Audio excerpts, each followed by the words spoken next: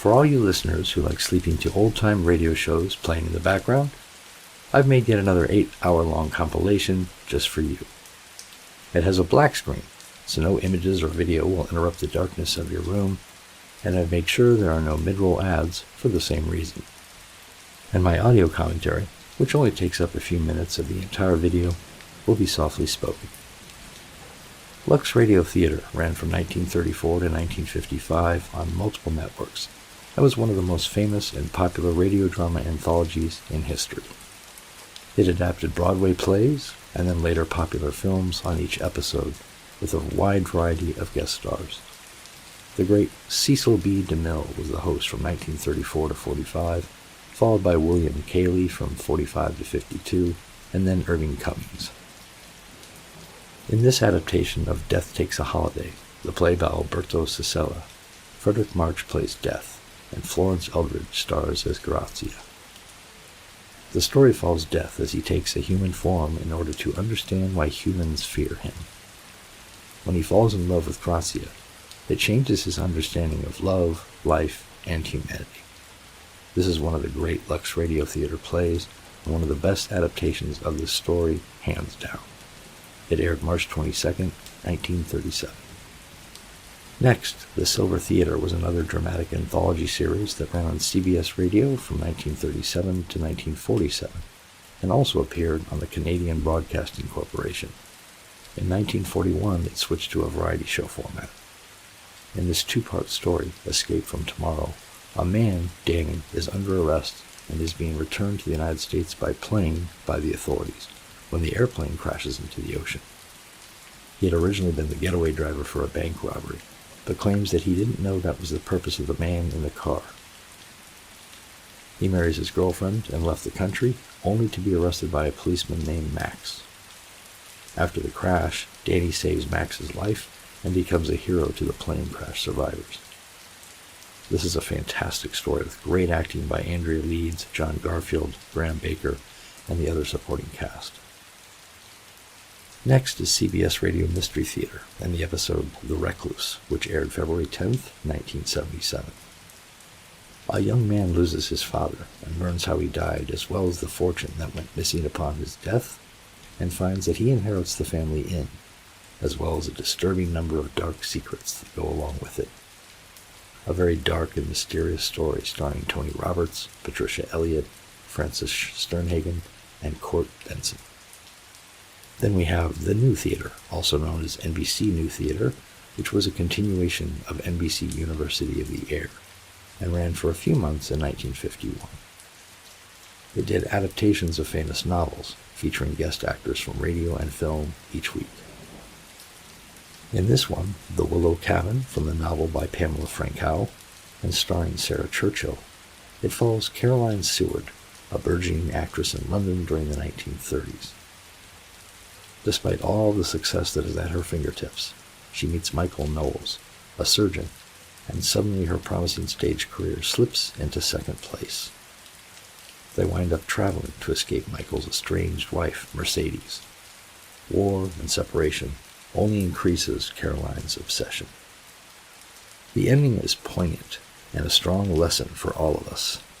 Then The Ford Theater, which was another dramatic anthology show and ran from 1947 to 1949 with Ford Motor Company as the sponsor.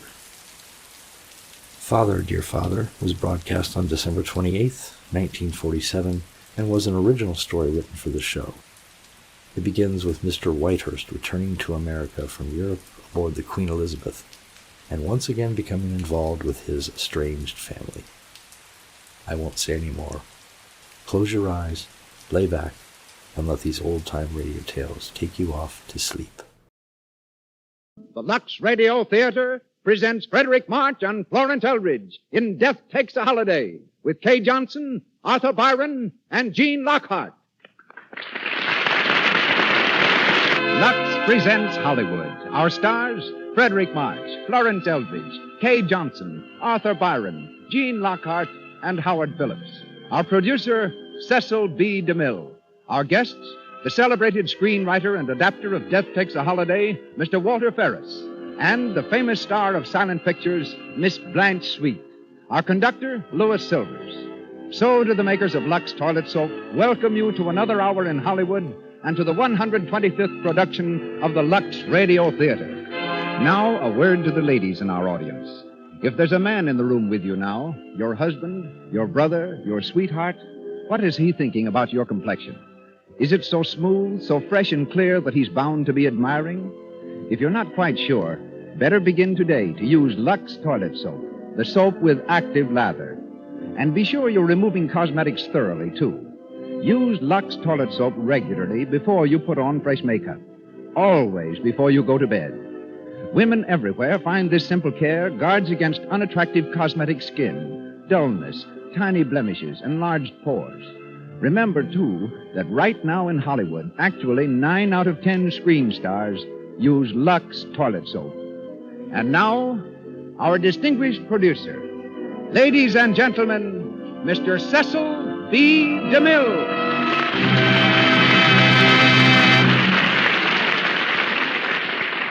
Greetings from Hollywood, ladies and gentlemen.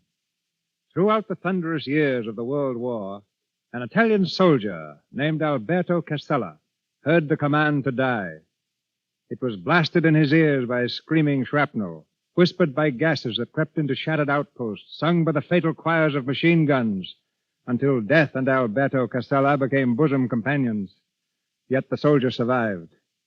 Inspired by his grim associate of the trenches, he wrote the tender fantasy from which tonight's play, Death Takes a Holiday, was adapted. Casella's regard of death as an almost physical being, not cruel, but wise beyond understanding, may be interpreted in the lines he once wrote to a friend. Speaking of death, he said, occasionally we felt His Highness was on a vacation. Many a time he willfully overlooked a comrade, later coming back to escort someone else out of a tired, bleeding world. Death often seemed human to me. Originally produced in Italy, the adaptation of Death Takes a Holiday met with great success on stage and screen. The leading role tonight, as in the film version, is played by one of the most discerning and believable performers it has been my pleasure to direct, Frederick March, who starred for me in Sign of the Cross. Freddie's presence here tonight can be traced to an attack of appendicitis, which sent him to the hospital from his desk in a New York bank. While recuperating, he decided to leave finance and turn actor. Playing in Denver, he met and married Miss Florence Eldridge, who is again this evening his leading lady. Hollywood has also brought new honors to Miss Eldridge. Featured in many films, we remember her best for her splendid performance as Queen Elizabeth in Mary of Scotland, and hear her tonight in the part of Grazia. Our Madam Alda is Kay Johnson, whom I saw on the stage in The Silver Cord and brought to Hollywood to play the leads in Dynamite and Madam Satan. Before I could engage her for a third film, director John Cromwell made an engagement I could not interfere with. He married her. Arthur Byron, recently on the stage with Katharine Hepburn, with Catherine Cornell in St. Joan, and with John Gielgud in Hamlet, is heard tonight as Duke Lambert, Gene Lockhart as the Baron, and Howard Phillips as Corrado. Behind the wings of the stage, our stars have left their dressing rooms. The call boy is shouting curtain time, and the Lux Radio Theater presents Frederick March and Florence Eldridge in the romantic fantasy, Death Takes a Holiday, featuring Kay Johnson and Arthur Byron.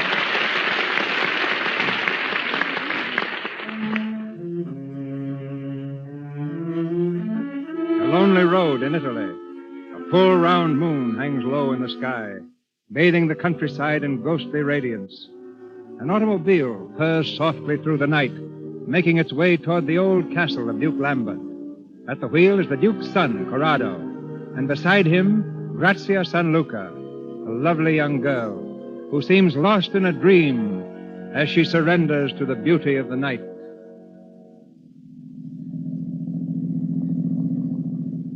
You haven't heard a word I've said, Grazia. What? You haven't been listening to me. Yes, I have. Really, Corrado.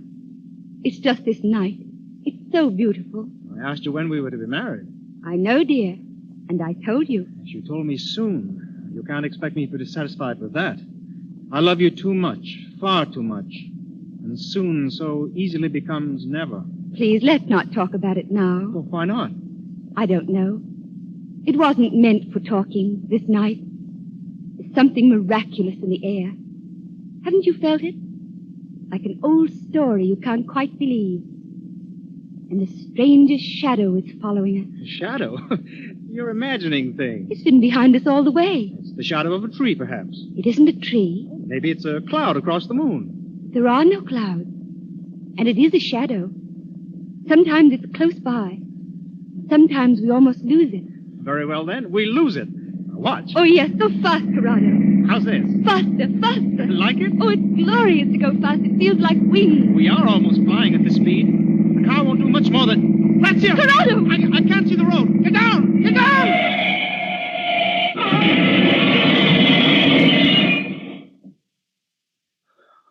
Grazia. Grazia. Here, Corrado. Are you all right, darling? Yes. Yes. Oh, thank God. I haven't a scratch. You, Corrado? No, nothing, at least. No, not even a mark. Why, it's a wonder we weren't both killed. Why, it's a miracle, Grazia. Look at that car. I said there was something strange in the air. Something miraculous. Grazia, that shadow you saw. I saw it, too, just before we crashed. It seemed to envelop the whole car. I couldn't even see the road. Strange. And I wasn't imagining things. No. What was it? What could it have been? We'd better get on to the house. Father will be waiting for us. Here, give me your hand, darling, and stay close to me.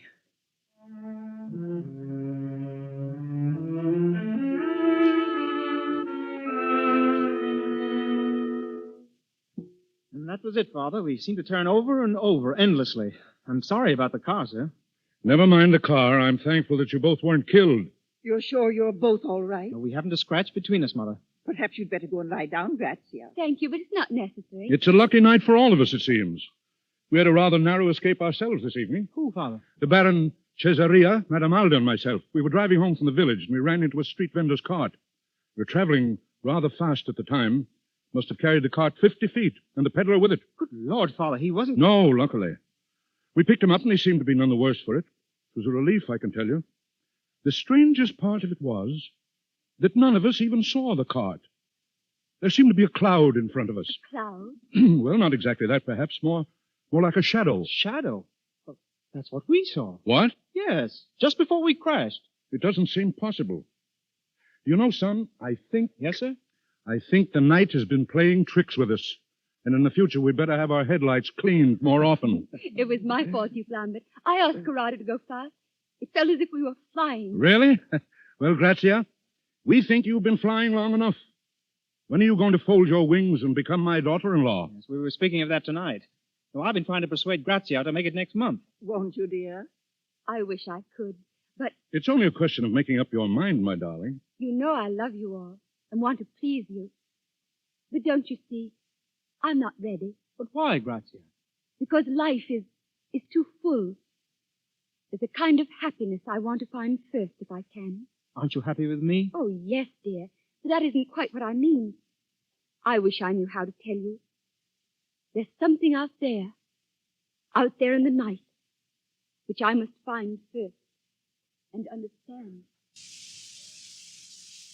Grazia. I'm going into the garden. Well, may I come with you? I'd rather be alone, if you don't mind. Grazia's so strange at times. I don't understand her. I don't myself sometimes. She's so fine, so delicate, so utterly remote from us all. It puzzles me. I wouldn't worry, my son. You'll win her yet. Madame Alda, I believe the peddler thought you were an angel when we picked him up. Baron, Madame Alda, I hope you've both quite recovered from your shock. It was hardly a shock, you plan, but more in the nature of a very intense thrill. I rather enjoyed it. Madame Alda lives for thrills. Well, why not? Is there anything better to live for, Baron? Only love, and you probably count that among your thrills.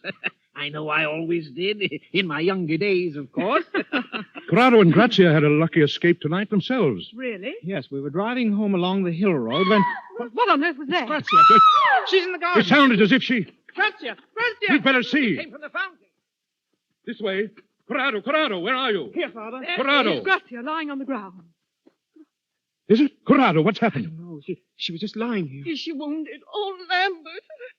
Now, my dear, it'll be all right. Lift her up a little, Corrado. Yes, she's coming. Grazia. Grazia. Don't let it come near me. Don't let it come near me. What happened, Grazia? I don't know. There was something cold and terrible. I was sitting by the fountain watching the water, and then an icy wind touched me. But it wasn't a wind because all the leaves were still. Oh, perhaps you fell asleep and dreamed. No, I saw it. What? What did you see? A shadow. An enormous darkness. And yet it wasn't a shadow because the moon shone through it. Oh, Corrado, I felt something behind me running. There wasn't any sound, but I felt someone. And then it touched me. Something cold. Oh, Grazia. Carry her into the house. I'll help you, Corrado. Stephanie? Yes. Call Grazia's mother. Tell her there's nothing to worry about, but ask her to come. It's just a case of nerves, I think, but we'd better play safe. Yes.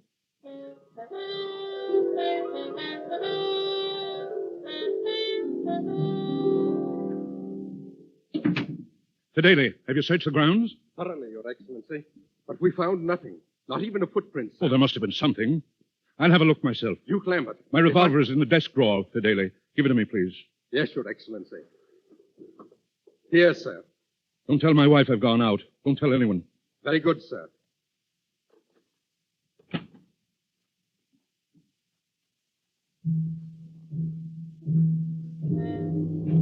Who's there? Who's there in that shadow? Answer, or I'll shoot.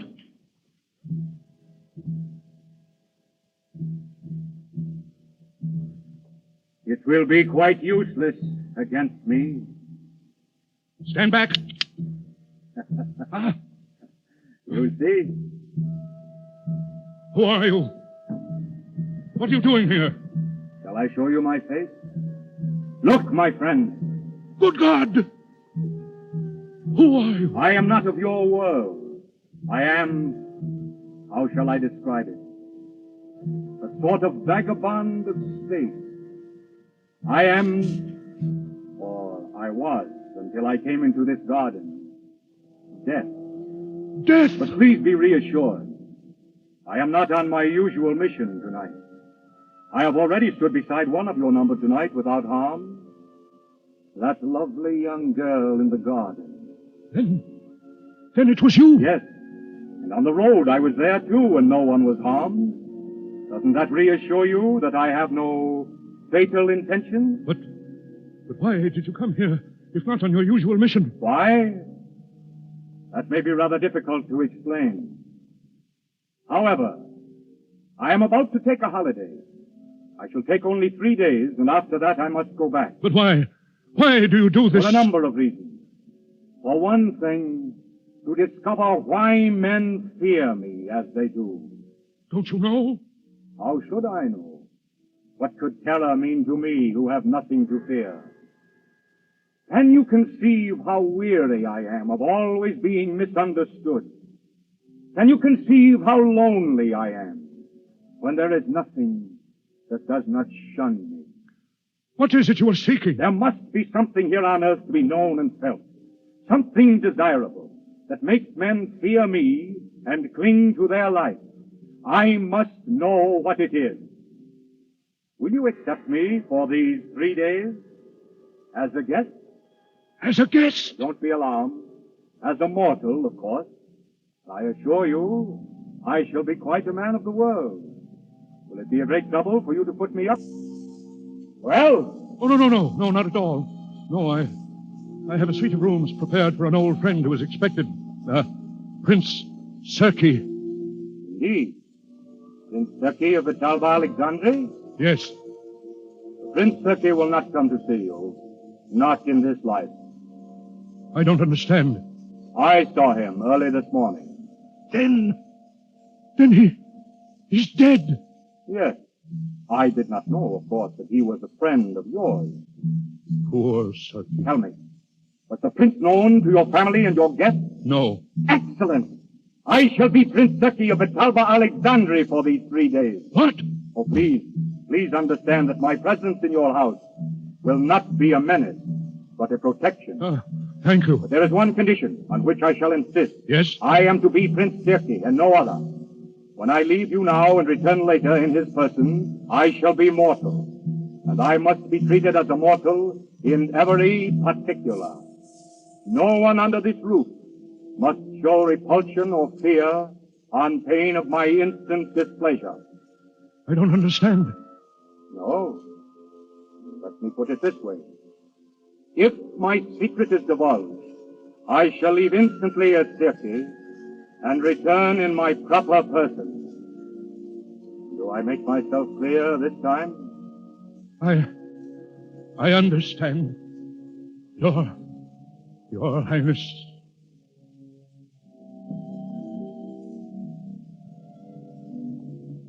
So at last, I am to become mortal. Change my whole person so none will fear me. I shall feel blood in my veins, the warm blood of life. I shall know what you know and feel what you feel. My hunger shall be appeased for an hour. My hunger that is as old as time. And those that I love need not be afraid. Not afraid. I am beside myself. My holiday is just caprice, a mad joke I play with life. But what a monstrous, what a sublime joke! And you, my friend, will be distinguished among hosts. For none has entertained death before and lived. You may expect me soon.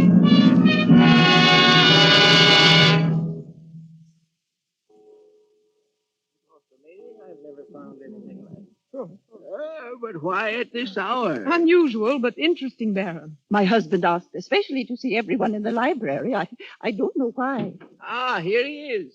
Well, Lambert? I'm sorry to arouse you at this hour, my friends. It's important, believe me. Lambert, Grazia's mother is here. Ah, Maria. I'm glad to see you. I was so worried about Grazia when I heard. She'll be all right. Have you seen her? She's upstairs resting. It isn't necessary for her to be here now, is it? Why, no, my dear. Well, Lambert? My friends, I have received a message tonight from Prince Sept. Oh, so he's coming at last. Yes, he's coming. I want to tell you all something very seriously. This guest whom we're expecting is no ordinary person. Now, if he should appear eccentric or strange in any way, you must take no notice. Treat him as a prince and a gentleman always. And above all, you must not be afraid. Lambert, I don't understand. And no matter what happens, you must never shun him, or protest, or run. It wouldn't do any good if you did. You can't run from... From what, Lambert? Nothing. I didn't mean... Well, Fidele? His Highness, Prince Sept. Sept. Welcome, Your Highness, to our villa. Thank you, my dear Duke. I am so happy to be here. We're more than honored. May I present my wife, Prince Sept? Your Highness is most welcome.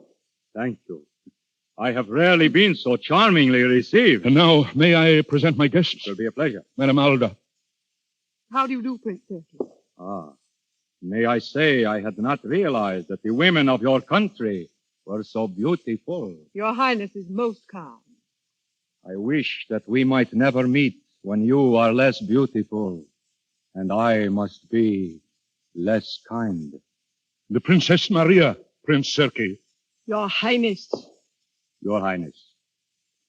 The Baron Cesaria, sir. A statesman who was once important in the affairs of the world, who now looks back on a long and interesting life. I am delighted to meet the Baron at the last. And I to meet you, Your Highness. Considering your distinction and your age, it is surprising that fate has not introduced us before. Your Highness, my son Corrado. Ah, yes. The son who drives his car so furiously. I beg your pardon, sir? My friend, please, permit me to call you my friend. Your Highness. Please make no change in your plans because of my sudden appearance.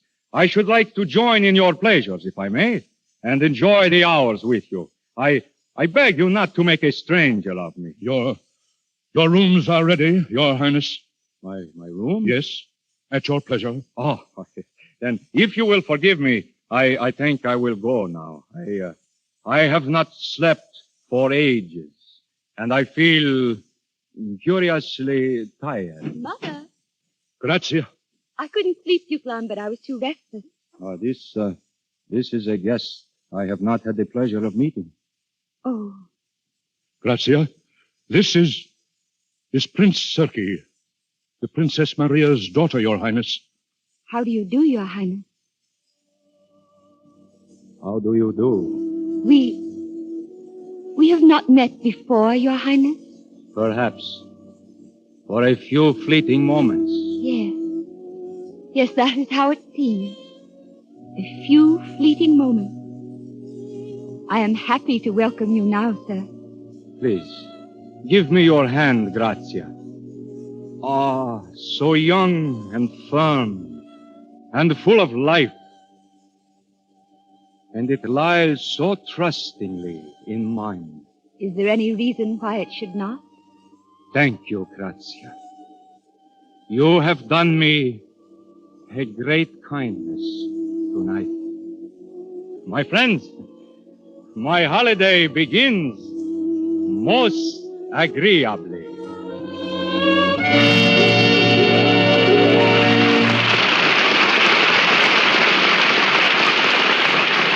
Before we go on with the Lux Radio Theater presentation of Death Takes a Holiday, starring Frederick March and Florence Eldridge, we're going to let you in on a Hollywood beauty secret. We're going over on La Brea Avenue to a little stucco house where happy Mrs. Thomas F. has been chatting with her friend Ethel over tea. Ethel has suddenly looked at her watch.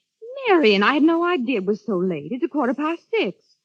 Gosh, I haven't left you any time at all to rest. Oh, don't be silly. I loved having you. I have plenty of time to get dressed before Tom gets home. My bath only takes 2 shakes, and it always rests me. I'll feel like a million. And Tom will think you look it, too. We always talk about the way you keep Tom so adoring. Oh, so long, Marion. So long, dear. Call me if you're home tonight. Marion keeps Tom in love with her because she knows this secret. One thing a man adores in any woman is skin that's sweet. That's why Marion is devoted to Hollywood's beauty bath. Lux Toilet Soap's active lather removes perspiration, every last trace of dust and dirt from the pores. Its delicate, expensive fragrance lingers. After her Lux Toilet Soap beauty bath, Tom's sure to greet his wife like this. Hello, darling. How's my girl? Gee, you look so swell. I think I ought to take you out. How about it? We could go anywhere, and I wouldn't find another girl that's half as sweet. Why don't you protect daintiness? Keep romance the Lux Toilet Soap way.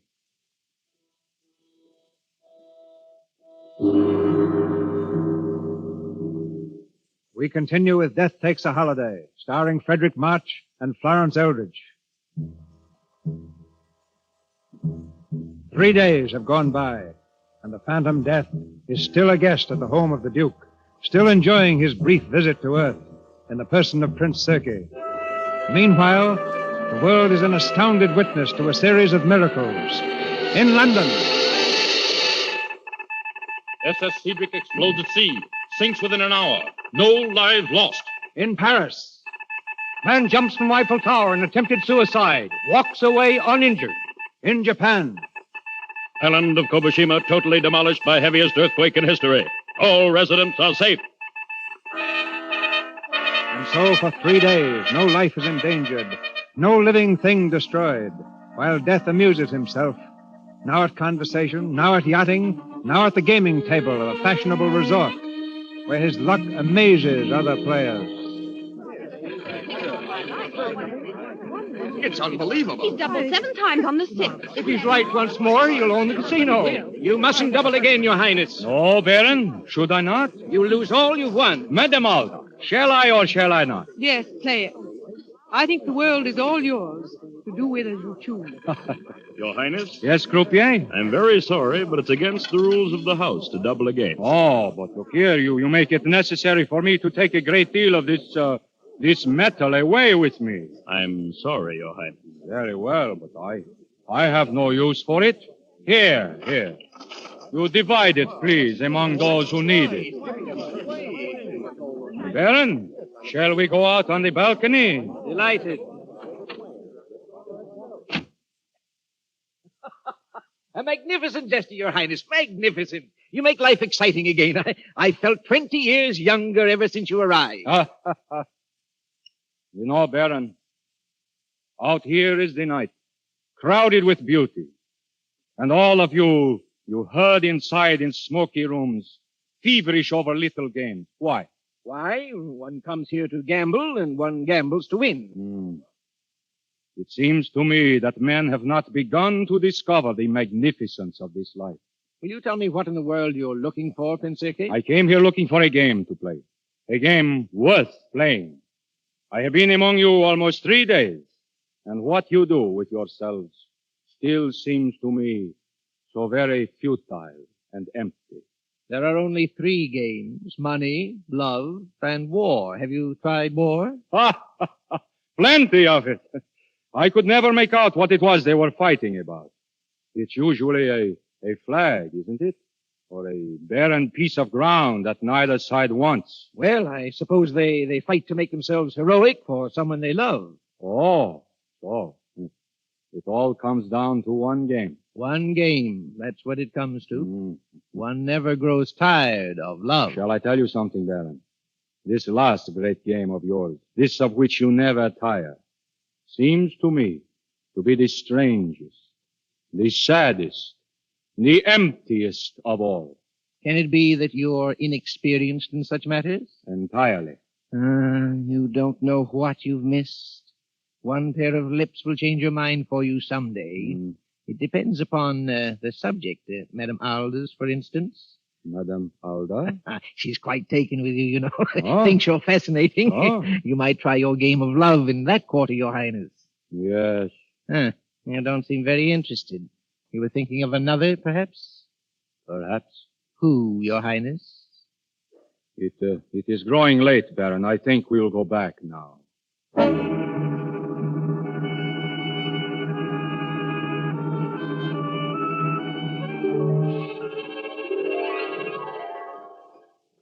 Lambert, I must know what all this mystery is about.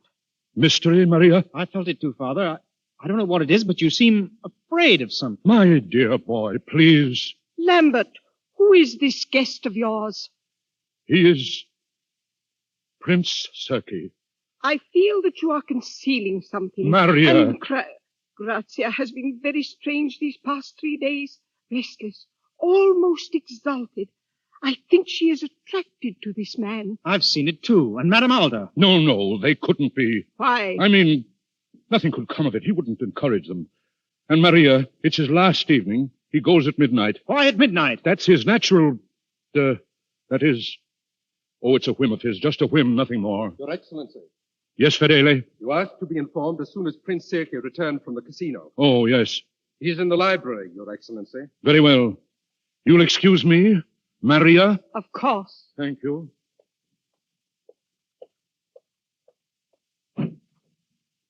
Your Highness. Oh, good evening, my friend. You have returned early from the casino. Yes, I was very bored. I'm sorry. I had hoped that your last evening... Yes, my last evening. But it isn't over as yet. No, Your Highness. You haven't told anyone about me. None of your guests know my real identity. No one knows, Your Highness. Good. I wish that reserve kept without fail. I shall be in the garden for a while now. There's very little time left. And I still have not found your reason for existence.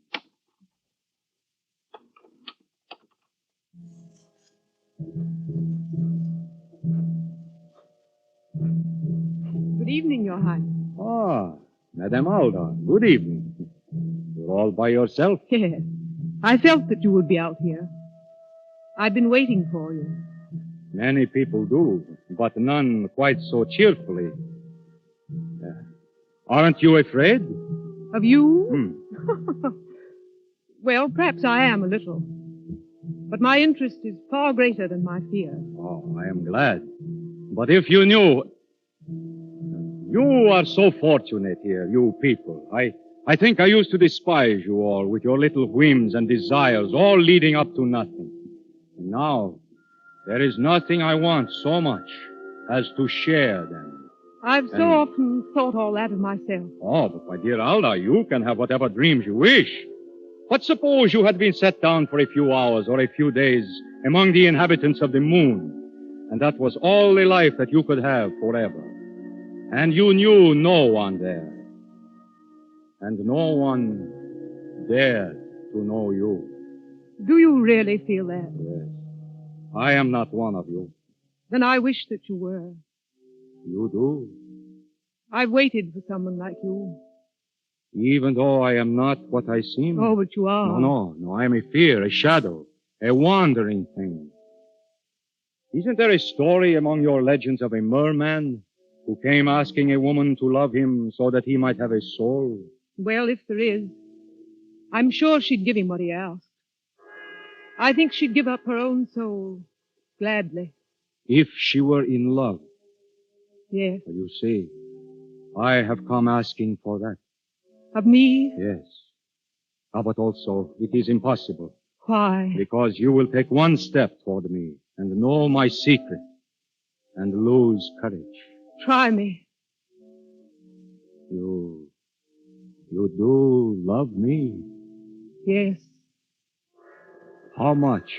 More than life itself. You can give me a soul only if you know me and can still love me. Now look into my eyes. Look deep. What do you see there? Shadows. Look into those shadows. Let your thought go to its wildest reach. I will you to know who I am. No! I want to live! You're afraid of Oh, me. let me go. Please, let me go. You're afraid. The mere thought of my real person puts a chill around your heart. Let me go. Pity me. Go, then. Go back to your petty little existence. You're not great enough for me, Olga. I am looking for a response such as you could never give. I am searching for someone who knows and is not afraid.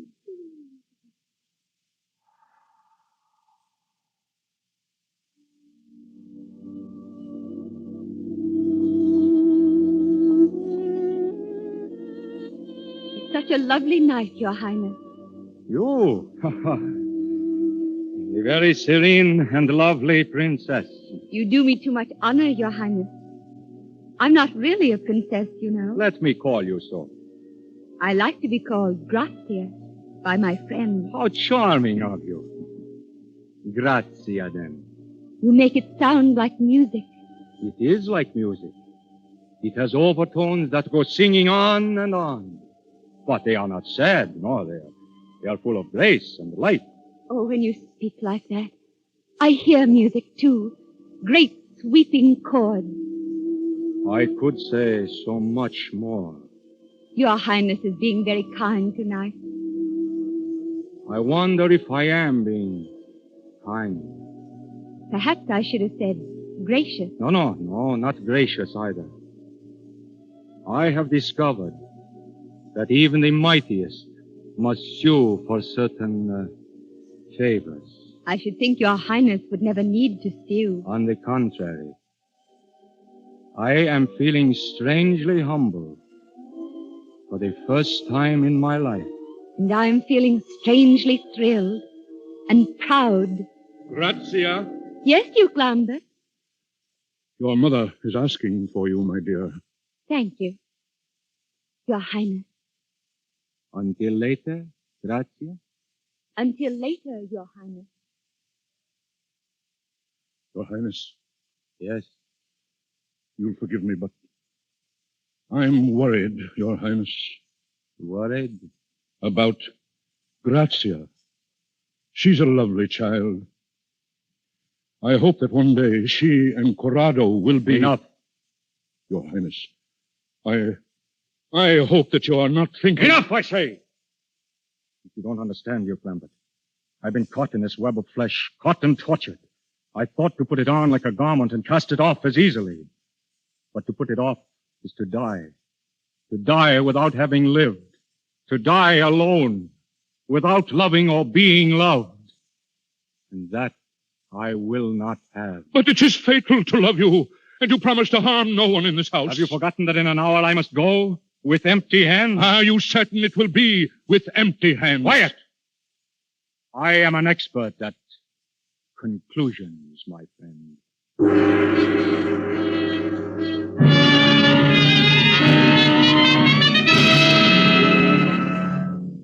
Grazia! Grazia! Here, Corrado. Oh, Grazia, I'm so glad to find you. Why, dear? You should be in the house, not walking out here alone. Grazia, will you do me a great favor? Of course. May I stay very close to you this evening? Why? Because I love you, and I'm afraid. But there's nothing to be afraid of. Grazia, why are you so strange? I seem to be waiting for something. Let me stay with you. It's not you that I'm waiting for, Corrado. Grazia, you're so far away. Please come back to me. There's some awful danger. I know it. Oh, no, not danger. Happiness. Something I've been waiting for so long. Grazia. Please don't be unhappy, Corrado. I love you. In some way I can't make clear. If I didn't feel so far away, I should be in your arms crying and holding you close to me.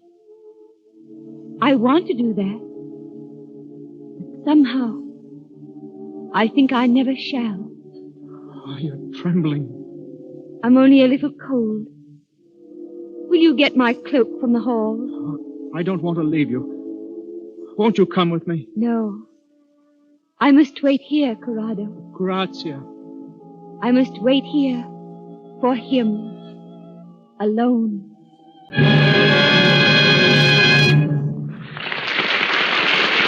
We pause for station identification. This is the Columbia Broadcasting System. And this is KNX, the Columbia Station, Los Angeles. We call an intermission in our presentation of Death Takes a Holiday, starring Frederick March and Florence Eldridge, to introduce the dramatist who brought this play to American audiences. Formerly instructor in English at Yale University, Walter Ferris is now one of the screen's most valued writers. With such hits to his credit as Under Two Flags, Maid of Salem, and Lloyd's of London, he interrupts his work on Shirley Temple's film, Heidi, to be with us tonight. Ladies and gentlemen, Walter Ferris.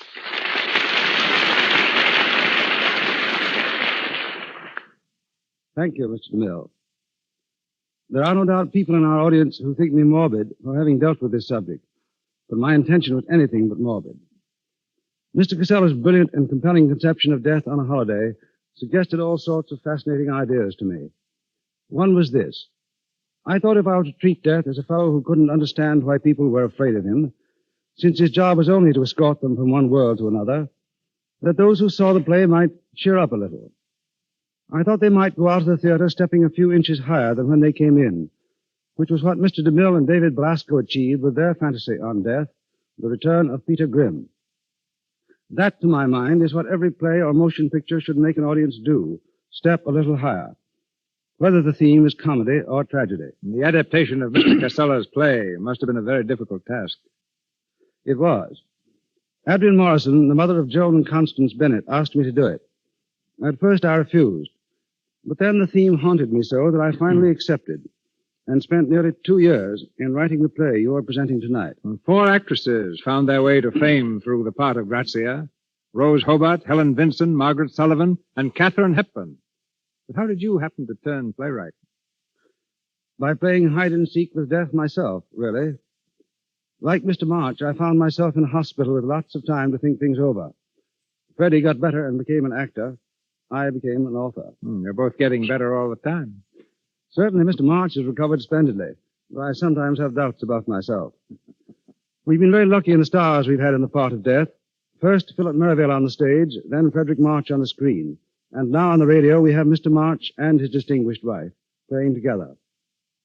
And before saying goodbye, I should like to express an author's gratitude to the Lux Radio Theater for the very intelligent fashion in which it uses his material.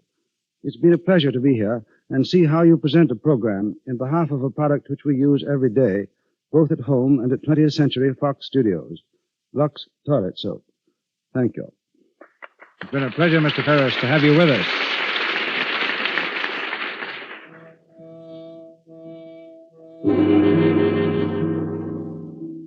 Death Takes a Holiday, starring Frederick March and Florence Eldridge. The time grows short. Death's holiday on Earth is almost over, and soon Prince Circe must again take up the black cloak of his real existence. In the garden, Grazia and His Highness sit hand in hand, gazing deep into each other's eyes. You kept your promise, Grazia. You came to meet me. Didn't you know that I would? Yes, I felt it, deep within me. It is strange. We seem to understand each other so. We hardly need to speak, do we? Thoughts are so much clearer than words. Then perhaps you can tell me what I've been doing here. I think I can, almost. Tell me. I think you've been holding life in your hands, as I do sometimes. I think you've been a little afraid of its beauty. You do know. You wonderful, exquisite child. Something new has been born in me. And at last, I know the meaning of this life men lead here. I know for the first time, men bear a dream within them. A dream that lifts them above their petty lives. And that dream is love. You have brought this to me, Grazia. You have shown me a new world. A world which you made for me and which we share together. And yet, I am alone, too. Still alone. I think we'll never be alone again. We must, Grazia. And I shall miss you so. I shall hear your laughter in every wind that passes. I shall hear your footsteps wherever you are. When our two worlds hold us apart. Why should we ever be apart? What is this that will happen? Who are you? Prince Circe. I don't mean that. You seem to come from a distant place. You're like the mystery that's just beyond sight and sound. Always just beyond my reach. Something that draws and frightens me. Oh, Grazia, please, do not be afraid of me. I am Circe who loves you more than any man could love you. I am Circe who needs your warmth and your beauty more than any man could need them. Listen to me, Grazia. I am a great power, and I am humble before you.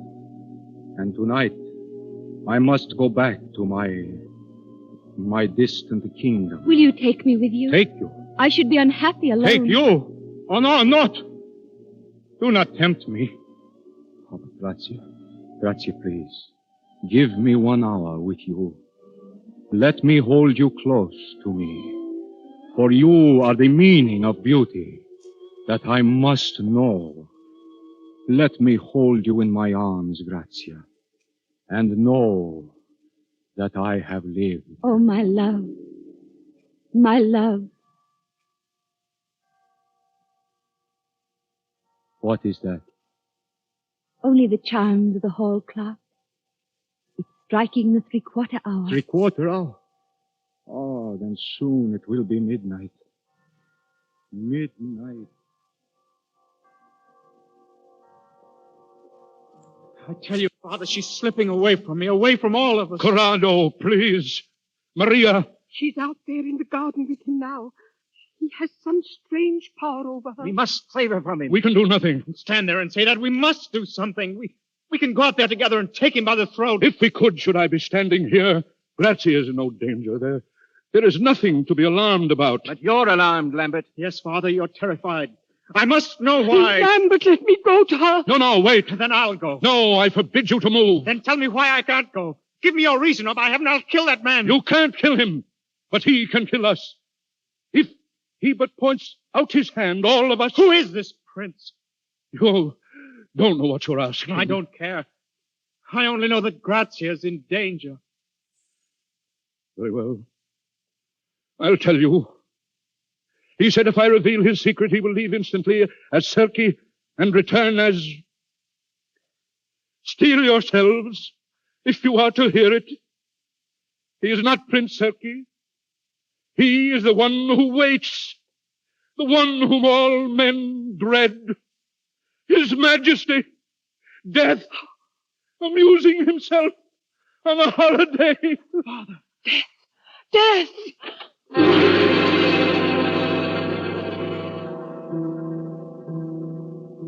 So, my friend, you have broken your promise. Yes, I was desperate, sir. It's my son's life against my promise. I had no choice. I am not used to these distinctions. I thought we should part as friends with kindly remembrances. But now my shadow has come between us. Not already. No, I am immortal still for a few minutes. No longer as Prince Serki, but as myself with my own feelings. In a few moments I shall be what I was. And for me, too, there will be an end. But you are above pain and loss. Am I? I thought tonight I had reached the end of my experiment. I had found love. But it was not the end. Beyond that, I have found the pain of losing love. If I must lose it. But it must be lost to you. Why? Because you are... Death! Death! My dear Duke, thank you for defining the problem. Your Highness, won't you give her back to me? It's your pain against mine. Why should I deny myself because of your childish fear? You know nothing of the meaning of death. I tell you there is no death, only a life beyond. A richer, simpler life than yours, and infinitely more kind.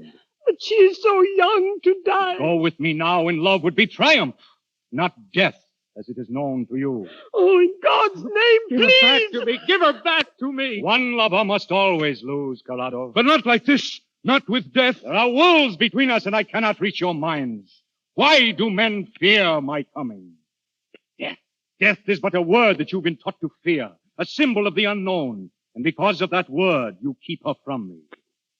I would only lead her through the gateway to the life that lies beyond. Your Highness, we are not answered. Are we to keep Grazia? Is she yours even now? But she doesn't know who you are. Now, if she knew, what would she choose? Yes, you're right. Even Grazia was born to fear the face of death. She would die with me now as Serki. But as death, I cannot tell her. You gave me your word. You think me bound by that? I do. An honorable man would be bound. Because I assumed your flesh, must I assume your weakness? Then pity our weakness. I've seen pity struggling in you. We beg the life of Grazia. I bound myself to life, and with it to the petty rules by which it is lived. And now I must bow to it. What a monstrous comedy. Where is he going? To fetch Grazia. Oh, what will he do? What will he do? We must wait, Maria. He's been so long. What is the time? 4 minutes to the hour. 4 minutes. Shh, Maria. Your Highness. She is coming in. You'll give her back to us? No. It is for her to choose. Your Highness. Come here, Grazia. Oh, Grazia, darling, I've been so frightened. Grazia, don't run away like that again. Not in the night. But I was quite safe with Prince Serki, Mother. I love to be with him. I must stay with him always. Grazia. He's kind, Mother, and more tender than anyone I've ever known. Even more tender than you. Don't, Grazia, you don't know what you're saying. Why are you all so strange? Why are you suffering so? I've found my love. There ought to be lights and music. Save her. Oh, please save her. Tell her what you will. What is there to tell? You think there's anything I don't understand? I love His Highness, and I must go with him. Your Highness, you must tell her. Say what you like. It will make no difference. It's nearly 12, Your Highness. Yes, I know, Grazia. Grazia, I came to this house in jest and made love to you as a jest. You're trying to destroy my love because they wish it. It was not a jest. Grazia, listen.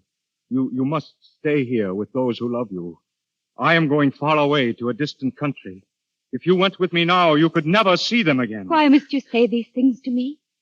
They can make no difference. But you don't understand. My holiday is over. I am going at once. I'm ready. No, you can't come with me. Yes, I can. Shall we go now? But you don't know who I am. You are my love. My love. You heard her, all of you? You wish me to speak and destroy this happiness? You must. Oh, Grazia. Grazia, my little love. Please. It was not a jest. But I must go, dear. Alone. Oh, no. Goodbye, my friends. Remember that there is only a moment of shadow between your life and mine.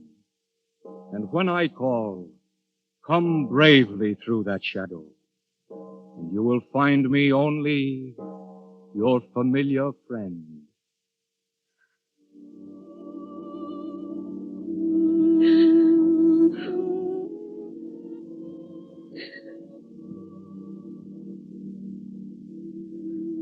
Now, Gracia, you see me as I am. Good heavens! As I am, Gracia. As death. That is why I must go alone. You understand now, Gracia. But I've always seen you like that. You haven't changed. You have seen me like this? Yes. Always. And I'm going with you. Then there is a love which casts out fear. And I have found it. And love is greater than illusion, and as strong as death. Come, Gracia. Yes. I'm here. Yes.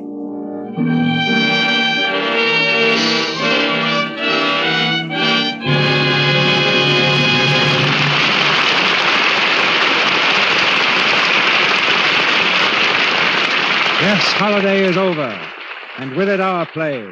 But Frederick March and Florence Eldridge rejoin us at the microphone later. Along with the Gish and Talmadge sisters, Mary Pickford and Marguerite Clark, Blanche Sweet will always be remembered among Hollywood's favorite stars of the silent screen. Discovered by D.W. Griffith, Blanche was in no small measure responsible for the box office competition he constantly gave me. I thought the best way to remove the competition was to acquire the star, which I did. 1,000,000 miles of film have run through Hollywood's cameras since then. But as I welcome her tonight, I see the same charming Blanche with the lovely blue eyes, who brought to silent pictures the eloquence of a great performer. Ladies and gentlemen, Miss Blanche Sweet.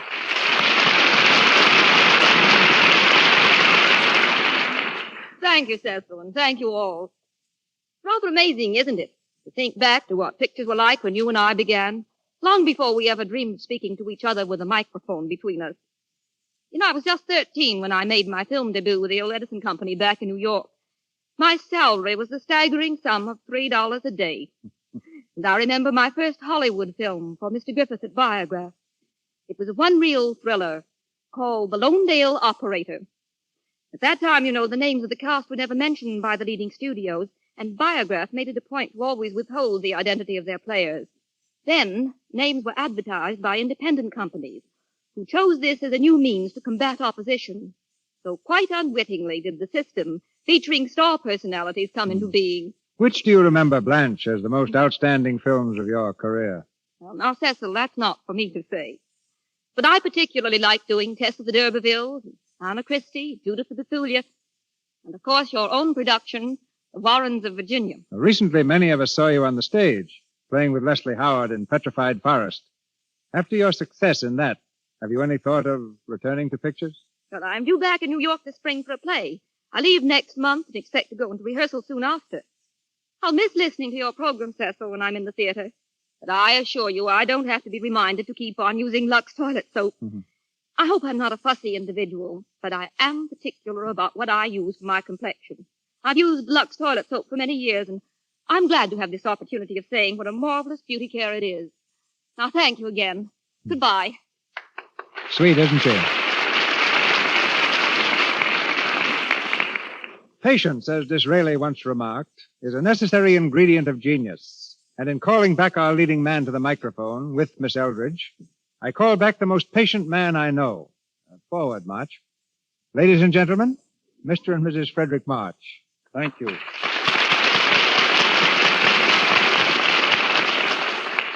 Thank you, C.B. I don't know quite what you mean by patience, though, unless you refer to the fact that it's been nearly 5 years since we last worked together, the sign of the cross.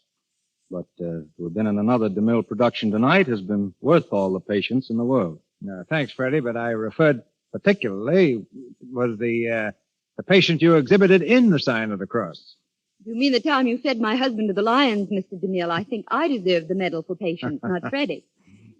This scene, Florence, was just before he was served to the lions. A jailer was supposed to enter with the simple speech, "Forgive me, but we must proceed. The Emperor is waiting, Excellence." Oh, I remember that, yes. And the jailer was so terribly scared that he just couldn't say the word excellence. Every time he'd ruin the scene by saying Your Majesty or Your Highness or Your Lordship. And what happened? As I remember, after wasting hours, we went to lunch, and while Mr. DeMille dug up another jailer. And this new actor looked the part, and he caught his cue perfectly. He glared at us fiercely, and he declared, "Forgive me, but we must proceed. The Emperor is waiting, Excellency." When I heard that list, they had to keep me from throwing that jailer instead of Freddie to the lions.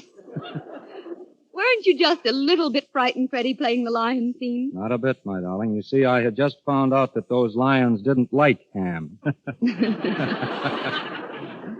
Freddie tells me, Florence, that you and he are going back on the stage. Yes. We wanted to wait until our children were a bit older. But now Penny's 4.5 and Tony's a little past 3. Time marches on with the marchers. Incidentally, C.B., Penny's a great booster of yours. She told us to be sure to give her love to the man who sells that nice soap. Well, after all, Lux toilet soap has been a standby of the March household for a good many years, Mr. DeMille. Not because just about everybody in Hollywood also seems to prefer it, but because it happens to be just about the finest complexion care we know of. Yes, and now, darling, don't you think it's about time we went home and put the kids to bed? Oh, yes, I do. Goodbye, Mr. DeMille. And to all of you out there, our sincere thanks. Goodbye, all. March goes out like a lion. Mr. March, Miss Eldridge, our thanks. Ladies and gentlemen, this is your announcer, Melville Rowe. There's great news coming from Mr. DeMille in a moment. Mr. March will be next seen in the David O. Selznick Technicolor production, A Star is Born. Mr. DeMille appeared through courtesy of Paramount Studios and Louis Silver's 20th Century Fox, where he was in charge of music for the new film, Seventh Heaven. And now, our producer. Next Monday night, the Lux Radio Theater brings you George Burns and his pixelated partner of screen and radio, Miss Gracie Allen. The vehicle for these nitwits of the networks is supplied by those sharp-witted satirists, George S. Kaufman and Mark Connolly, and was the first play that brought them fame, Dulce. In addition to Burns and Allen, our cast will include 4 of the original players, Howard Lindsay, Wallace Clark, Elliot Nugent, and Norma Lee. Our sponsors, the makers of Lux Toilet Soap, join me in inviting you to be with us again next Monday night when the Lux Radio Theater stars George Burns and Gracie Allen in Dulce. This is Cecil B. DeMille saying good night to you from Hollywood. This is the Columbia Broadcasting System.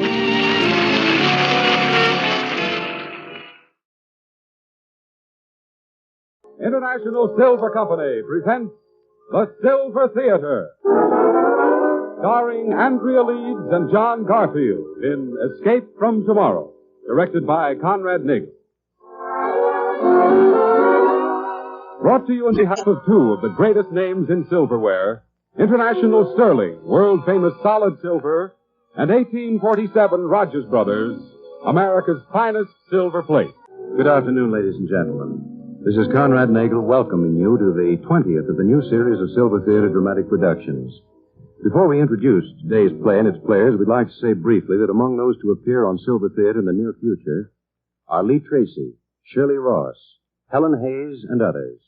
And now for today's story. The lights are being dimmed and the silver curtain is rising on Act 1 of Escape from Tomorrow, an original drama written especially for Silver Theater by 2 of America's foremost motion picture writers, Gene Town and Graham Baker. Our stars are John Garfield and Andrea Leeds, who play the roles of Dan and Wilma Morgan, with Lindsay McCary as Inspector McLaughlin. High over the Atlantic, bound from Nassau in the West Indies to New York, A huge flying transport battles its way through a sudden and unexpected storm. 13 are aboard, eager all of them to be at their journey's end. All that is, save two. Two who speak so that others may not hear. But we've got to decide, Dan, and before we land, don't you see if... Now, look, funny face. If anybody's doing any worrying, it's me. Get that? This is a honeymoon, remember? Oh, but I'm scared, darling. What's the use? Scared? For what? We're in one of the biggest transport planes ever turned out. We're up in the clouds so close to the old angels you could stick your head out and talk to them. And you're worrying. Oh, it's not flying I'm afraid of, Danny. You know that. You know, the more I think of it, the surer I am. Over in Jersey. That's the place. Jersey? Of course, it's farther out, but you can get better houses for less dough.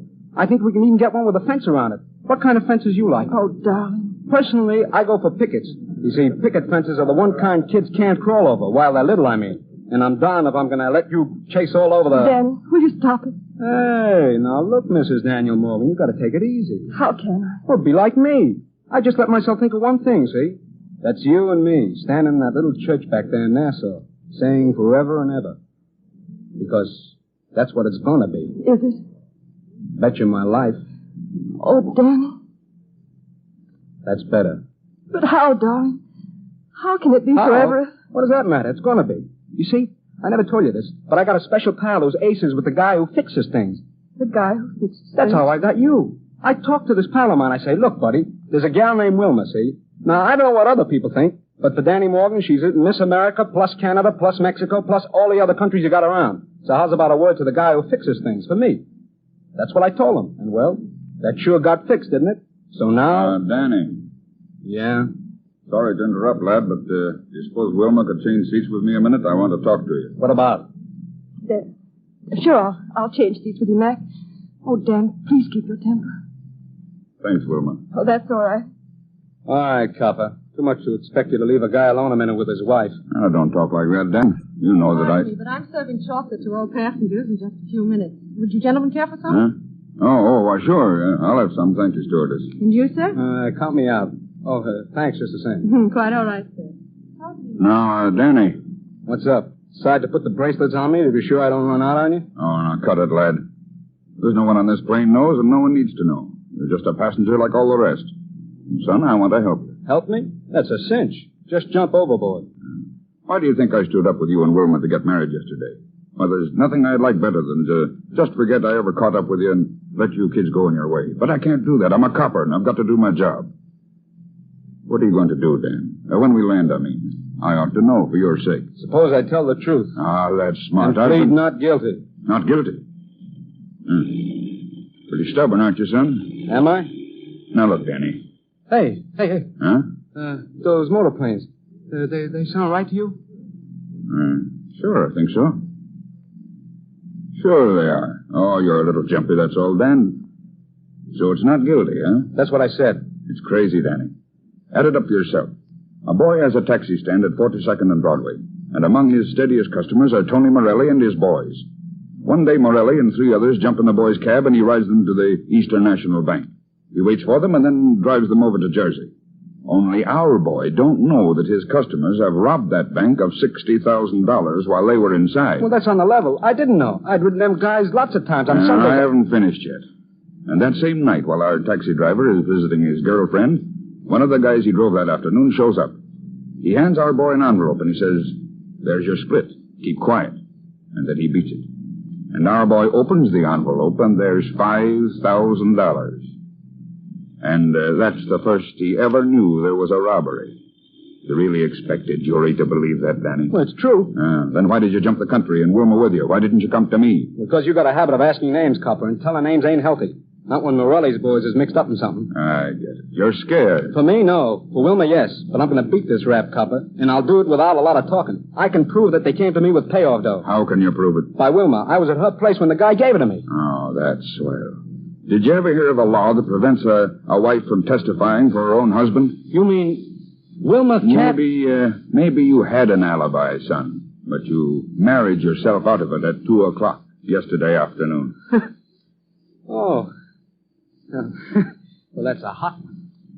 That's swell. Now, look, Danny, there's one chance for you, and only one. turned state's evidence. Whether you helped to rob that bank or not, you know the guys who did. So tell us who they were. Come with me to the deep. There's no need for concern. The ship's all right. Thomas, what's happening? Why don't you find out? Danny, the plane, we're going down. Take it easy, kid. She's all right, huh? Listen to those motors now. I tell you, I've been a flyer myself, and I know. The plane's icing up. Why don't you tell the truth? There's nothing to be concerned about. Quiet. Quiet, everyone, please. Oh, Danny, darling. Everyone in his seat, please, quickly, and fasten safety belts. Look, Mac. Sure. Take your seat back, Wilma. Thanks. I don't know just what's happening right now, but anyway, good luck. Oh, look, Danny, out the window. Those waves down there, we won't have a chance. Oh, you always got a chance. Besides, whatever's going to happen, we're together, aren't we? Oh, quick, darling. Kiss me just in case.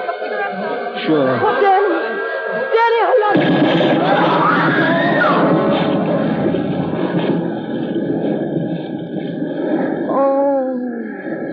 God. Wilma, you all right? Yes. Yes, it's you. Sure. You can't kill her. Thomas, help me, somebody.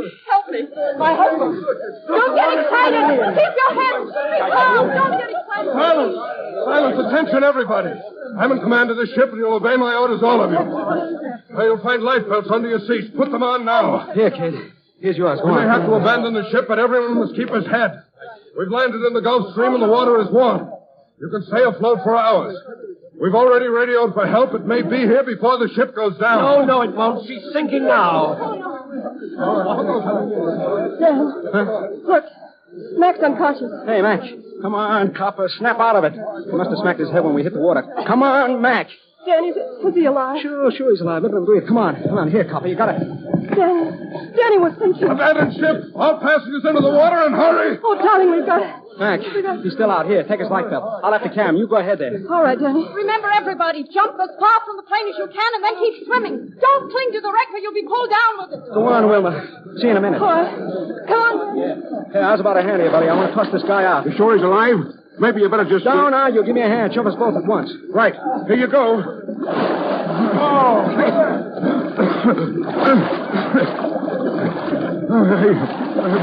What is it? You went out, Copper. Now you're taking a swim. Here, keep hold of my shoulders. We gotta find Wilma. Wilma! Look, Dan. Don't worry about me. I can... I said stick with me. Hold on. Wilma! Hey! Funny face. Wilma! Come on, Copper. Come on. Danny, here he is. Here's my husband. Here he is. Where's mine? They didn't get me. Easy, ma'am. You can't go back to the wreck. She's going Keep down. clear, everybody. Keep clear of the plane. Keep clear!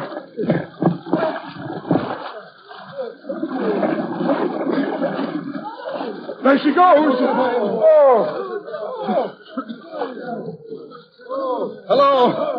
Hello, everybody. Listen to me. We've got to stay together. We wireless our position, and there'll be ships to look for us. Keep your heads. Your lifeboats will hold you up. Oh, how long will it be before they come, Captain? I can't tell you that. Perhaps only an Oh, hour. they'll never find us. They'll never find us. We'll drown, and you'll know. Stewardess, try to quiet that woman. Yes, Captain. Is there anyone who needs special help, who feels he can't stay up? That man over there, Captain. Well, McGuire's all right. I can take care of him. But, Captain, what if we all get in a circle and tie our life belts together? We can hold each other up. A good idea. You hear that, everybody? Swim into a circle. All here together. All right. Copper, come on.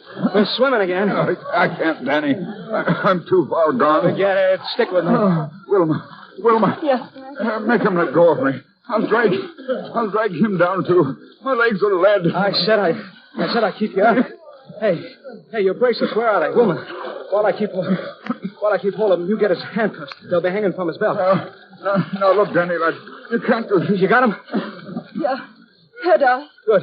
Now snap one on his wrist. Now the other on mine. No, Danny, no. You've got Wilma to take care of. Here, Wilma, snap that cuff. All right. All right, darling. Now I've got you, Copper. And you're not getting away, see? I bet you my life. Come on. We're joining the family circle. All three of us. Hey, how you doing, funny face? I'm all right, Danny. How long has it been? I don't know. 4 hours, I guess, maybe 6. How about you, Mac? You know, you ain't doing such a hot job of holding me up. What do you think I fastened you onto me for? You know, this ain't so bad. Now with the wind's gone down, it's... Listen, all of you. Please do what I say. How, I don't know, but my life belt got away from me. I can't hold out. Not any longer now. And I know it. Now, don't try to save me, please. You do no good. I'm too far gone. The 10 of you that are left will have a chance. In fact, you'll win. I'm sure of it. But only if you let me go. Martin, wait. I can't, Captain. Sorry. The old arms just won't function any longer. It's better this way. So cheerio, all of you. A world of luck. It's better. Martin!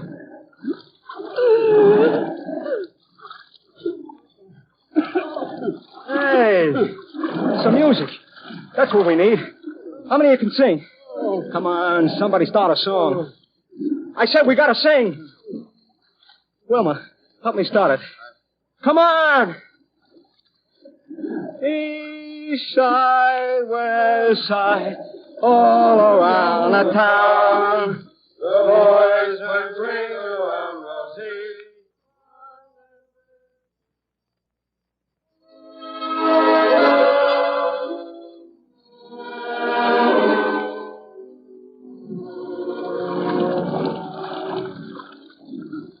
Hey, what's happening? You're not going to let getting dark stop you singing. Well, what if a couple of ships did pass by without seeing us? That proves at least they're looking for us, don't it? Come on now, there's lots of songs we haven't tried yet. How's about a hot time in the... Might as well give up, Danny. None of us has the strength or spirit left for singing. Oh, why don't we stop it? Why should we keep pretending? We might just as well give out. Try and calm down, Mrs. Reed. That's going to do no good. There'll be another ship. Sure. I'll bet you my life. Well, what time is it now? Any idea, Captain? Nearly 9, I guess. 10 hours we've been here. How much longer can we stand it? Oh, plenty. I'm getting used to this. You know, when I was a kid, we used to go swimming in the East River in the summertime. Only I never got to go much because I was working. This kind of makes up for it. Danny, any sign of another boat, son? I'm nearly gone for good. No, but there'll be one. And this time we'll connect. Third time's a charm. That right, funny face? That's right, Danny. Want me to help you hold Mac? I'm okay. Get my wrist hole out. Hey, what's happened to everybody? None of you know any more stories? Oh, who's heard the one about Danny. Yeah? Danny, watch there. It's like a searchlight. Huh? Wait, there it comes again. Wait, we're sure. It is! Captain, over there. Watch, a searchlight. No, wait, that'll do no good. It's too far off. Captain, why not take a chance? Let's all of us call at once, together. He's right. We've got to call together and make our voices carry as far as possible. Ship ahoy! Ship ahoy! Ship ahoy! Ship ahoy!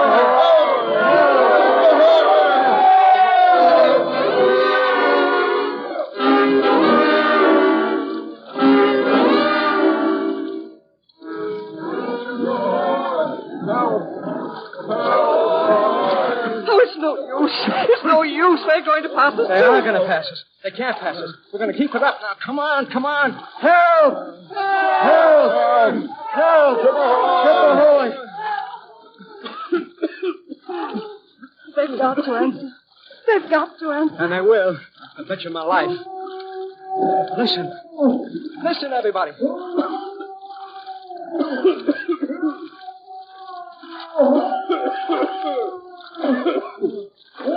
They've heard us. Look, the searchlight. They're looking for us. Oh, Danny. Keep on calling. Ahoy!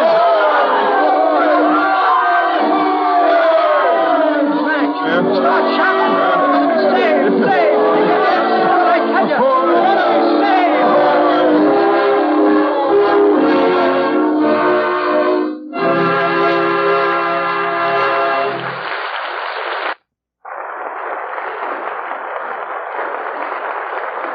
In just a moment, ladies and gentlemen, Andrea Leeds and John Garfield will bring you the thrilling second act of Escape from Tomorrow. But first, I'd like to say just a few words about a different kind of thrill. The thrill that many of you are experiencing as you plan your approaching wedding and your future home. And as you dream and plan for the future, is there perhaps a wish deep in your heart that the silver you choose for your new home could be solid silver? Then for you and for all those others who long to own the best in silverware, we have a message of special importance tonight. If you will, John Conti. Ladies and gentlemen, International Sterling offers 2 easy plans to help make your silver dreams come true. The first is to start off with individual place settings, 1 or 2 at a time, and build a solid silver service month by month.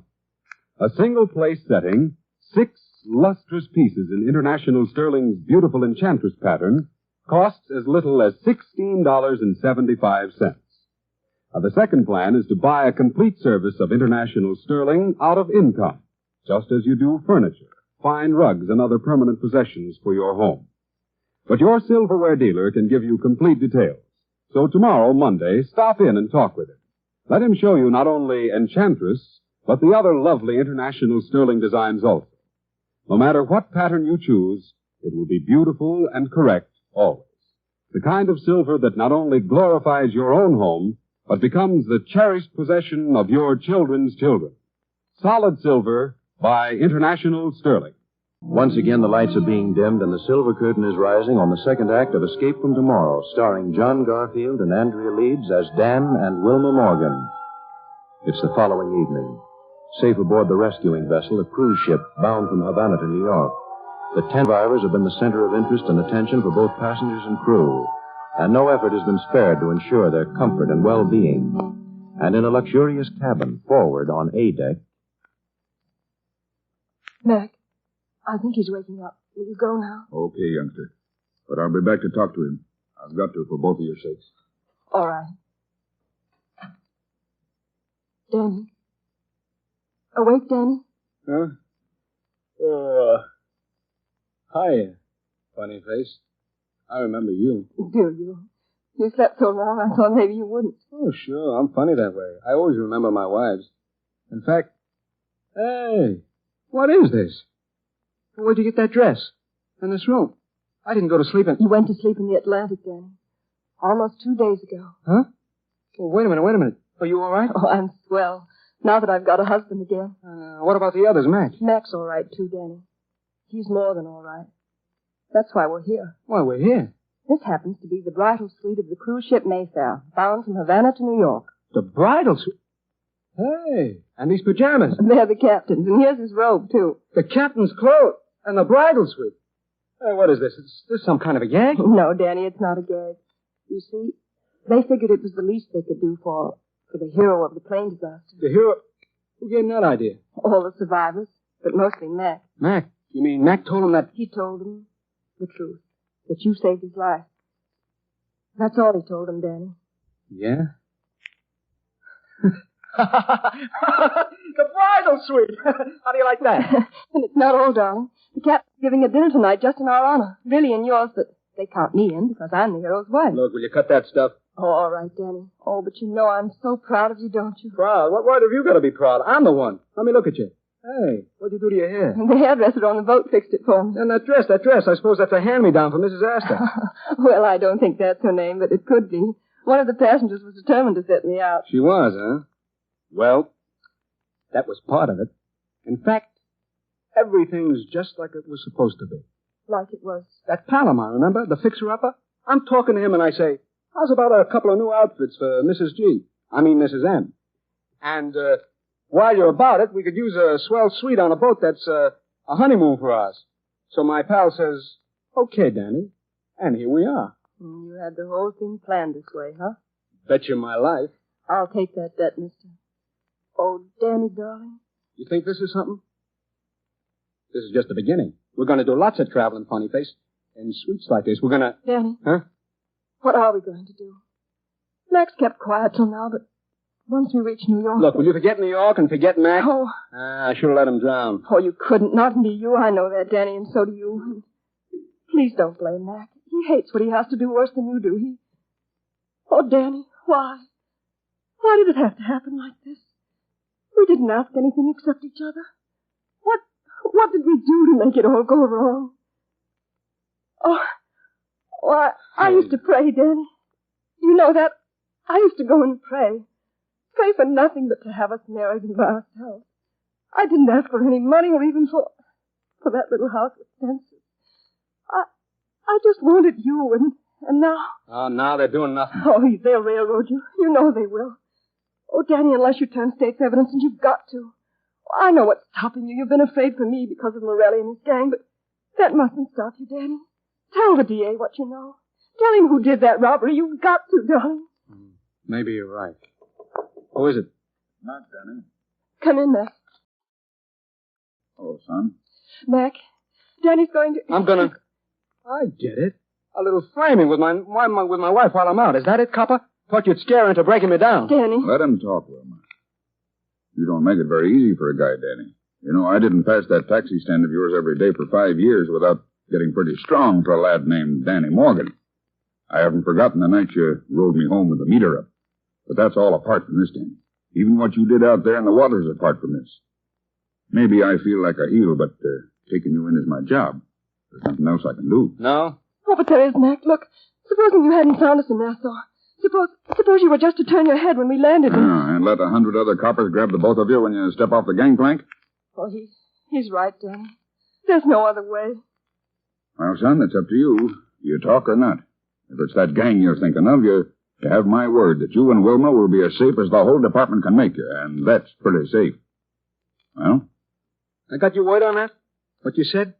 Protection for my wife? For both of you. You have my word. All right. I'll do it. I'll turn state's evidence. Oh, Danny. Great. And now be getting dressed. You've got a day or so of being a hero to be attended to before we reach port.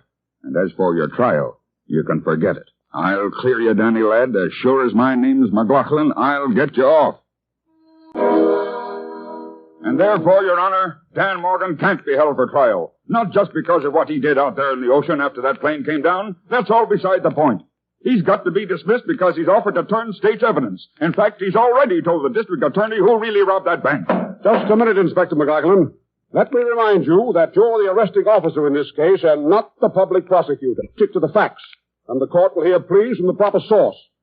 Well, Mr. Prosecutor, what's your recommendation in this case? My office will leave that to Your Honor's discretion. To his discretion? No, wait a minute, Mr. Prosecutor. You promised me... Inspector, you'll be in order. Huh? It is the judgment of this court that an attempt has been made here to sentimentalize upon the so-called heroics of Dan Morgan during an airplane accident at sea. I see no reason why the defendant should not be held for trial. Daniel Morgan, will you please face the court? Oh, Your Honor, please. You can't do this. Silence! Daniel Morgan, you're aware of the charge on which you have been arraigned? I am. How do you plead? Guilty or not guilty? I'm not guilty. The defendant's trial is set for April 16th in Department 32 of the Superior Court. Bail is $5,000, incarceration And we will prove that the defendant is beyond all reasonable doubt guilty of direct participation in the robbery of the Eastern National Bank. We will further prove that this muchly publicized and self-heralded hero did willfully so participate. Sure he rode Morelli and his gang that day. I seen him ride him lots of times. He could have been one of the men who held me up. I think he was. He bought a ticket for Nassau? Yes, and with that marked bill. The girl was with him. All right, then I am in contempt of court. You can take my badge. I still won't testify against Dan Morgan. This whole thing's a farce.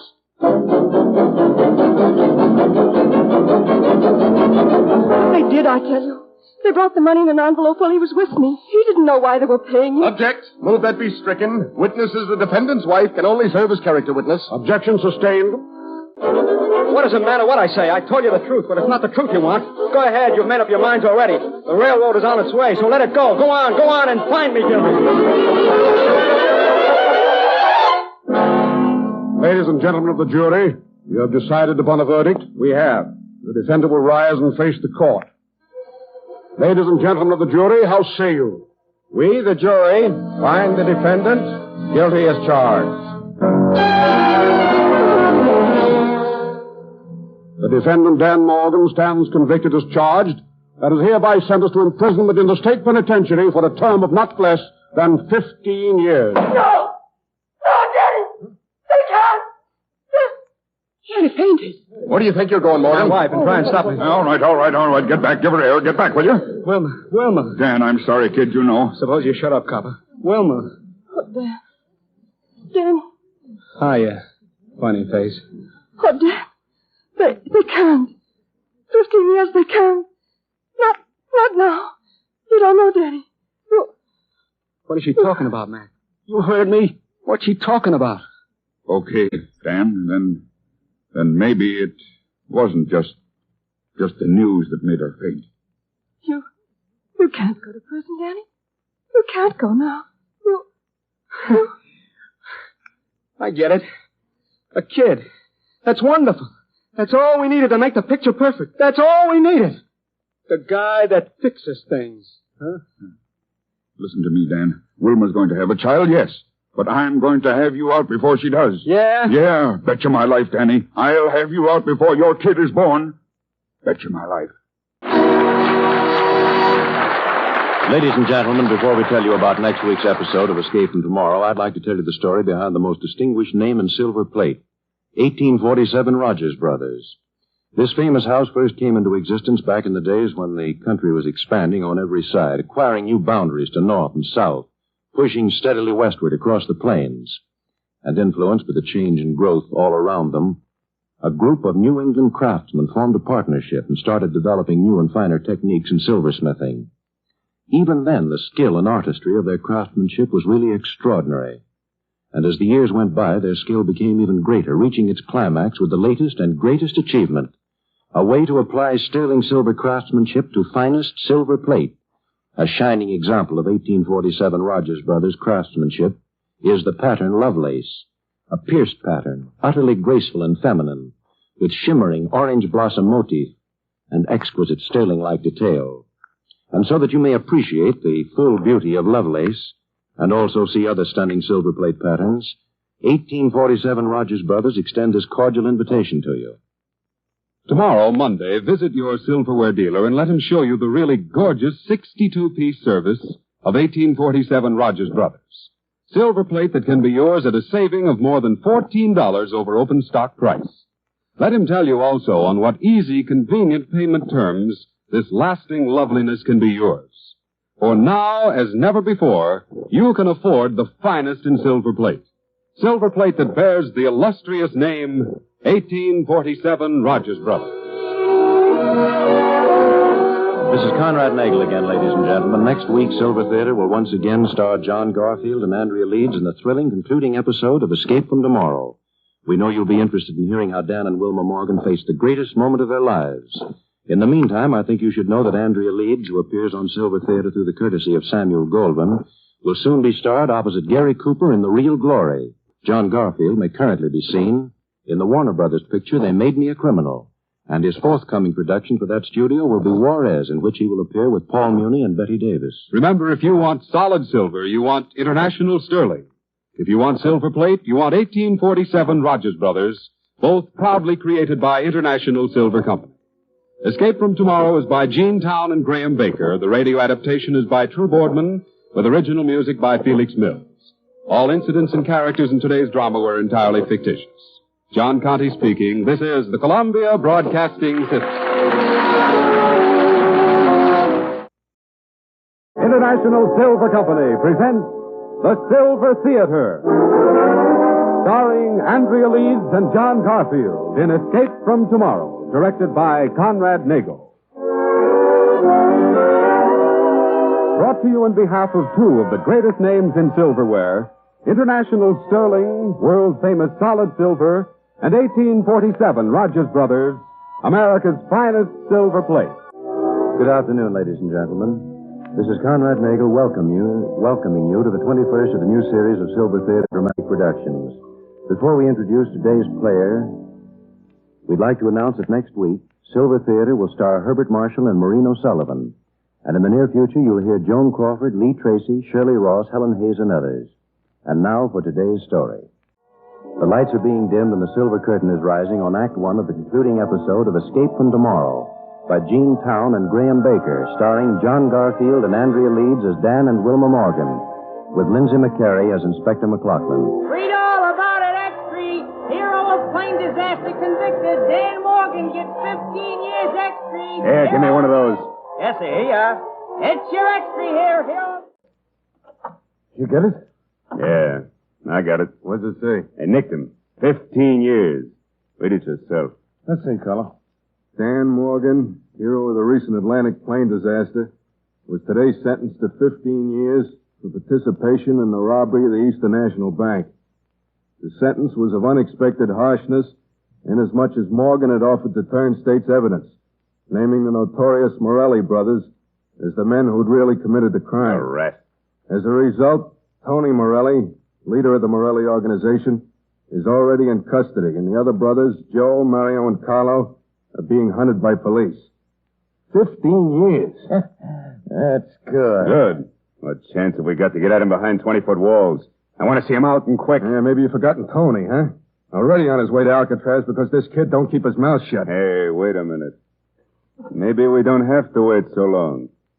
Look at this picture. Huh? Wife of condemned hero collapses. Wilma Morgan, young wife of convicted man, has shown us she fainted in court. Just as sentence was pronounced. Left to right, Dan Morgan, his wife, and Inspector Thomas McLaughlin, whose life Morgan reportedly saved when the transport plane in which McLaughlin was bringing Morgan back from the West Indies crashed in the Atlantic. I don't get it. What's the copper got to do with it? Nothing. Maybe the girl has. So Morgan goes away. Well, it's too bad. But his wife ain't going nowhere. And she won't be behind no walls. His wife? You mean... Look at that picture again. The both of you. Look good. Just so you're sure you can remember. Morgan, Inspector McLaughlin has asked permission to be the one to take you up the line. Well? I'll have to put the bracelets on you, son. Your left arm. They go on easier here than they do in the ocean, don't they, Copper? Danny, you... Come on, lad. We've got a train to catch. Look, Danny, I know how you feel towards men. I'm not blaming you. I promised I'd get you off, and then I couldn't deliver. But what I told you the other day in court still goes. I'm going to find a way to get you out. Save the chatter, Copper. If you'll be needing it to convince some other sucker to turn himself in. Look, lad, will you quit it? I haven't forgotten that you saved my life when that plane went down, Danny, and I'm never forgetting it. Why do you think I asked to be the one to take you on this trip today? How do I know? Maybe... Hey, this isn't Grand Central. You're right. Well, what the... You're getting out here, Danny. But first I'm taking that handcuff off your arm. Well, wait a minute, you... I'm putting you on your honor, lad, and waiting for you while you're inside. Inside? A church. That's swell. So I should go in and talk to the guy who fixes things, huh? Great. Danny, you're going in there. Now. Why should I? See those two guys waiting there by the steps? Yeah, what about them? They're plainclothesmen.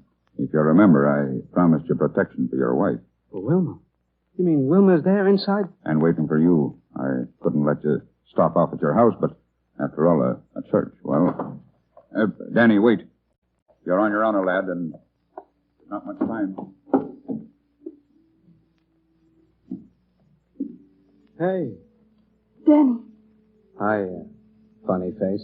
Oh, Danny, my darling. Hi. Feeling okay? Sure. Sure, darling, I'm swell. I was just afraid you might not get here. Say, this ain't so bad. The church looks different when it's empty, don't it? Uh-huh.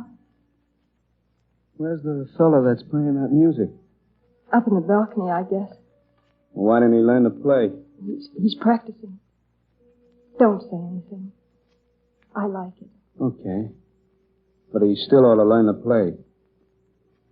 You sure you feel all right? Yes, Danny. You're not scared or nothing? Uh-uh. Hey, this church ain't so bad. But I'd still take that little one in Nassau. You looked swell that day, you know it? Did I, Danny? Sure. If you only hadn't bawled, of all the stoops, bawling at your own wedding. Mac bawled, too. We'll leave Mac out of this. Oh, Danny. You sure you're okay, funny face? Shouldn't you maybe be at home in bed resting? Look, Mr. Morgan, there are a couple of million babies born in this country every year, and their mothers don't all go to bed the whole time they're waiting for them to arrive. Did the doctor say anything about when... A long time yet. October. Oh. Danny. Huh? We've got to talk about something else. While you're up there, darling, you're not to be afraid. For me, I mean. I'll be all right. I'll write you every day, and twice a month on Sundays I can come up You won't. You'll stay away from there. I don't even want you near the place. We'll wait till I get out. We'll wait, do you understand? All right, my darling. Well, I guess I better go now. How's about it, funny face? You coming to the station with me? Let's say goodbye. Here, Danny. Okay, kid. Take care of yourself. Oh, darling. Darling. Hey, cut it, will you? Danny. Don't think I'm crazy, but before you go, won't you... will you say something, just a word maybe, to the guy who fixes things? No. Please, darling. There are times when when there's just nothing else to do, when no one else can help. Please, Danny. You heard me, no. I tried that stuff before. The guy that fixes things, huh? He fixed things, and how? 15 years. Oh, it won't be that long, my darling. Max swears he'll have you out before October. Max swore I'd never go up at all. But you needn't worry. They're not going to keep me in that place. Not when my kid's being born. I'd like to see him try it. Danny, no. Please don't do anything crazy. Oh, I'm not afraid. I'm not afraid to wait. I'll wait forever, Danny, darling, just so I know you're coming back to me, but you mustn't take any chances up there. And she's right, Danny. Mac. I'm sorry, Wilma, but I've got to take him now. Come on, lad. Always have to bust in, don't you, Copper? Go on. I'll meet you in the taxi. Okay, lad, but remember, we can't miss that train. Well, funny face, this is it. Yeah. Look up here. That's the stuff. Okay if I don't kiss you? I just want to remember you like this. Only I'll be pretending them tears ain't there. 'Cause Mrs. M is a gal who can take it, see? Sure. Now, turn around and look that way, will you? And don't say nothing till I'm gone. Danny. Hey. Yeah, that's better. Okay, funny face. So long. And just remember this. When that day in October comes along, a guy named Danny Morgan is going to be there. There's nothing in this man's world can stop him. Bet you my life. Danny.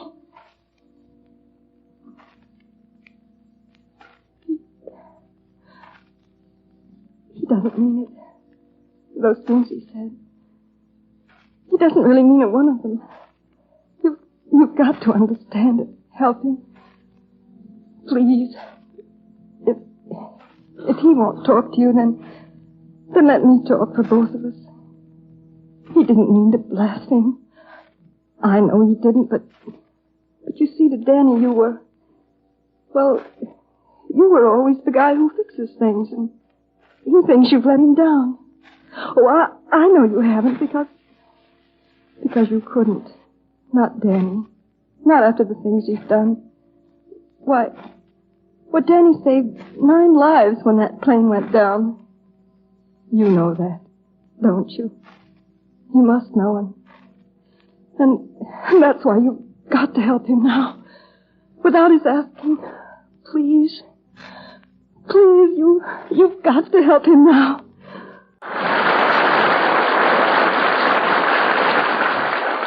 In just a few seconds, Andrea Leeds and John Garfield will bring you the final act of their thrilling story of today. But before they do, I'd like you to go back with me some 90 years and picture the leisurely, orderly living of the people of that era. Now, the radio and the airplane was still unheard of. Great ladies are riding sedately in carriages instead of automobiles. And up in a quiet little Connecticut town, a group of artist craftsmen are turning out the finest silver plate this country yet has seen. Today's descendants of those early silversmiths, the present house of 1847 Rogers Brothers, adhere to the same high standards of quality and craftsmanship. One of their most popular creations is the pierced pattern Lovelace. Graceful in line, with inspired orange blossom motif and sterling-like detail, Lovelace is truly a pattern beautiful beyond belief.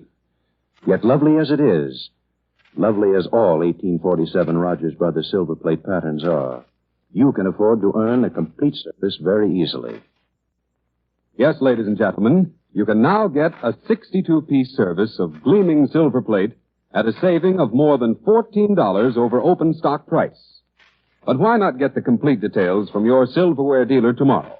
Ask him to show you several different patterns and tell you about the easy, convenient payment terms. For today, you can make your dreams come true. You can easily own America's finest silver plate by 1847 Rogers Brothers. Once again, the lights are being dimmed and the silver curtain is rising on the concluding act of Escape from Tomorrow, starring John Garfield and Andrea Leeds as Dan and Wilma Morgan.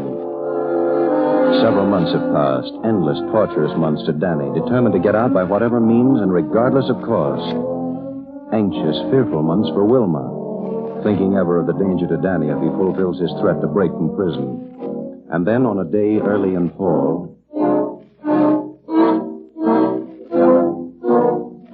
Okay, Inspector McLachlan, what kind of runaround is it this time? I've got news, lad. News you ought to know. Wilma? She's all right, Dan, but only because my boys were on the job. The Morellis were after her. The Morellis, you mean? They didn't touch her. There was some shooting, and Mario Morelli's dead. But the other brothers got away.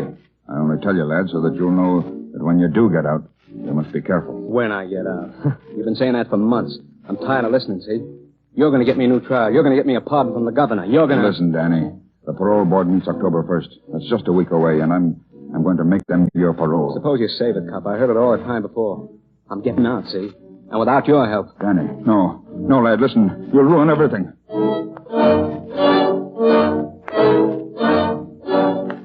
But you gotta let me use that gun, Roy. You gotta. Do you understand? Easy, Danny, my boy. I got a rod, yeah. But the pal who got this gun in here to me forgot I never break that way. You're bunkered with an expert. I guess I busted out of more pins than you can name. But you gotta be smart, me bucko. If you walk out a door, that's one thing. When they catch you, you walk back in. But if you walk out over a stiff or two, then when they catch you, you don't walk anywhere no more. No, son. We wait until we get... Boy, I ain't waiting, see? If you won't use that rod... Watch it. Morgan, you're wanted in the warden's office. Okay. Ask the warden to speak to you alone in here because... Never mind all that. What about my wife? Wilma went to the hospital this morning, Dan. The hospital? The doctor wanted her there for observation. The baby's still not due for 2 days yet, maybe 3. You're lying to me. Why would I lie? To keep me in here. To be sure I don't break. Well, I am breaking, Copper. I said I'd be out when that kid is born, see? And there's no jail strong enough to stop me. Easy, Danny. You're talking wild. You've got no way to get out. I got a way. I got a rod in there. What are you saying, lad? Why, you can't, Danny. If you've got all the guns in creation hidden away inside there, you mustn't use one. Not now, lad. It'll ruin everything. I tell you, this parole is on You it. tell me nothing. Sure, I can get a rod. I'm using it tonight. Now, go and tell the warden what I said. Go on and squeal on me.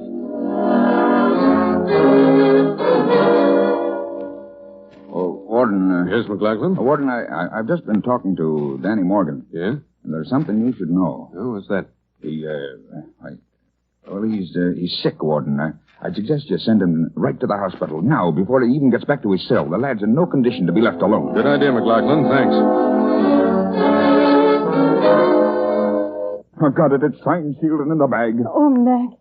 Does Dan know? No, I'm on my way up to him now, but I had to stop with the news for you. How are you, girl? What does the doctor say? Well, he isn't sure. Perhaps tonight, perhaps tomorrow. Oh, well, either one, the lad'll be there. You can be sure of that. Well, how's the patient, Danny boy? You, of all the lousy double... Now, wait a minute, lad. Suppose you look at this. Huh? Dan Morgan is hereby paroled to... You did it! You weren't lying, Copper. You did it! I'll say I did it, laddie. You're paroled in my custody. Wilma. The baby's due tonight or tomorrow morning, lad, so we're getting out of here and down to that hospital right now, the two of us. As the State Parole Board released Morgan in the custody of Inspector Thomas McLaughlin. Rumored as having strong influence with the parole board was the fact that Morgan's wife, Wilma, is hourly awaiting the birth of a child in St. Stephen's Hospital. Today's action reawakened speculation as to the whereabouts of the 2 survivors of the Morelli gang, which Morgan exposed... Turn that off. So I was right. Maybe we don't have to wait so long, huh? I'll wait so long? Look, Carlo. Tony is in Alcatraz. Mario, the cops get him, both because of Danny Morgan. You mean that now we go to where Danny Morgan's going. That's where we go. Come on. But, Sister Miriam, please let me wait as long as possible. Danny will be here. Mac went for him. He's... Hiya, funny face. Danny. Sister, will you please? Just for a minute. There must be that much time. All right. Until the doctor comes back. Darling. I made it. Didn't I tell you I'd make it? And Mac? Gone down to headquarters, but he'll be back. Hey. How are you? You okay? Uh-huh. Sure, I'm swell. Is it pretty bad? It's kind of like having about 1 million lights flash on at once and so bright you just can't stand to watch them and then go out. Only the lights keep coming on again. Gee. Well, I'm here anyway. Yeah. How much longer did they say? Pretty soon. You're not scared? You? Oh, me? When was I ever scared? And look, kid, you gotta be thinking of one thing all the time, see? That house with fences. A picket fence. Because that's the one kind kids can't crawl over. Remember when you said that? Yeah. And there's another thing. I don't want no double cross from you, see, funny face? This has got to be a girl, see? So as I can call it Wilma. I'll see what I can do. Mr. Morgan. Hey. Okay? Yeah, but you better call the doctor. Sure, kid. The doctor, sister, hey. But sure about one thing, doctor. Nothing's more important than my wife. I mean, if... Yes, son, I understand. And now I must go, sister. Will you show Mr. Morgan to the waiting room? Of course. This way, young man. Yeah. Good luck, Doc. Same to you, son. You'll wait out here. As you see, you won't be alone. Mr. Olafson's an almost father, too. This is Mr. Morgan, Mr. Olafson. How do you do? Hello. If the delay gets too trying, Mr. Morgan, I might suggest you watch the babies through the glass there. That's the nursery. Is that where mine will be after it's born? Yes, they're all of them kept in there. Gee. We'll let you know just as soon as there's word. Thank you. I think it's better you sit down. Maybe it'd be a long time. Huh? Oh, I'm okay. Oh, you first time here, no? Yeah, first time. I know. Now I can tell. Another fella here until 10 minutes ago, he first time too. He go away just now. Go away crying. Crying? Yeah. His baby die. His baby? Gee. Oh. You look at kids in there, huh? They plenty cute. I look too first 3 or 4 times I'm here, but now I... Hey. Where's that coming from? What? That music. Oh, there's Sept just down the hall there. You forget, this is Church Hospital, yeah. Well, there's a guy who can really play that piece. Huh? Nothing. I was just mumbling. Sister, is it... Not you, Mr. Morgan. Oh, it's for me, huh? Yes, Mr. Olafson. What is it this time? A girl, a flick, or no? A boy, Mr. Olafson. A fine boy. Oh, a boy. Too bad. $3 I lose. I bet my brother Justa. I go see Helga now, no? Yes, she's fine. You may go right into her room. Ah, good. Oh, son. Good luck.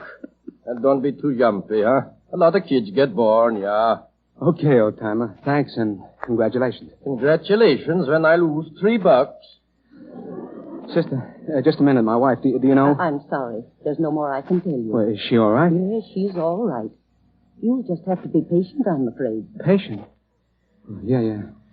I'll just stick around and watch the kids through the glass there. Excuse me for bothering you. It's no bother. And, son. Yes, sister. You mustn't be too afraid. That's not the way to help her. You must have a little faith. Huh? Oh, sure. Thank you. Yeah. I guess this is one of those times she talked about. One of those times. When there's nobody else you can ask. Look, ma'am, you know how to put the words together better than I do. Do you suppose you could, that is... Yes, son. I could and I will. I'm going to the chapel now.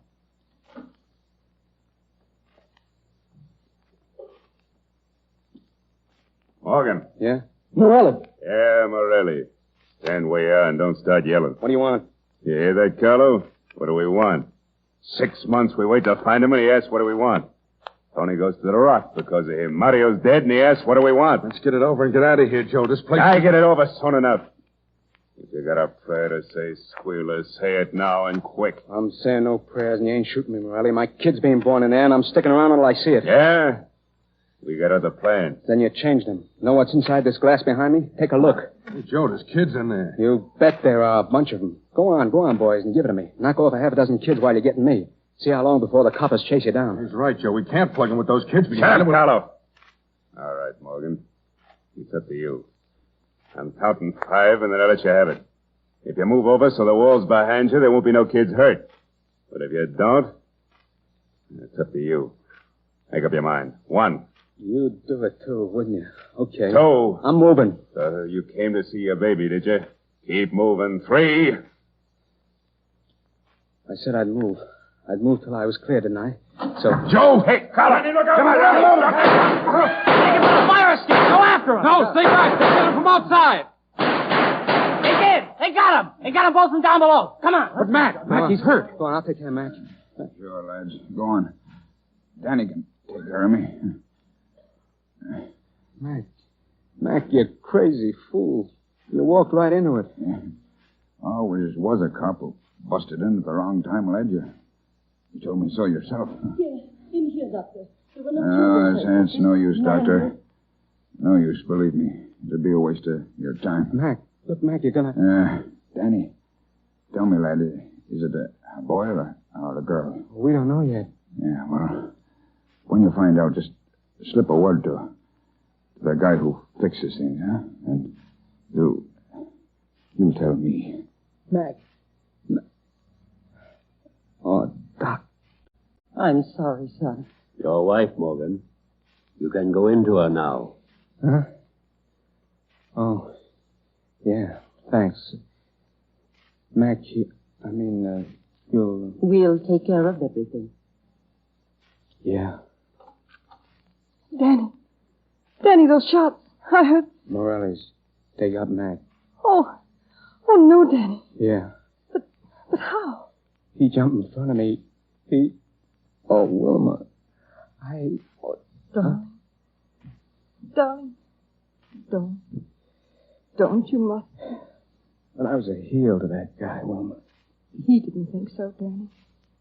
He understood. He was a cop, Danny, but he was a swell one. And for anyone he loved like he loved you and me, well, Mac's glad, Danny. I'm sure of that somehow. Glad? He swore he'd have you out to see the baby. Remember what he said? Bet you my life. And he didn't lose that bet, Danny. Not really. He wouldn't think so. Oh, darling. Hey, what about you? I just went kind of crazy with what happened out there. You all right? Sure. I'm swelling. And Danny, hold out your arms. Here. What's this? You got your wish, darling. A girl. Yeah? Gee.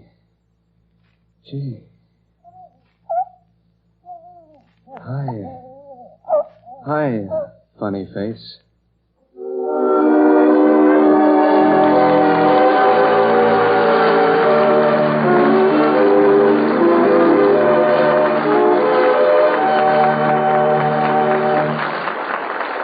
Our stars, Andrea Leeds and John Garfield, will be back to greet you personally in just a moment. But first, may we help you turn a dream into a reality?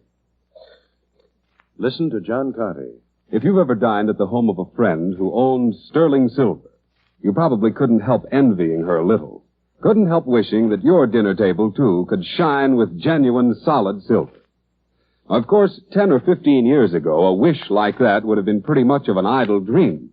But today, it's easy to make that dream a reality. For International Sterling, creators of many of America's most exquisite solid silver designs, has a budget payment plan which makes it possible for you to buy a complete solid silver service out of income. Or you can start a service in International Sterling Silver with individual place settings, and month to month add extra place settings until you have a service for 4, 6, or 8 as your entertaining needs demand. A single place setting, beautifully wrought in the Enchantress pattern, 6 pieces of solid silver, costs as little as $16.75. But tomorrow, Monday, go wherever fine silverware is sold and get the facts firsthand. Look at Enchantress and other International Sterling patterns, too. Notice the painstaking detail, the indescribable richness and beauty of every one. Here is silver that will speak of your taste and love for worthwhile possessions every day for years to come. Silver as exquisite as any the world has ever created. Solid silver by International Sterling. This is Conrad Nagel again, ladies and gentlemen, and I want you to meet our stars, Andrea Leeds and John Garfield, who at this moment are stepping out in front of our silver curtain. Thank you, Conrad. Thank you. We want to thank you both for your fine performances in our play, Escape from Tomorrow. Well, Conrad, it's been more fun than anything I've done in a long time. You see, John, I told you, Silver Theater performers have more fun than anybody. Well, you should know, Andrea, this is your 3rd broadcast you've done for us. That's right. And I almost forgot to tell you. Since I worked for you on Silver Theater, almost a year ago, I've listened to most of your productions, and I think they're wonderful. Also, I became so sold on International Sterling that I bought a complete set of it for my home. That's great. Hope Mrs. John Garfield's listening. Well, you don't have to sell us, Conrad. Mrs. Garfield and I are both International Silver fans. Bet you my life. Well, that's fine, John. Now, I'm afraid our time is up. Thank you, John Garfield and Andrea Leeds. We'll be looking for you on Silver Theater again in the near future. Andrea Leeds, who appeared on Silver Theater through the courtesy of Samuel Goldwyn, will soon be starred opposite Gary Cooper in The Real Glory. John Garfield may currently be seen in They Made Me a Criminal, and his forthcoming Warner Brothers picture will be Juarez, in which he will appear with Paul Muni and Betty Davis. Next week, Silver Theater will star Herbert Marshall and Maureen O'Sullivan. Be sure to listen. In the meantime, if you want solid silver, you want International Sterling. If you want silver plate, you want 1847 Rogers Brothers, both proudly created by International Silver Company. Escape from Tomorrow was adapted for radio by True Boardman, with original music by Felix Mills. All incidents and characters in today's drama were entirely fictitious. Silver Theater originates at Columbia Square in Hollywood. John Conte speaking. This is the Columbia Broadcasting System. CBS Radio Mystery Theater presents...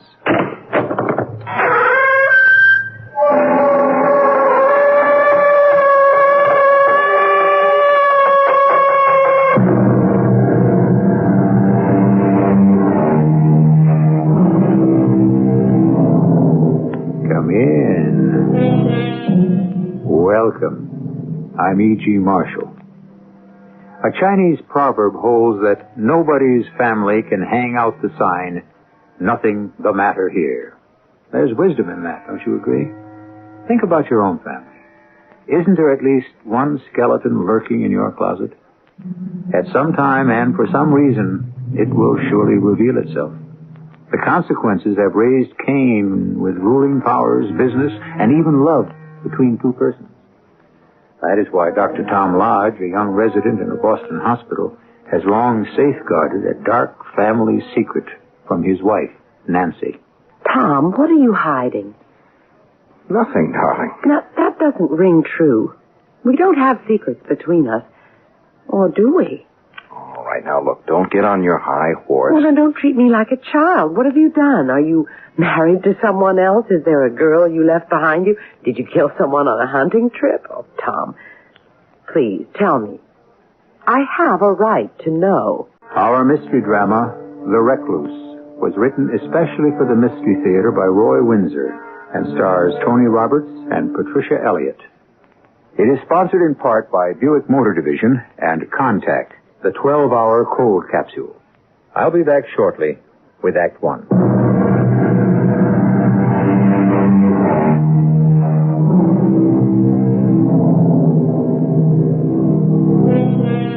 When we are young, family, especially our immediate family, is to us the world in microcosm. And we know that we are part of a self-contained unit in which we are fed, clothed, and protected. When we become adults, however, we can view our parents and relatives more objectively. Uncle Bill never was really that amusing, was he? And why did Father always unthinkingly vote the straight ticket? Because he read only the sport pages. And so family unity becomes subject to the strains of objective thinking, as we are about to find out. I'm home, darling. So you are. What a treat. Give me a kiss? What happened? It's only 6 o'clock. Did the patient die? Oh, you're too much, Nancy. Hey, something smells good. Stew. Or call it beef bourguignon. It's all the same. Oh, that's a sacrilege, and you know better. And no, the patient did not die. It was a hot appendix, and she'll be up on her feet tomorrow. Now, what's the news of the day? Not good. My mother? No, arthritis is wicked, but I don't think it's a killer. No, it's your grandmother in White River. She died this afternoon. Your mother called. I see. Your mother wants us to attend the funeral. She can't. Well, neither can I. I just can't up and leave the hospital. My mother should know that. Well, somebody has to represent the family, and your mother and you are the only living relatives. You can't not go, Tom. You seem so unfeeling. After all, she is your grandmother. I know. Didn't you like her? I thought everyone liked his grandmother. Oh, sure, but... You really adored her, didn't you? Oh, come off it, Nancy. Well, first your mother sounded if she didn't care that her mother had died, and now here you are not caring either and feeling that her death is an imposition. Hey, what are you so worked up about over this old lady?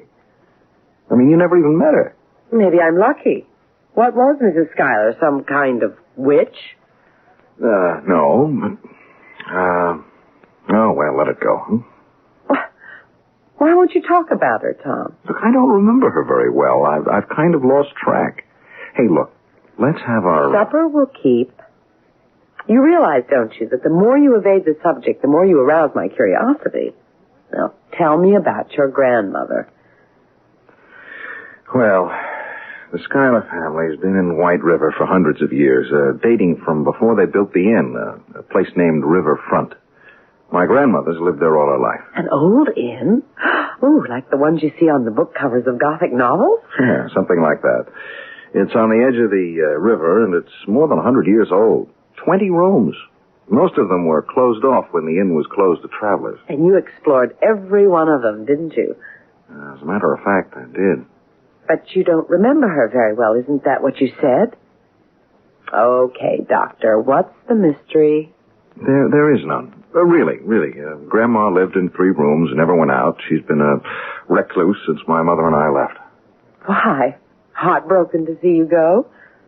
No, not exactly. Hey, how about dropping the subject? No, sirree. There's a skeleton in the family closet, and I want to know what it is, and I'll find out tomorrow. Pardon? When we reach White River. Now, look. It's all decided. We're driving up for the funeral. But... No buts about it. What is this dark secret? It goes to the grave with her. My grandmother's death has laid that skeleton to rest. Forever. You stay here, Nancy, in the waiting room, huh? I'm not sitting here while Mr. Martin reads you the will. As your wife, I'm entitled to know the provisions of your grandmother's will. Oh, what am I going to do with you? All right. Come in. Come in, Dr. Lodge. Ah, Mrs. Lodge. See? He expects me in his office. Well, it's nice to see you again, Tom. Thank you, sir. My wife, Nancy. How do you do? Hello. Well, sit down, if you please. It's been several years, Tom. Yes, sir. 6. And you're a doctor in a big Boston hospital. Oh, a resident. How interesting. I telephoned your mother. She couldn't be here for the funeral. Yes, arthritis. She's pretty much confined to her house.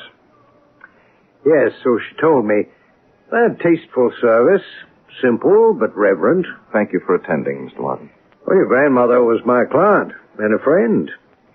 You didn't know her, Mrs. Lodge? No, only by hearsay. Is that so? Hearsay, indeed. Well, Tom told me that she was a recluse. Well, I suppose she had become so. Of course, she was an old woman and set in her ways. And what were those, if I may ask, Mr. Martin? My grandmother was austere, self-righteous, and unforgiving. She turned her back on my mother and me 6 years ago, and we've never heard from her since. We learned not to care. Oh. Why, Tom? She never forgave my mother for marrying my father. Grandma considered him several cuts below her social level. Now, let's forget what's past and hear what Mr. Martin has to say. Yes. Well, the provisions of her will are clear and simple. You, Tom, inherit her entire estate. The old inn and the 15 acres surrounding it? And the small house where Mrs. Meggs lives. Tom, it's a fortune. Well, I don't know about that, but... Well, the land is valuable, but the inn... Well, it's in bad disrepair. And useless. I'm afraid that your grandmother let it go over the past few years. It's weather-worn and rotted. And mice have replaced the ghosts of all those old travelers. Well, it'll have to be raised and The land sold. Yes. Well, now, your grandmother left a codicil to her will, Tom, in her handwriting. Whatever is realized from the sale of the inn and the land is to be paid to the bank. But why? Was she in debt? Is that the skeleton in the large closet, Tom? Why don't we just leave it that way, Nancy? Yes, might be best, Mrs. Lodge. But it's not the truth, is it? A woman like your grandmother, why would she get herself into debt, and over what? A family matter. So it wasn't her debt. Tom, was it yours? Look, darling, it's really unimportant. I don't think it is. I want to understand what this is about. Did you know about this indebtedness? Is that why you and your mother lost touch with your grandmother? Well, I'll file the will for probate, Tom. Do you want me to dispose of the inn and the land and carry out your grandmother's last wish? Yes, I'd appreciate it, Mr. Martin. Tom, how did you get into debt and for how much? I really do have a right to know. If you persist, Nancy, you will regret the day you said, yes, I'll marry you. Darling, no matter what you did, I'll never regret that decision. You'd better tell her, Mr. Martin. Yes, perhaps I should. Well, Tom's father was assistant cashier at the Merchants Bank over there across the street. Now, 6 years ago, in February 1970, Tom's father... My father stole $70,000 from his bank and disappeared, and neither have been seen since, him or the money. Now, are you satisfied? Oh, Tom, darling. My mother and I were so ashamed that we slunk out of White River, and I'd hoped I'd never have to come back here and face the old neighbors. The sins of the father. How cruel. Your grandmother renounced your mother and you for something your father did? Well, that was my grandmother's way. And now, in the codicil to her will, she makes me responsible to see that her estate is sold and the proceeds paid to the bank. I still can't be free of what my father did. I'm still made to feel guilty because he grabbed a bundle and flew the coop. Now, do you understand why I didn't want to come here for the funeral?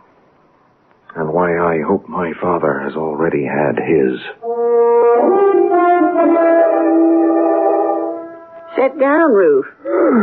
A cold wind. Coming on to snow. A cup of hot tea will do you good. Nice of Tom to invite me to the funeral. He always was nice as a boy. Yeah, a nice wife, too. What happened now, Lil? You got any idea? He'll sell, is my guess. Except for Tom and his mother, the old lady was the last of the line. Yeah, last of the Schuyler family. Well, I can't complain, but it makes me feel kind of peculiar. I won't be working the land no more. 40 years. How about you, Lil? You pulling up stakes? Ain't your sister Faye someplace south?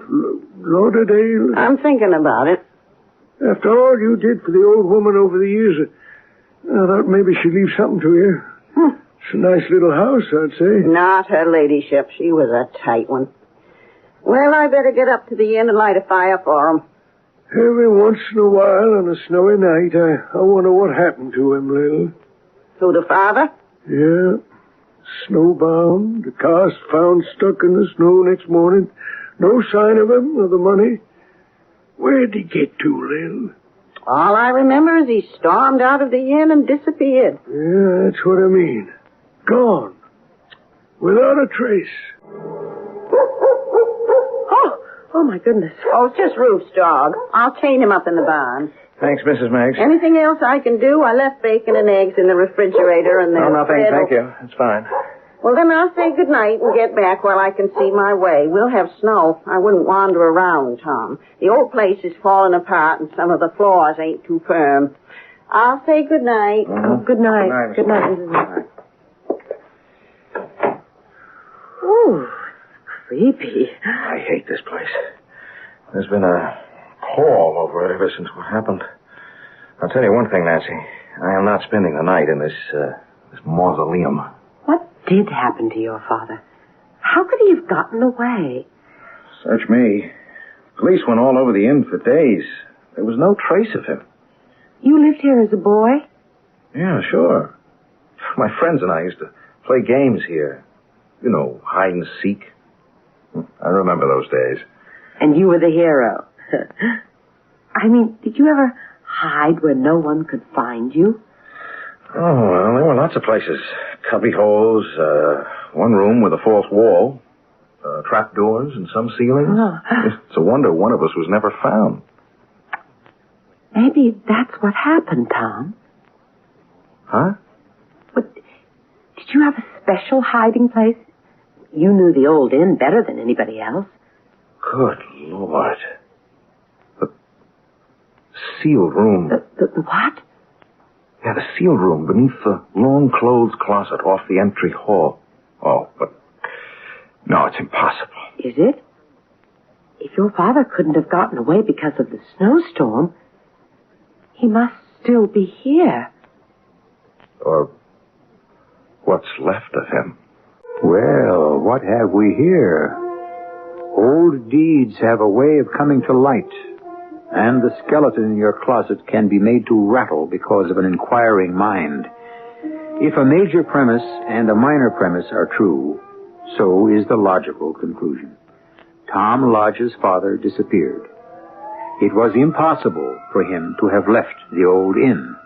Therefore, he never left the inn. I will return shortly with Act 2.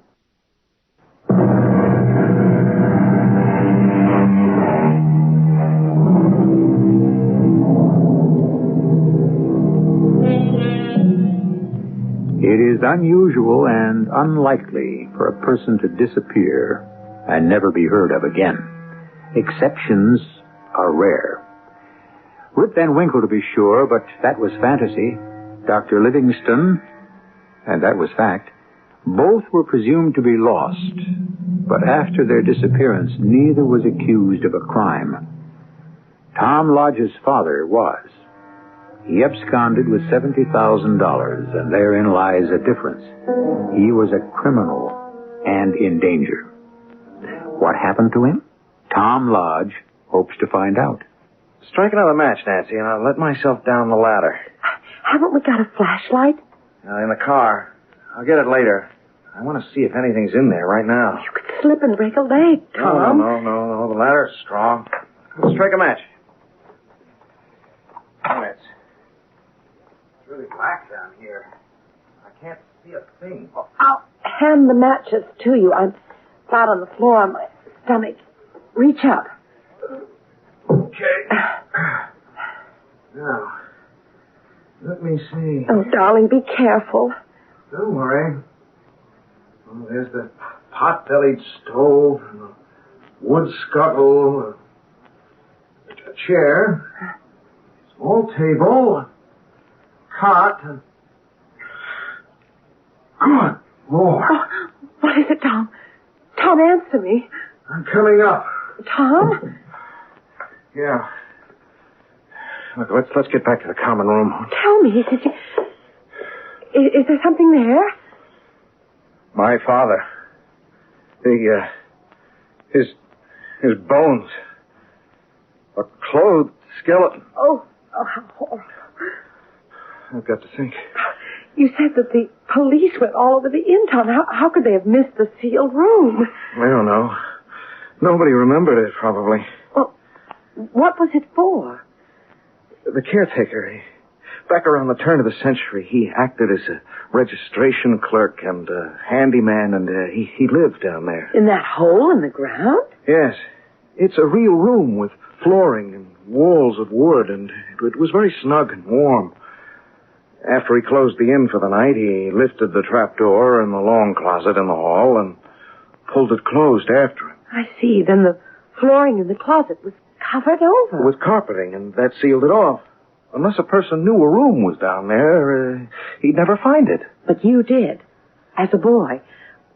Was the floor covered over then? I don't think so. No. So, the carpeting was laid over the trapdoor recently. 6 years ago? Right after your father disappeared? Yeah. Your grandmother must have known about the room, Tom. Yes, of course. Would Mrs. Meggs have known about the sealed room? I don't know. Why? Well, who was here the night your father disappeared? No one. My grandmother and Mrs. Meggs. And, of course, my father. Your father stole money. He came here, and 6 years later we find his remains in a sealed room. Why did he hide? And why did he die? I can't answer those questions, Nancy. We'll never know the answers. I know one of them. He came here and told your grandmother he'd stolen money from his bank. Why would he tell her? No idea. What if he'd been dipping into your grandmother's money and was caught and stole from the bank in order to replace it? Oh, that's far out. Well, your grandmother refused the money. That's why she wanted the proceeds from her estate to go to the bank, to help repay a debt of honor. Hey, that's pretty far-fetched, darling. Maybe. I have the answer to another one of my questions. Your father hid here because he couldn't get away. Was he a healthy man, Tom? Yes? Why? How did he die? There he was, safe in the sealed room. Did he have a stroke, a heart attack? Did somebody bring him food? Mrs. Meggs? Could be. Tom, get the flashlight and let's examine that room carefully.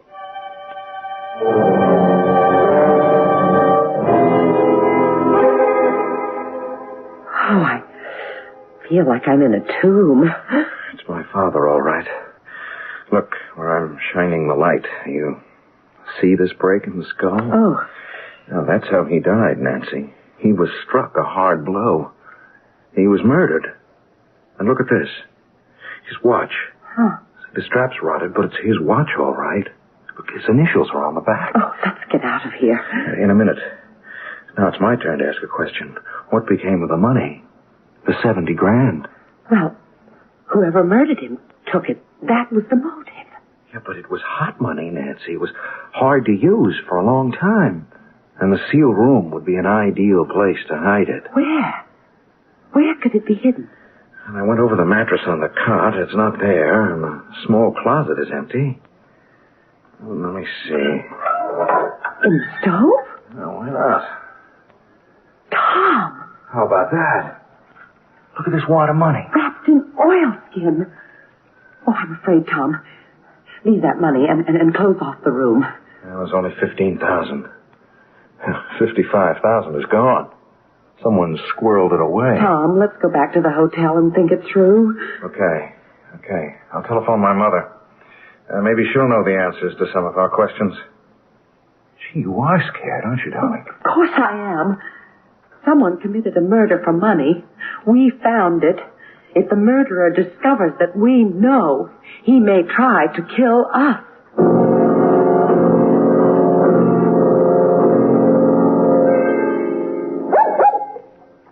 There, Shark. Down, boy, down. Thanks, Lou.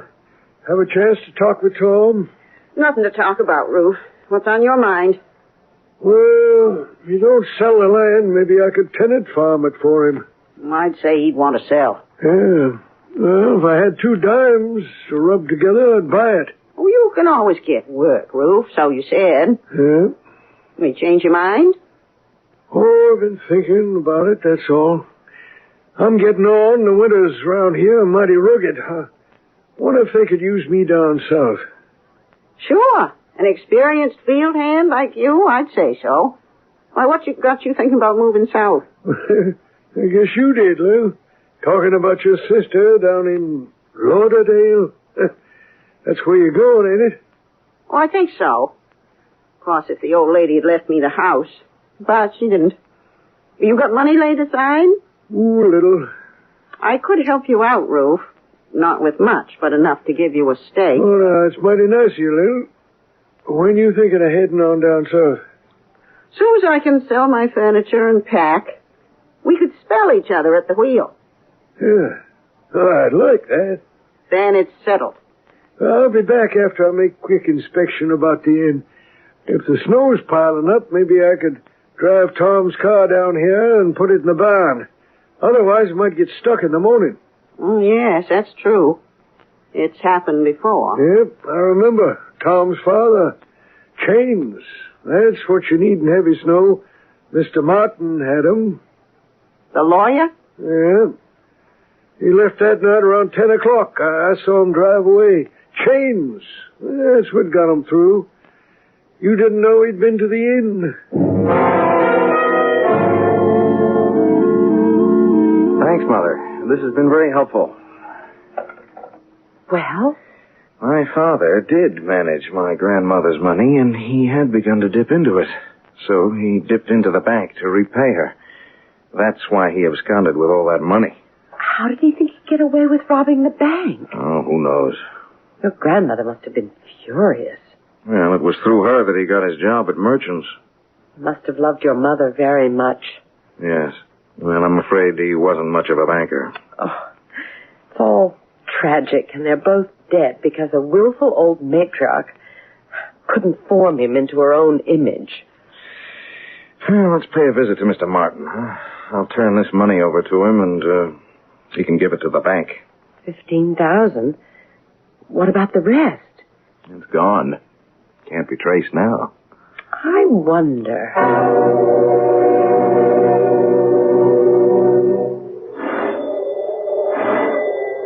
The snow's beautiful. You won't think so if it doesn't light up, darling. Driving is no fun in the North Country. Come in, come in. Thank you. Forgive us for calling at your home. Oh, it's perfectly all right. Oh, what a charming room.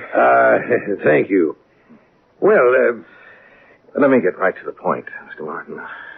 I found the remains of my father in a sealed room. What? Your father? He'd been murdered. In heaven's name. And here is 15 of the $70,000 he stole from the bank. Oh, you stagger me, Tom. Well, he didn't disappear. He was murdered and hidden in the sealed room, and the money, most of it, was taken away. I came to you. Well, of course. I'll notify the police in the morning. Not tonight. We're in danger, Mr. Martin. Danger? I don't see how. Well, if the murderer finds out what we've discovered, he'll come after us. Well, who knows about your discovery? Well, no one. Except you, of course. You didn't speak to Mrs. Meggs? No. Why not? Well, we think that she must know something about all this. She was in the house the night my father vanished. You know that, Mr. Martin. I do. Well, that's what my mother says. I talked to her half an hour ago, and she had it from Roof Box. She'd had what from Roof? That you were at the inn. He saw you drive away. Oh, that.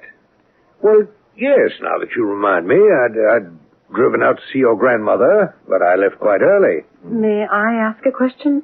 I don't mean to be impertinent, but were you aware that Tom's father was stealing from his mother-in-law? Well, goodness, no. You didn't check her account periodically? Well, very seldom. I thought it was in good hands. Your father's. My father stole for the purpose of making investments. You were his broker. Didn't you ever wonder where he was getting his money? You're on dangerous ground, young man. I know it, Mr. Martin, but we mean two different things. I'm not worried about slander. I'm worried about my skin. Nancy's and mine. We're in danger, and I think you know it.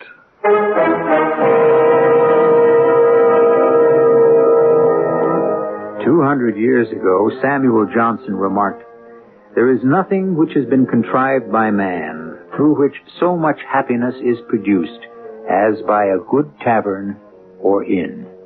True enough.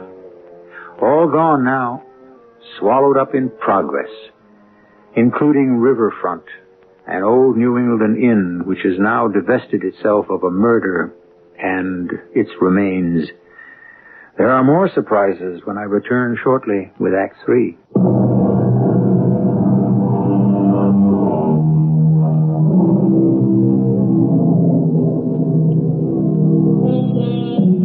Other sins can only speak. Murder shrieks out. That metaphor by John Webster from his 16th century play, The Duchess of Malfi, best expresses the repugnance we feel when we learn that someone has been murdered. Murder cries to be solved. And Dr. Tom Lodge confronts one, that of his long-missing father. We still have 3 suspects, and one of them is the handyman at Riverfront, Rufus Boggs. Lord Almighty, heaven help us. Oh, go on, open up. Come in, Ruth. Oh, no. Ooh, what's wrong? You're white as the snow. He was there all the time, Little. What are you talking about? Tom's father. You sound crazy. Now sit down and go slow. Now, what's this about Tom's father? I found him in a room in the cellar. Tom's father? I was going round the inn.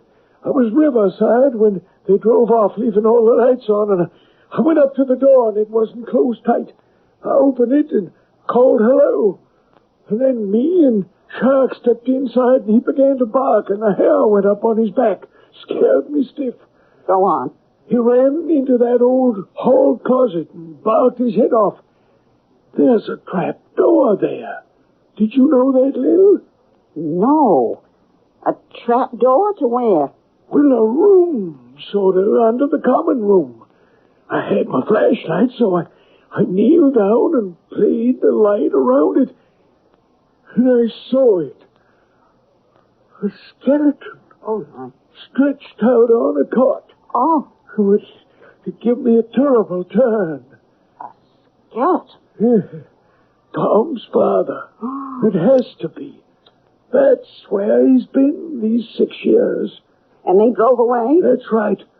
Well, we'll have the police swarming all over the place soon, and there'll be questions like, what do I know about it? And I don't know nothing, Lil, nothing. Neither do I. Now, you leave the talking to me. All I know is Tom's father bolted out of the house and slammed the door behind him.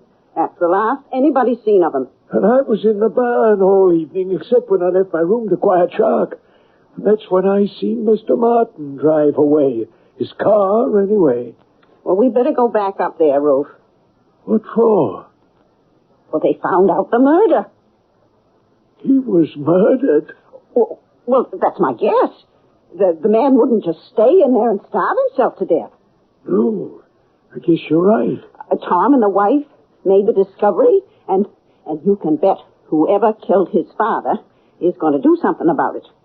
Like what? Like get that evidence out of there and then kill them. Now, we've got to stop that, Ruth. What's the gun for? Well, I may need it. Why don't we wait for the police? No, there's no time. There's no time at all.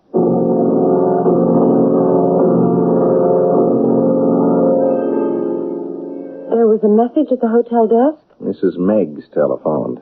She has to see me, and she's driving into town. When did she call? Half an hour ago. Sure to be here any minute. You were pretty rough on Mr. Martin, darling. Yeah, but his role strikes me as funny. I mean, funny odd. Look, he was my father's friend and broker. He must have wondered where the money was coming from for those stocks my father bought. On the other hand, people up here pretty much mind their own business. Oh, it's all very confusing. Not all of it. There was a murder. Mrs. Meggs. Oh, Tom, the most dreadful thing's happened. Ruth's killed himself. Oh, no. Killed himself? You found him out, and that's why he did it. You found the room and the skeleton. Where did you find Ruth? At the inn. The door was unlocked. I went in with Shark and turned on a light. And there he was, Ruth stretched out on the floor, dead, shot in the head. I near fainted. I ran back to my house. I didn't know what to do. You didn't call the police? Well, I phoned you. Well, then I changed Shark in the barn and went into Ruth's room. And I found the money. He had hidden it in his room? Well, not all of it. Just about $5,000. I can't believe it, Tom. I can't believe it. I brought it to give it to you. Ruth Boggs. He was such a gentle old man. Gosh, I don't believe it either. He killed himself because he was found out. Yeah. Well, I guess that should clear up the mystery. You'd better stay here at the hotel, Mrs. Meggs. Oh, I'll get you a room. No. I'll go back and be there when the police come. And the ambulance. I'm half out of my head with grief, Tom. Yes, it's a terrible shock, isn't it? Oh. Well, we'll be out in the morning if we can get through. Oh, they'll have the roads cleared. Never fear. I don't know what to say. Good night. That's a blow. Ruth Boggs. Gosh, I've known him since I was a little boy. Kind and patient. He was a little slow, but he was a good man. He must have gone off his trolley. Mrs. Meggs is a liar. Nancy, your imagination. It's lucky for you I've got some. Ask yourself a few questions, darling. From what you remember, did Ruth ever go into that inn? Oh, well, rarely. But, he saw us drive off, and maybe we left the light on us. So he goes in, finds the skeleton, and shoots himself? Well, that's what Mrs. Meggs says. His dog is always with him? Sure. So the dog went into the inn with him? Go on. Then how come Mrs. Meggs heard the dog howling outside? Yeah. Mrs. Meggs had said goodnight to us. Why did she want to return to the inn? Not for the reason she gave, Tom. I think Ruth told her what he found, and they returned to the inn together, and she shot him. Oh, that's crazy. Is it? What about this? Where did she find the $5,000? In his room. Just like that? She could walk into Ruth's room and just like that find $5,000? Well, if he'd stolen the money, he'd have hidden it. Yeah, well, all right, that's the point. Her story does sound kind of pat, doesn't it? Sure, because it's a lie. Darling, she murdered Ruth just as she murdered your father 6 years ago. All right, but just saying it doesn't make it so. I mean, how do we prove it? 2 ways. The police can check on the gun used to kill Ruth, and they can also help us to find the rest of the money. I kept asking myself, where did it all go? For all I knew, it just flew away. Oh, that's what I think, too. Are you serious? Very. The money flew away? Yes. You give me a day with the police, and I think I can find that money. And when I do, we'll put Mrs. Meggs behind bars for life.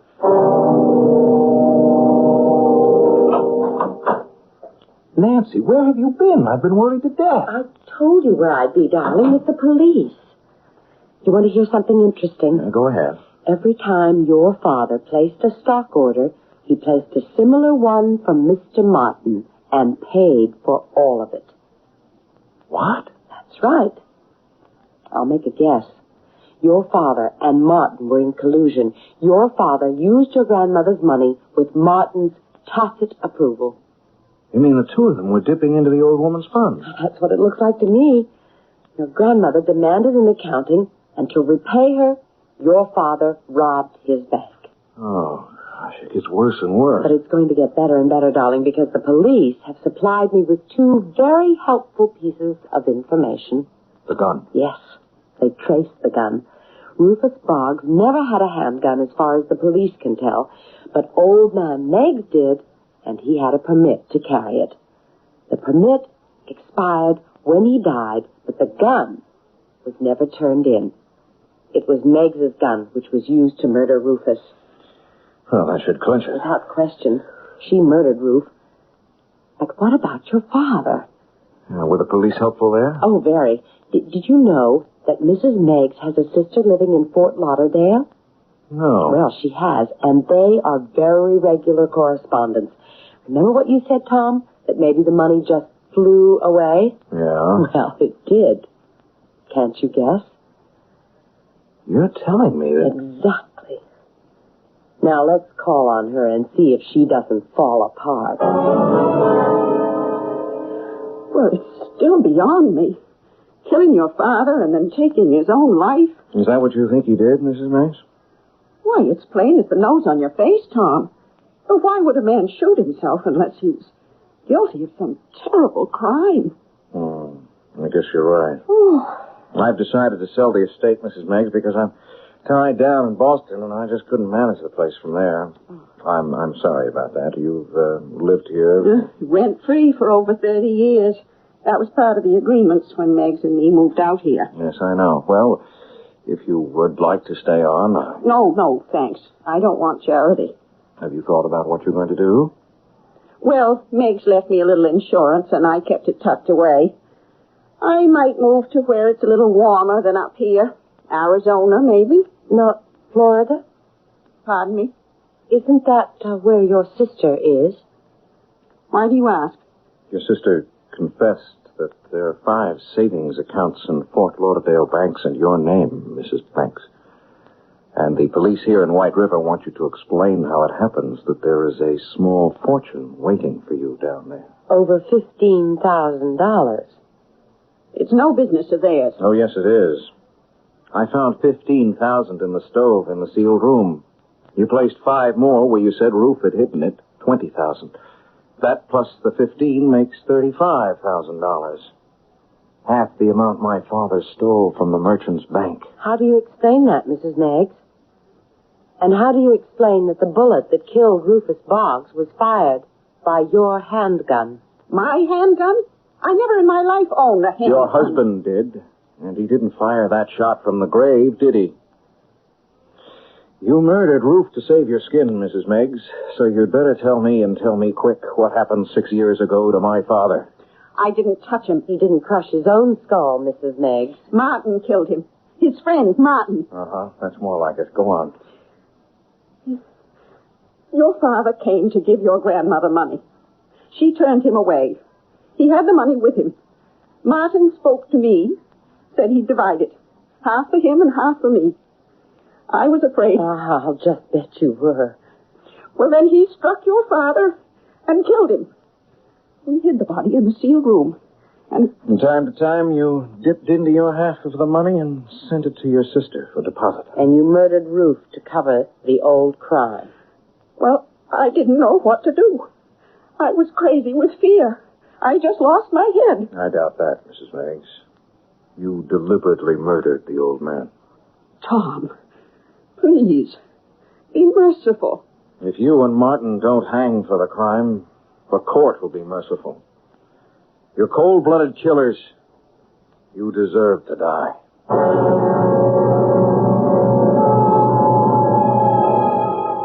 The thief who understands his business never steals in his own neighborhood.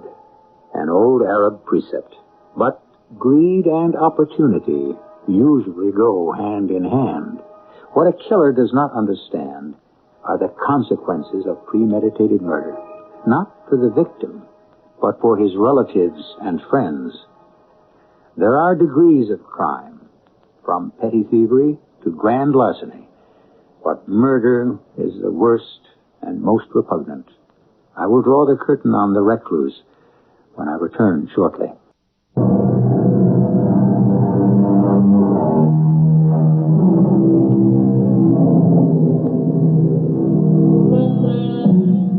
Tom Lodge and his mother had lived for 6 years under a pall of shame. But then 2 deaths lifted the curtain, and the truth was revealed. What Tom's father did was wrong. What was done to him was worse. I can report with pleasure that Mrs. Meggs and Martin were sentenced to prison for life. And for all I know, they are still there, still a burden to taxpayers like you and me. Our cast included Tony Roberts, Patricia Elliott, Francis Sternhagen, and Court Benson. The entire production was under the direction of Hyman Brown. This is E.G. Marshall inviting you to return to our Mystery Theater for another adventure in the macabre. Until next time, pleasant dreams.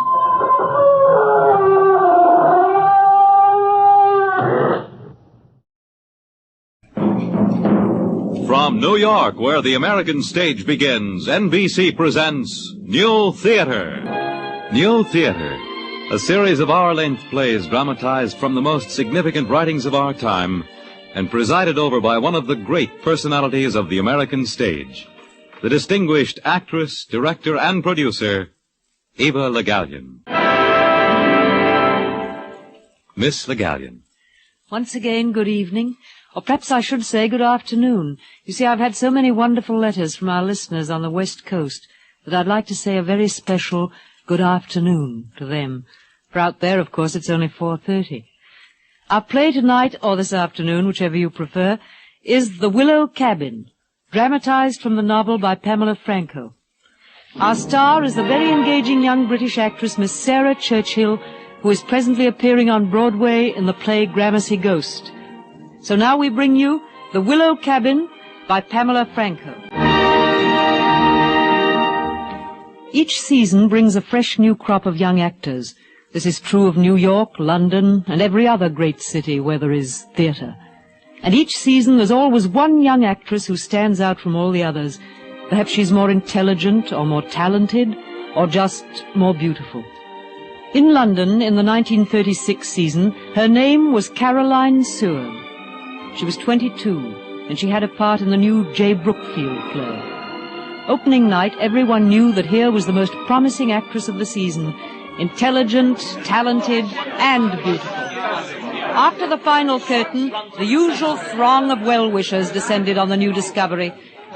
Finally came that moment which all actors know, when you sit before the mirror and start to remove your makeup, when all the strangers are gone. Caroline Seward was performing this final task as her mother and stepfather came into the dressing room. Caroline, we waited until everyone left. Hello. We're a hit, I think. You are indeed. Congratulations. Thank you, Leonard. You were very good, darling. Oh, I don't think I was. I certainly loused up that last speech. But that was Bobby's fault for making me giggle. Oh? When he handed me that photograph and my line is, "But she's exquisite." It was a picture of a hippopotamus. Get that stuff off your face, girl, and we'll go someplace for a spot of supper. Sorry, darling, I'm going to Jay's party. J. Brookfield? The man who wrote the play? Well, to be accurate, it's his sister's party. Will you be late? Probably. I'm probably bubbling with champagne. That's the stuff. Oh, good night then, darling, and many congratulations. Thank you, Mama. Night, Caroline. Must say you're taking all this pretty calmly. Enjoy yourself tonight. I will. I most certainly will.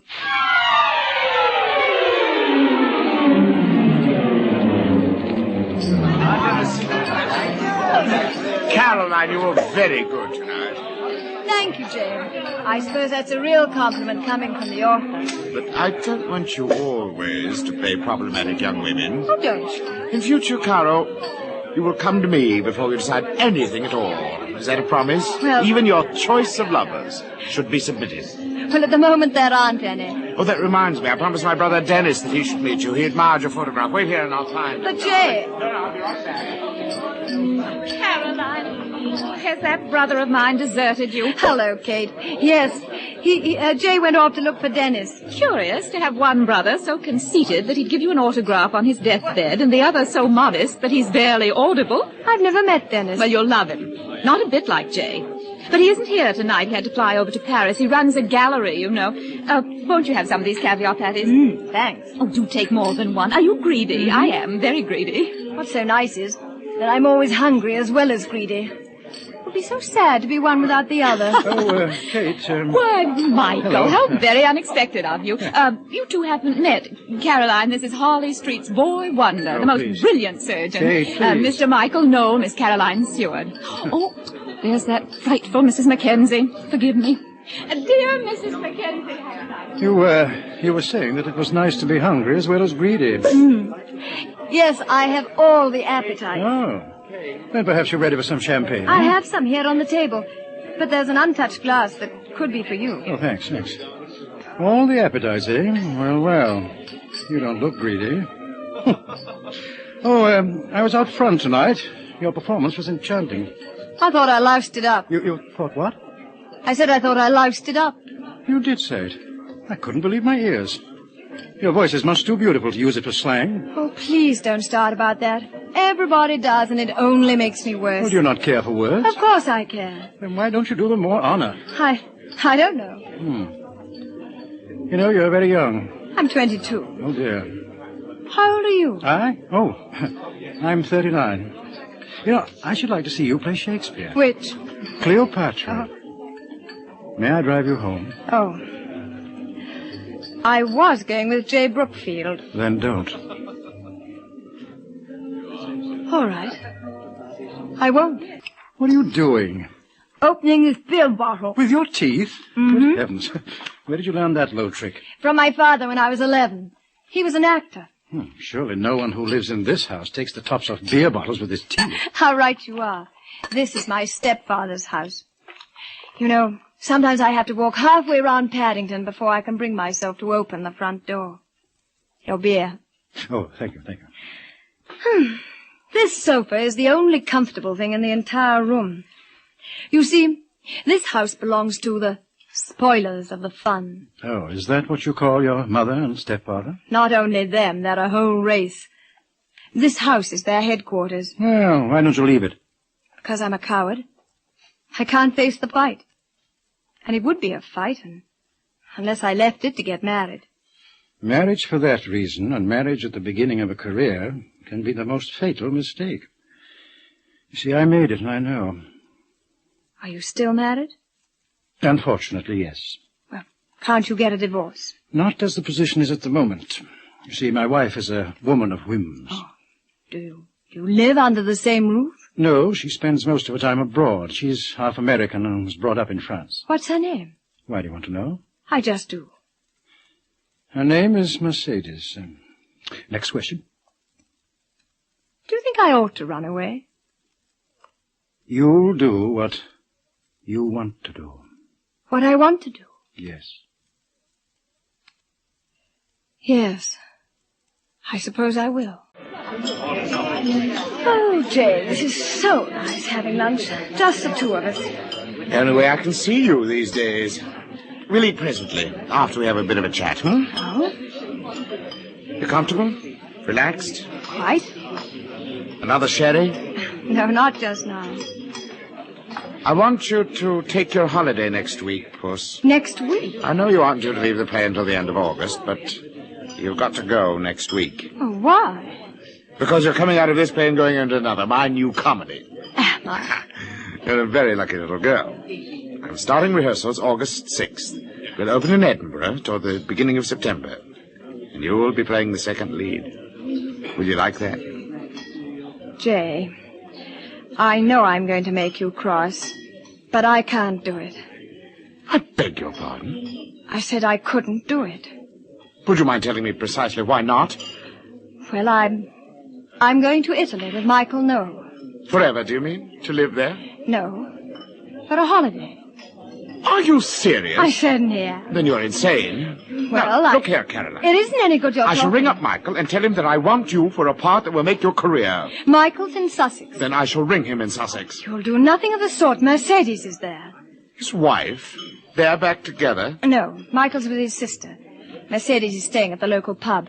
She came over from France to discuss the disposal of coal ash. Yes, I know. Michael's and Mercy's big house down there. One of those joint property things, isn't it?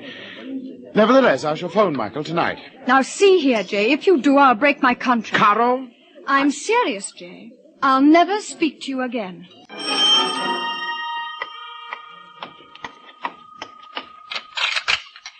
Michael. Well, are you night porter of this hotel? No, he's disappeared down the hall with a vacuum cleaner. I was waiting for you. Sorry to be so late.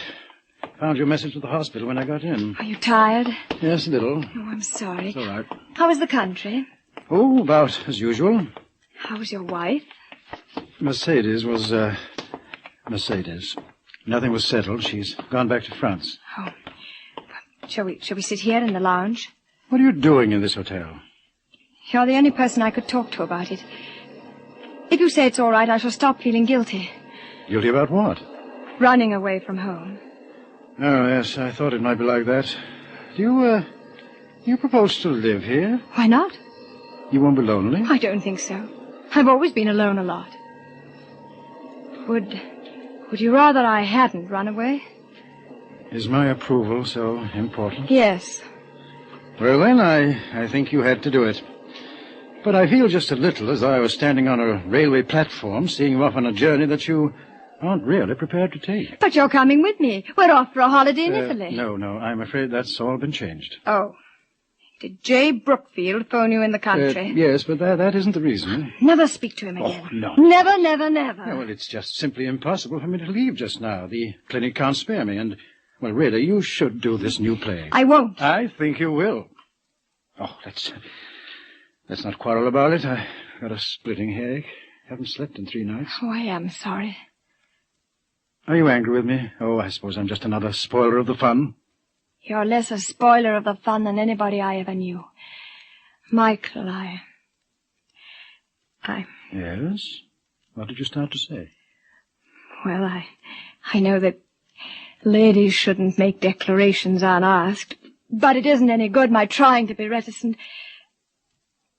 I've fallen in love with you, Michael. Caroline, I'm hopelessly involved. I can never be free. I'm approaching 40, and you're a very young 22. Oh, I knew you'd talk about our ages. I wish you would. I should say goodbye to you and walk right out of your life. Oh, Caroline, I'd give my soul to be 22 again. I'll always look after you.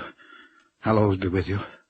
I can't love you your way, but do you think that you could ever be content with mine? Always, Michael. Always.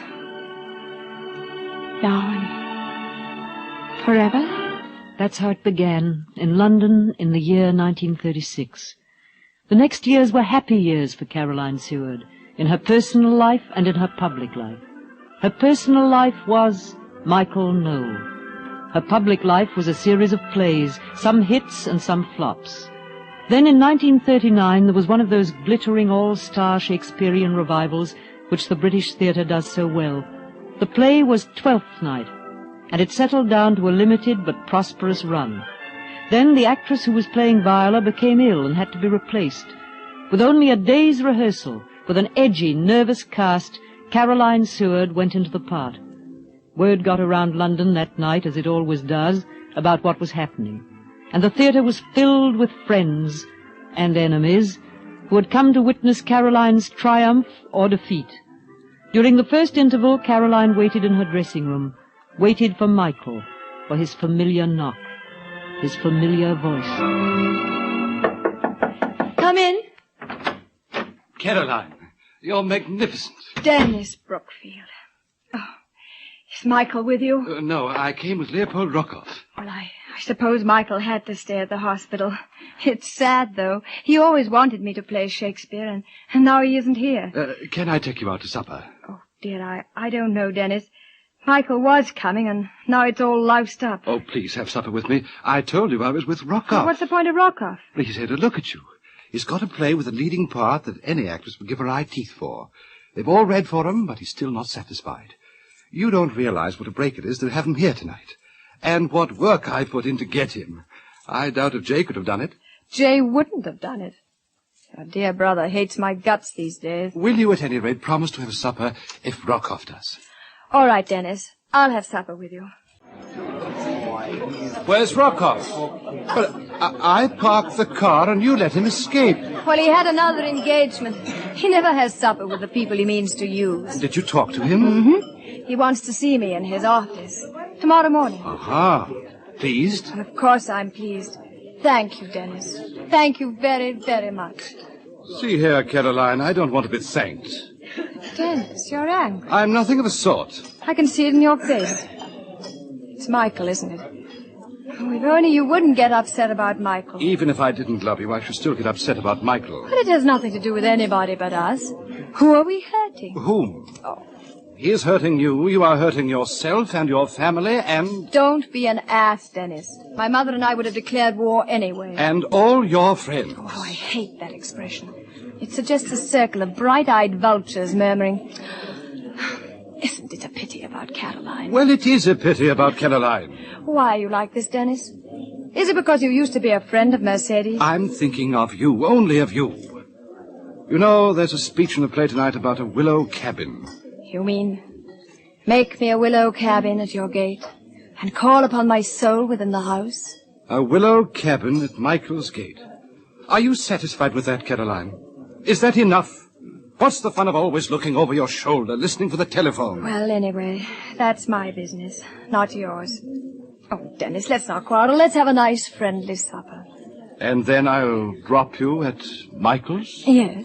Then you'll drop me at Michael's. I was watching for you. Yes, I saw you at the window. Do you hate me? Whatever for? Oh, I see. For not being at the theater. Of course I don't. Oh, darling. Oh, why do I have to fail you? Was it your lady with the osteomyelitis? It was. Perishing woman. Did she perish? No, I avoided that issue for her. I hope Dennis fed you, didn't he? He did. How about you? Banning left some rather odd-looking cold things on plates and things. Come on in the study, will you? Leopold Rockoff was out in front tonight. Wants me to see him tomorrow. Oh, has he got a play for you? Mm-hmm. Leading part. Good. It appears that all the girls are fighting for it, but he doesn't like any of them. Seems he likes me. Sounds all right. Now, you know what I'm going to say to you right now, don't you? Yes, and I'm not paying the slightest bit of attention. I'm going to curl up on this sofa and relax. You have been warned. But look here, darling, if it's a good job and an immediate job... Oh, stinking drains. I wish I hadn't told you. Look, no job is going to stop my coming to America with you. Why is everybody fighting with me tonight? Now, really, Caroline, you must do this play with Rockoff. I'll be going to America again next year, unless there's war. We may be dead next year, even if there isn't a war. If Rockoff is serious, here comes your second chance. I robbed you of the first. If it hadn't been for me, you wouldn't have quarreled with J. Brookfield. I refuse to rob you of this.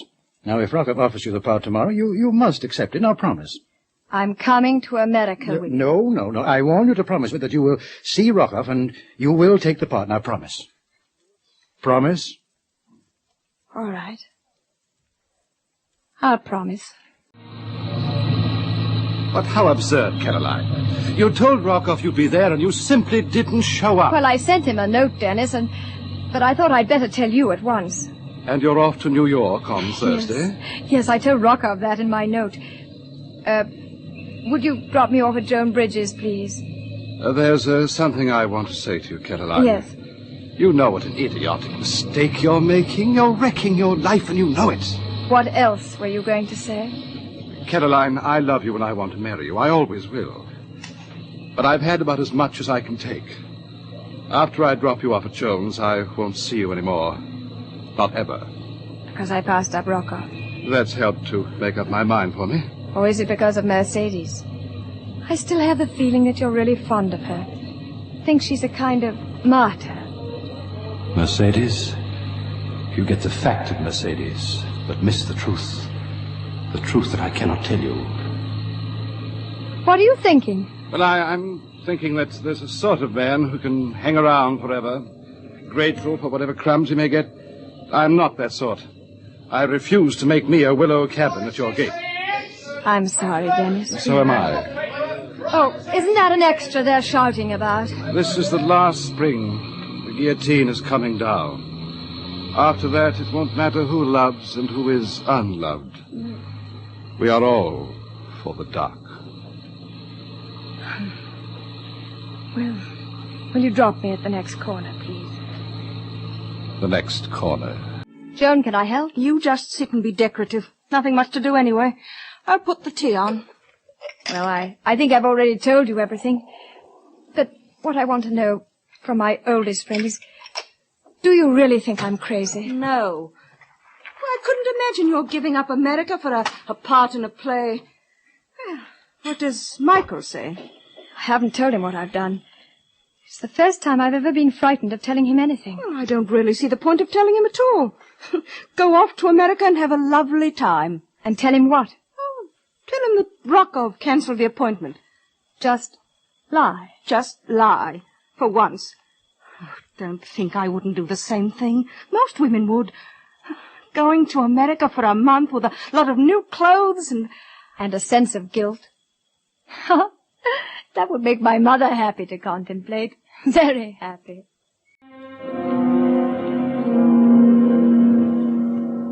And don't forget, darling, we're having cocktails in the bar downstairs at 5 o'clock with Winston Adams and his wife. Now, be on time, darling. I will. Who are they? Oh, they live here in Boston. I've known Win a long time. He's a writer, but you don't have to pretend to have read his books. Michael, what's that on the mantel? Oh, you mean the statue, the stone cat? Yes. I've never seen it before. And yet I feel that I have. Well, you've probably seen copies. That's the original. Oh? Yes, it used to be on the mantel down at Cold Ash, the country place, you know. My sister sent it up to me just before we sailed, and I put it in one of the bags, and... Well, It's a curious statue. Yes, it is. My head's splitting again, but... Sorry. Well, I must get on to the hospital if I'm going to make a speech. We'll meet you in the bar with Adams and his wife, yes? Mm-hmm. They don't know about us. Oh, I'll be most correct. Quite. They're quite easy and won't need explanations. I'll see you later, darling, around 5. Okay, around 5. Are you having fun over here, Miss Seward? Oh, yes, Mrs. Adams. It was so delightful running into Michael again. Such a surprise. We've had wonderful fun. Then don't stay too long here in Boston. Lee's a Californian. My wife suffers New England under the terms of her marriage vows. But only until May. I'm going out to the ranch for the whole summer. Michael, why don't you come out to California? Sorry, I've got to get back to London, sailing tomorrow. You know, there is a slight chance we may soon be in a war. Now, those Nazis want a good scare. That's all they need. However, if there is a war, I'll be over there, too. If anybody can use me. When I wish you... say, Michael, did you know your wife's in Boston? Really? Yes, she's done the sets for some new play that's opening here next week. I didn't know that Mercedes was back at work. I never knew your wife was in the theater. No, she isn't really. Mercedes paints. Once in a while, someone persuades her to design stage sets. She always swears she never will again, and then she does. How interesting. By the way, darling, have you the keys to the suite, or have I? Hello, Carol. J. Brookfield. Yes, I saw your name on the passenger list. But are we friends or not? Of course we are. Have fun in New York? Yes, thank you. And in Boston and in Washington. Work or pleasure? Michael's been making speeches before the medical societies. Well, I had a very pleasant time in New York. Thank you so much for asking. Did you meet Mercedes? Did I meet Mercedes? No, I did not meet Mercedes. You knew she was there. Of course I knew. But it isn't very likely that we should meet, is it? Pity. What is the precise threat behind that remark? No threat, dear. Oh, yes, there is. It appears to be the mission of the entire Brookfield family to drop me hints about Mercedes. I'm dropping you a hint about Michael, but I see I'm wasting my breath. You certainly are. You know that Michael could get his divorce anytime he wants it. You protect him from Mercedes, and Mercedes protects him from you. A nice balance. Michael's no giver. Michael's a taker. He climbed on Mercedes' shoulders to a social position he would never have reached alone. She had her uses, and now you have yours. You make no demands whatsoever. I want to tell you this, Carl, but I won't. You're being unusually quiet. What? Oh, I was looking at those rainbows. Yes, there are 2 of them. Silly-looking colored hoops projecting from a beastly-looking sea. Don't you like rainbows? I loathe all rainbows. Darling, something worrying you? No. You seem so preoccupied these last days. Oh, I'm always like this aboard ship. I was afraid that J. Brookfield might be irritating you. Michael, maybe this is a good time to tell you. Tell me. There's something I've lied to you about. Something which Jay may have heard from Dennis. Something he may tell you, either purposely with malice aforethought or just without realizing. What terrible secret is this? And I want to tell you myself. I lied to you. None of it was true about Rockoff. Rockoff? I don't understand. I told you a lie so you'd take me to America with you. Can you forgive me? Rockoff didn't cancel that interview. I did. I had to. I couldn't let you leave without me. Oh, please, Michael. Say the things you're thinking. You always said that one shouldn't try to break bad news gently. Darling, listen to me. This isn't easy to say because, well, being you, you'll rush to a conclusion. Will you please listen to me very carefully? Yes. For a month, the entire time we were in the States, I've been turning over in my mind the problem of how soon we should talk about ourselves. I suffer, as you know, when I'm obliged to discuss my marriage or Mercedes. It's extremely childish, I know, but I've got into that habit and nothing will change me. Well, it's over. Over? The divorce is going to happen. The proceedings look endless, but I imagine that a year will see it through, and when it is through, I want us to be married. Oh, Michael. Is it possible? I love you, and I want you to marry me. And that's all. All? All. Oh, that's enough. Quite enough.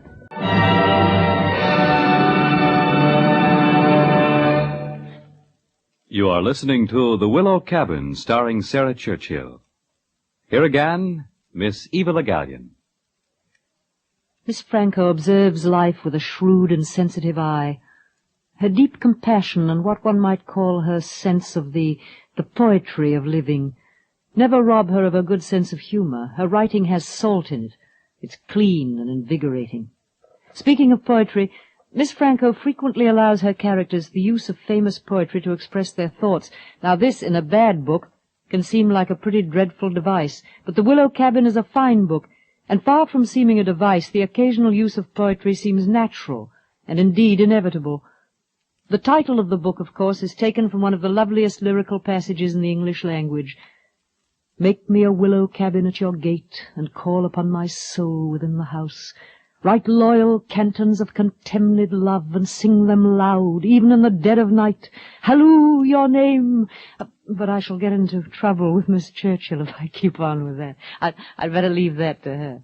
And so now, Act 2 of The Willow Cabin in just a moment. This is NBC, the National Broadcasting Company. Now, Sarah Churchill in Act 2 of The Willow Cabin. When Carolyn Seward and Michael Noel returned to England, they found dark clouds of war billowing up like thunderheads from Fortress Europe. London offered few distractions. For Michael, there was his work at the hospital, but for Caroline, there was no immediate job in the theatre. She was delighted, therefore, when Michael suggested that they drive to Surrey. He wanted Caroline to see the family estate, Coldash, before it was sold, and he wanted her to meet his sister, Dorothy. Shouldn't I have gone into the house with Caroline? No, Dorothy. Let her see it for herself. Anyway, Caroline thinks that you and I may have some things to say to each other. Oh, I see. That was nice of her. Michael, you seem so worried, so tense. No, I've just been on a heavy schedule at the hospital, that's all. Well, I was worried when I heard that Mercedes was in London, remembering how it used to be. Please, Dorothy, I'd rather not talk about Mercedes. Oh, that's what you always say. Dorothy, tell me, how do you like her? Sure. Of course. She seems very pleasant. I've tried to imagine the sort of person you would take as your second wife. Somebody as different from Mercedes as possible. A simple person who would want to look after you and give you children. You know, I think if you asked Carolyn what she wanted, that would be her answer. Hello, Michael. Oh, hello there. It's a handsome house. It's an empty house. Michael, I've just remembered, when I saw the mantel, the cat, what happened to it? Cat? Whose cat? The stone cat. You said it always sat on the mantel here in Coldash. I haven't seen it since Boston. Oh, what made you think of it now? I was trying to imagine the house when all the things were in it. Was it the stone cat you asked me to send you to London? Yes, it was. Oh, Michael, you love that little statue. Do you mean to say you've lost it? No, I mean that, well, I just don't know where it's got to. That's all. It would amount to the same thing. Look here, if we're driving back to London, we'd better get started. Oh, must you go? Yes, Dorothy, we must.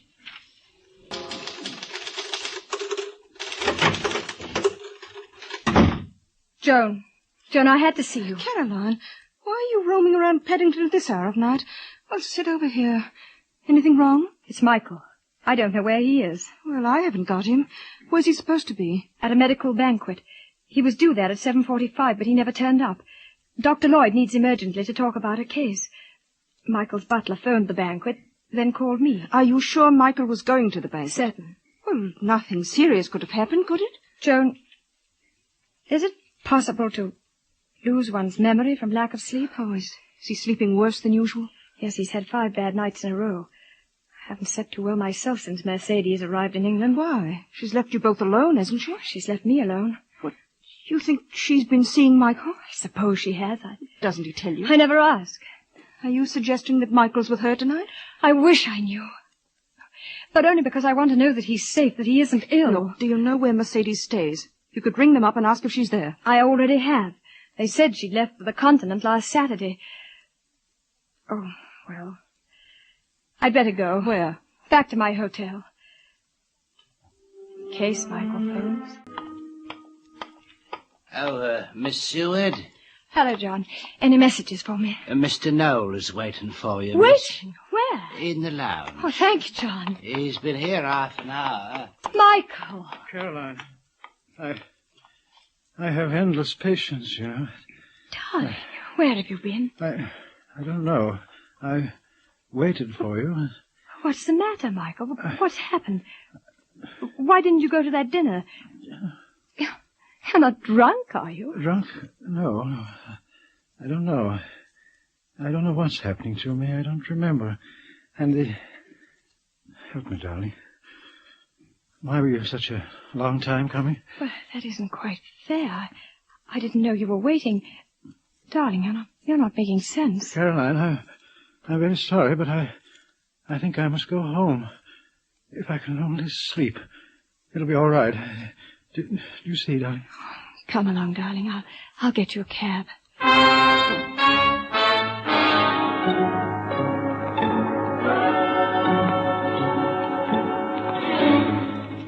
Dr. Lloyd, this is Caroline Seward. Yes, Caroline. I'm afraid Michael is quite ill. What's wrong? I don't know, but I'm terribly worried. Want me to come round and take a look? Well, I think he'd resent it. Anyway, I'm afraid you'd just say he's drunk. Well, perhaps he is, though that's unusual for Michael. He's been sleeping badly, hasn't he? Yes, he's had 5 wretched nights. What's he up to now? He's just going to bed. Well, if he's tight, he'll probably sleep. Call me again if you're worried. Could you look at him in the morning and not say I suggested it? Of course, I'll catch him early. I'm glad you called me. Caroline. Good night, Doctor. Caroline, where are you? Coming. I can't go on. I can't go on. I can't sleep. I'm just too tired. Oh, God, I'm going to cry. I can't go on.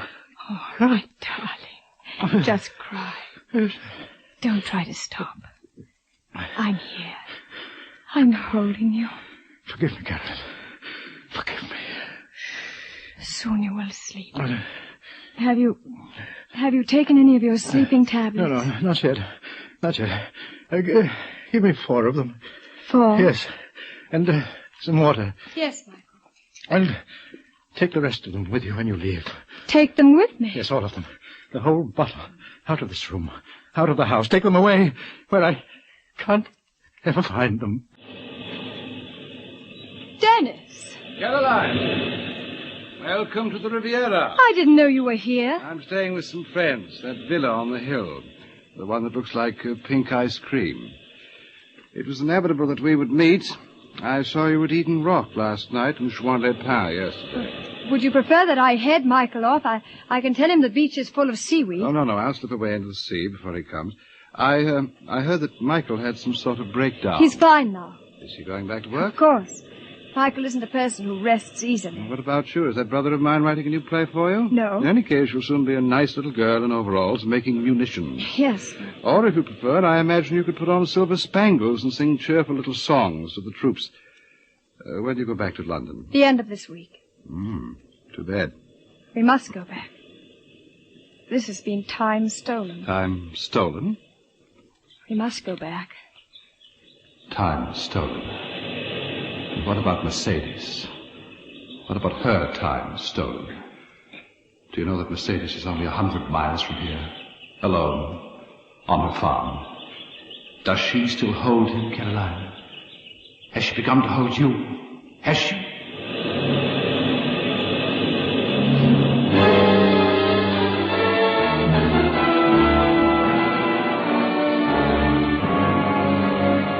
They went back to England, Caroline and Michael, back to the war.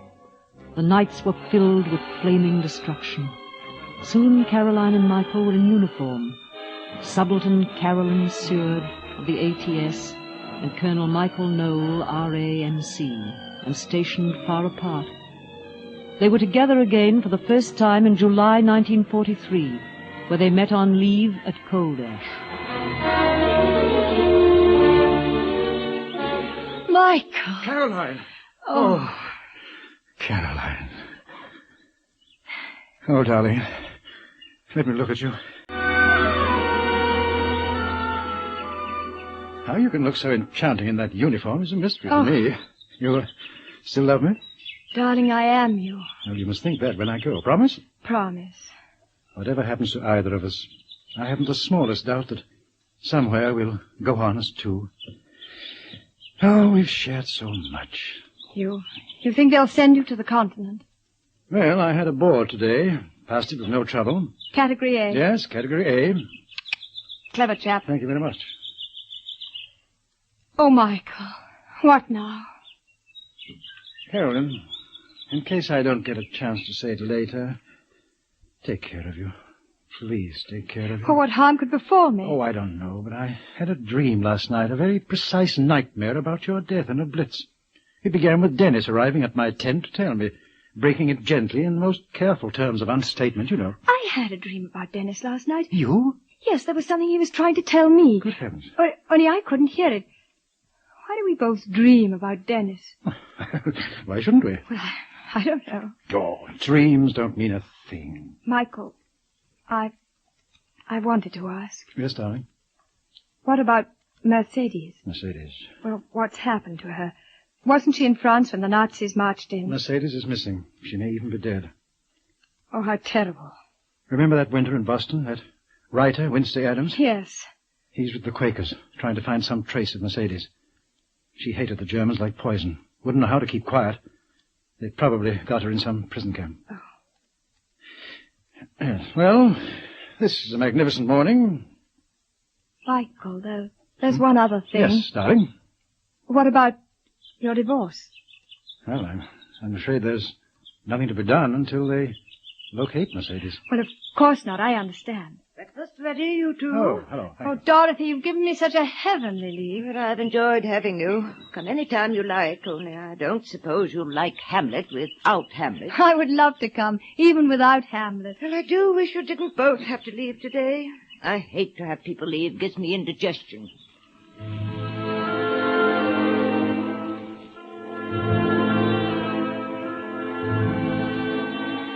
They went back to their jobs, Caroline and Michael, back to the daily grind of routine, back to nights punctuated with buzz bombs, days filled with anxiety.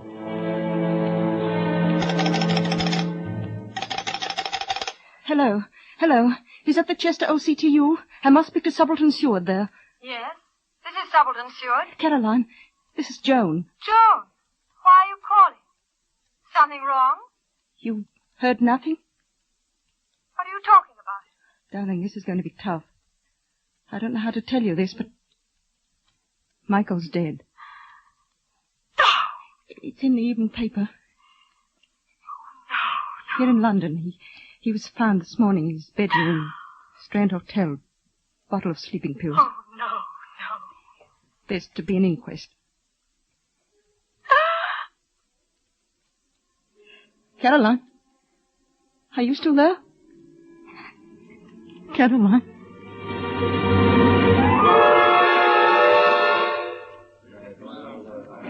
And then we came up to London together. Who's this, Caroline? Michael's assistant at the hospital. Speak up, Lieutenant Purvis, will you please? Sorry, sir. Colonel Noel and I arrived at St. Pancras at 20:15 hours. I had assisted the Colonel in the operating theatre all day Thursday. We were both rather tired. Where did you go from St. Pancras? We shared a taxi, sir. Colonel Noel said he would like to be dropped at his club, which was on my way. But when we reached the top of Shaftesbury Avenue, he said, "Oh, this'll do. Let me off here." He got out and walked away in the direction of Piccadilly Circus. He was walking slowly, as though he hadn't quite made up his mind where to go. That was the last I saw of him. Why do you suppose Michael didn't go straight home? I don't know. You suppose he was going to meet someone? I've no idea. He wasn't meeting you. No, he wasn't meeting me. Your name is Parent. That is correct, monsieur. Who is this? I've no idea. Mr. Parent, you own the restaurant, the French Horn, situated on the corner of Dean Street and Soho Square. That is correct, monsieur. And you knew the deceased, Colonel No? For many years. He was a medical student when he first came to my restaurant. Back in 1932 and 33, he was a regular customer. After that, he came less often. When did you last see the deceased? Last Thursday. He came in very late. The colonel was in good spirits, but I was shocked by his appearance. He had aged so much, his white hair. I gave him his old table and he ordered dinner. While he was drinking his coffee, he did what I have often seen him do when he is alone. He had some notepaper with him and he began to write. Was this a letter? I did not look, monsieur. It was not my affair. Thank you, Mr. Parham. That will be all. Caroline, this restaurant, did Michael ever take you there? No, I've never heard of it before. What about the letter? Did he send it you? No. But whom else would he... he wouldn't send it to Mercedes. He wouldn't. Dr. Lloyd, please. Are you sure? I was Colonel Noel's physician for many years prior to his death. Isn't that Dr. Lloyd on the stand? Yes, he was called in when they found Michael. Is it true, Dr. Lloyd, that Colonel Noel had been a victim of insomnia for many years? That is correct. And did you regularly prescribe barbiturate for him? I did. The same he took the night of his death? The same. In your opinion, Doctor, your professional opinion, was this death a matter of suicide? Absolutely not. There is no evidence whatever to indicate suicide. No, this was death by misadventure.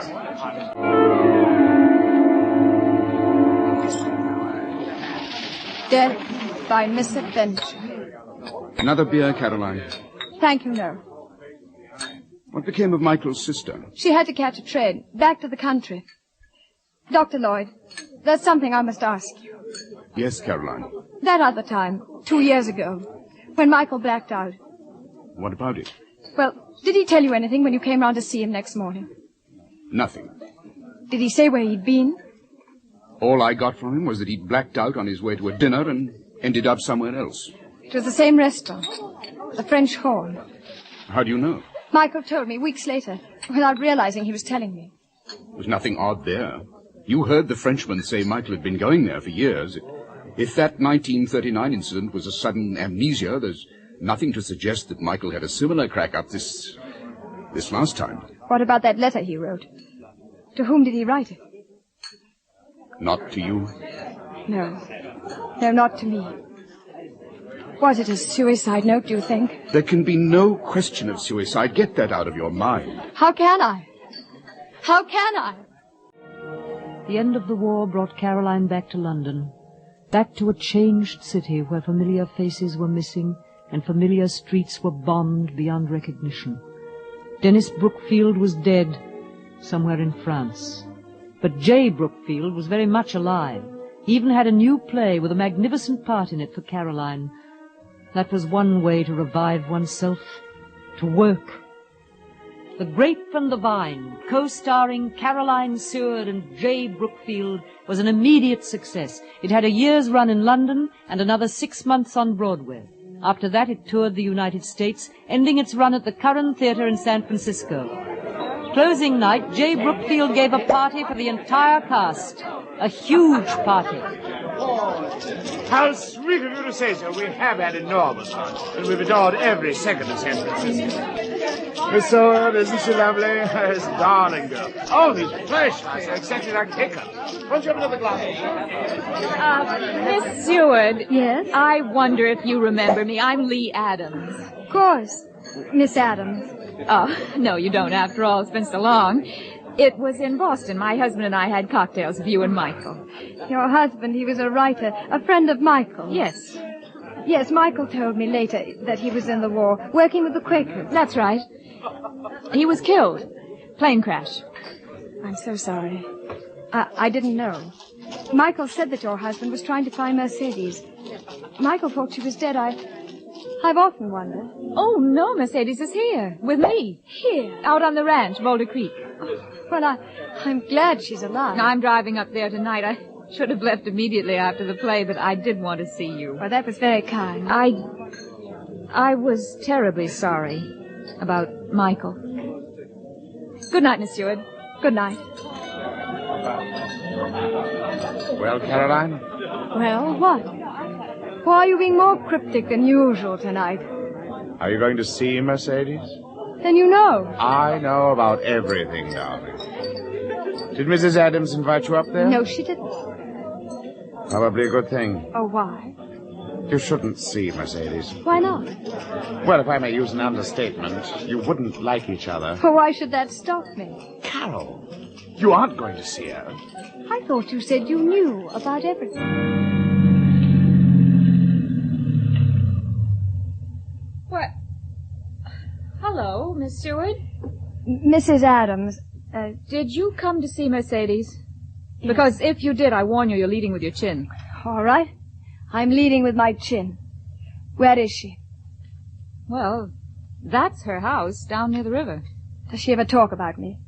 Never. Nor of Michael. Nor of anything that's happened in the past. She has a new life, Caroline. I've got to see her.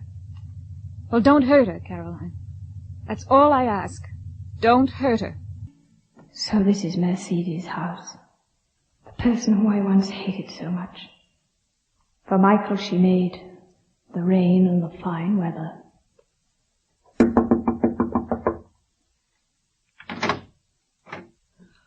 Well, but you look like him. Michael? Yes, they always used to say we looked alike. Oh, I hope you don't mind my coming to see you. I'm Caroline Seward. I know who you are. Do come in. Thank you. Do you mind my coming here? No. Perhaps it's a good idea. Although I don't know what we can say to each other. You may think I'm here out of curiosity. It would be natural. I own to a certain curiosity about you. To begin with, it seemed foolish when the two of us have suffered so much and lost so much. Not to meet, not to talk. I think I've always expected that one day we would meet. But you were brave to come here, weren't you? Why do you say that? Well, I imagine that I was always something of a nightmare in your life. At one time you certainly were. I don't want to add to that. How could you? I think if we talked for long, you'd end by disliking me. Why should I dislike you, Mrs. No? Because our experiences are so radically different. Michael's death meant comparatively little to me. That puts us far away from each other at once. Yes, it does. I didn't mourn for Michael, as you did. Well, it doesn't matter how much you loved him or how much I did. Your Michael isn't mine, nor mine yours. And there was, I imagine, a Michael whom neither of us knew. Of course. Oh, the cat. Cat? Well, the little statue there on the mantel. Oh, yes, I'm very fond of it. It was modeled from a Siamese cat I used to have. Then this is the original. Yes. Did you ask Michael to bring it to you in 1939 when he came to America? Yes. You met him in Boston. You were there with him. Michael and I had a talk in Boston, and a quarrel. Ask what you want to ask. Don't be afraid of hurting me. All right. There's something I must know.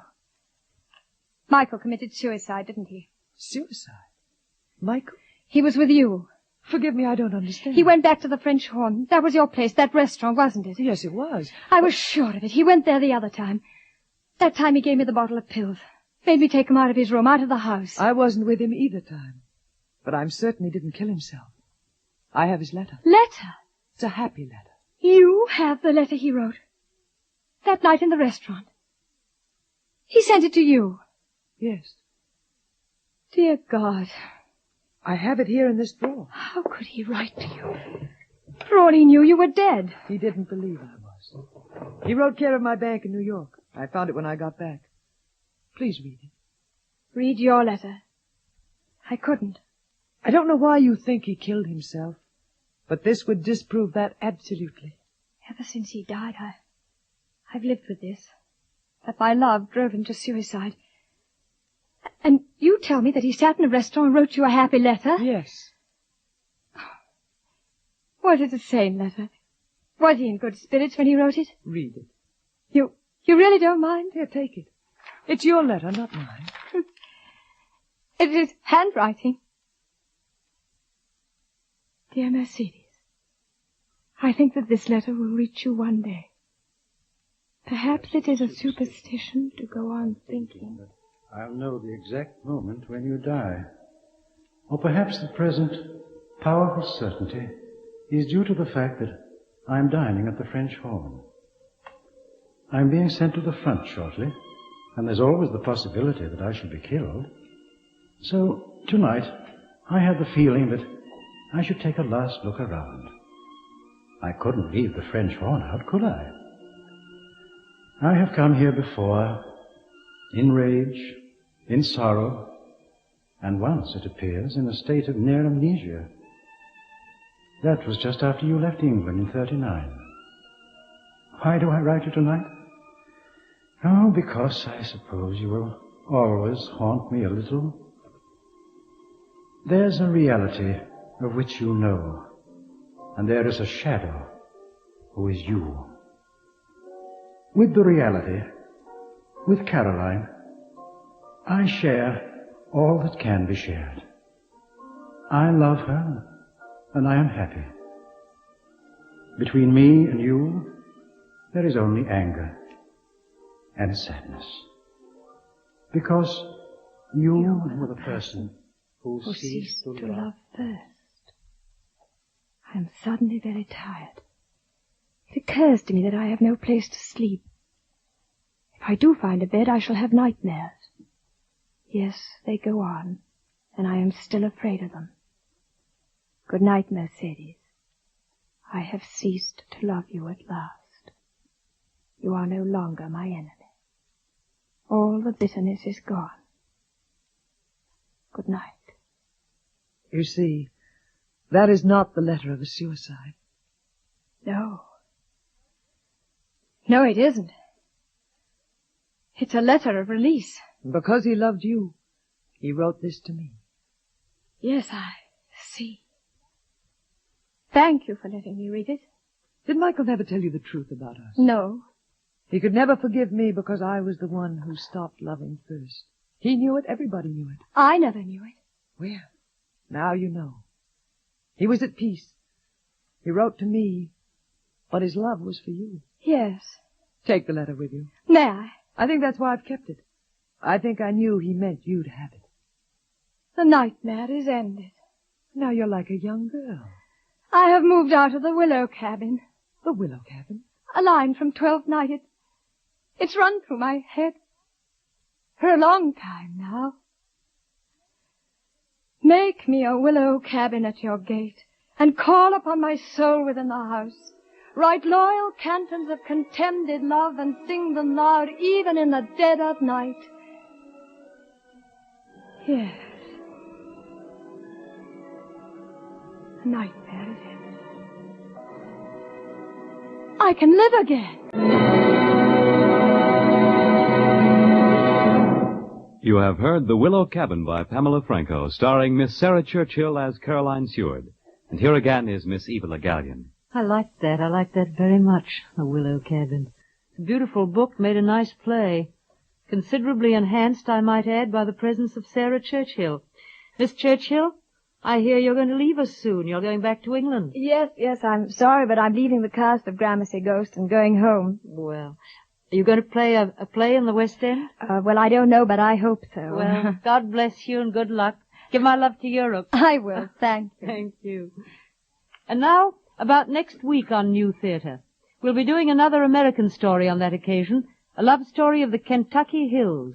It's called The Time of Man, and it's by Elizabeth Maddox Roberts. I hope you'll be with us. This is the Ford Theater, an hour of radio drama presented by the Ford Motor Company, makers of Ford, Mercury, and Lincoln cars. Today's play, a Ford Theater original, Father, Dear Father. Good afternoon, ladies and gentlemen. Howard Lindsay speaking, and wishing you, on behalf of the management, a peaceful New Year. The management, that's a useful generality, meaning all of us here backstage. The management is grateful for your patronage during 1947, and hopeful that you will make a habit of attendance here on Sunday afternoons during 1948.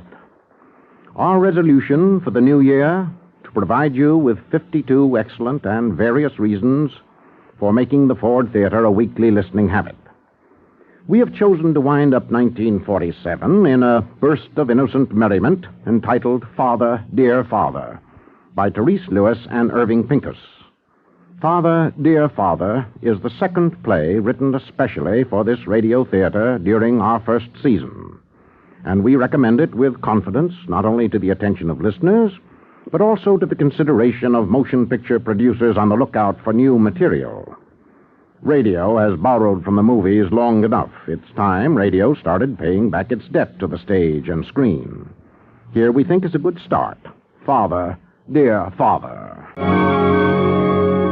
Our scene, New York Harbor in the late spring. And you can narrow that down to the gangplank of the Queen Elizabeth, just docked and rapidly disgorging passengers on their way to customs inspection. The usual reporters are on hand. There he is. That's him, all right. The guy with the beard and the old world charm. Well, well, so this is the fabulous Benji Whitehurst. Ah, it's very flattering indeed that you reporters still take an interest in me. Only, please, gentlemen, don't explode those flash bulbs in my face. A beard, I may point out, is a highly inflammable object. Mr. Whitehurst, how long is it since you went to live in Europe? I left the United States late in 1928. That's almost 20 years ago. But now I'm home, and home to stay. Whatever made you leave here in the first place, sir? Well, the New York of the 20s wasn't my dish at all. When I had to look through a peephole and whisper, "I'm a friend of Joe's," in order to get a bad martini, I knew it was time to use my passport. Oh, that was a sad day for every city desk in town. You were always great copy. Oh, come now. Haven't seen your wife in some time, have you? No, I haven't.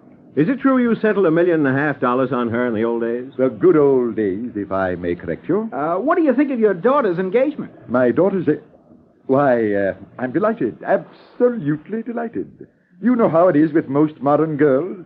Too many involvements, too few engagements. May we quote you, sir? Please do. But tell me, not that I mean to pry, but just whom is my daughter marrying? Ralph Brewster, Jr. He inherited the Brewster drugstore chain.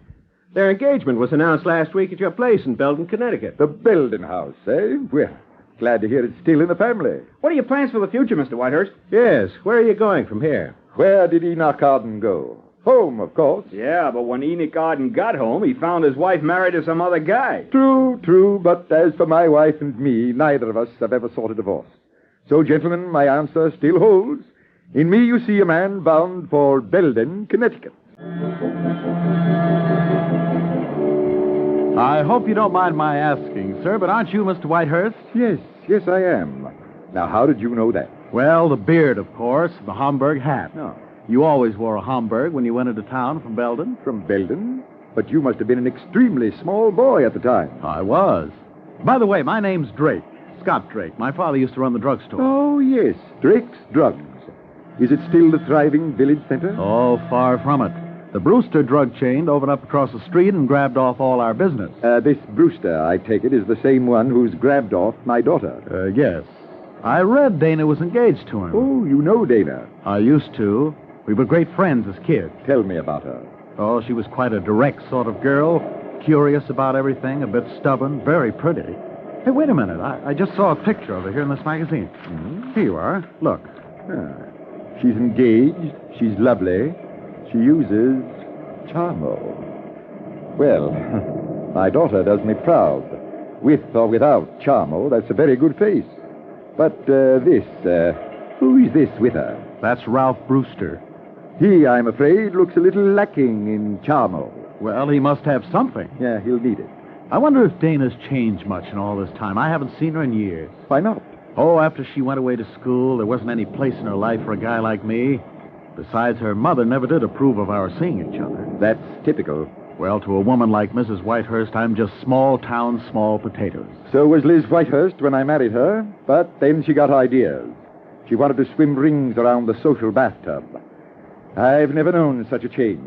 First, she lost her sense of humor. Then she lost me. Well, according to their story, you had to go away because your health broke down. My patience broke down. Oh, the aching dullness of that life.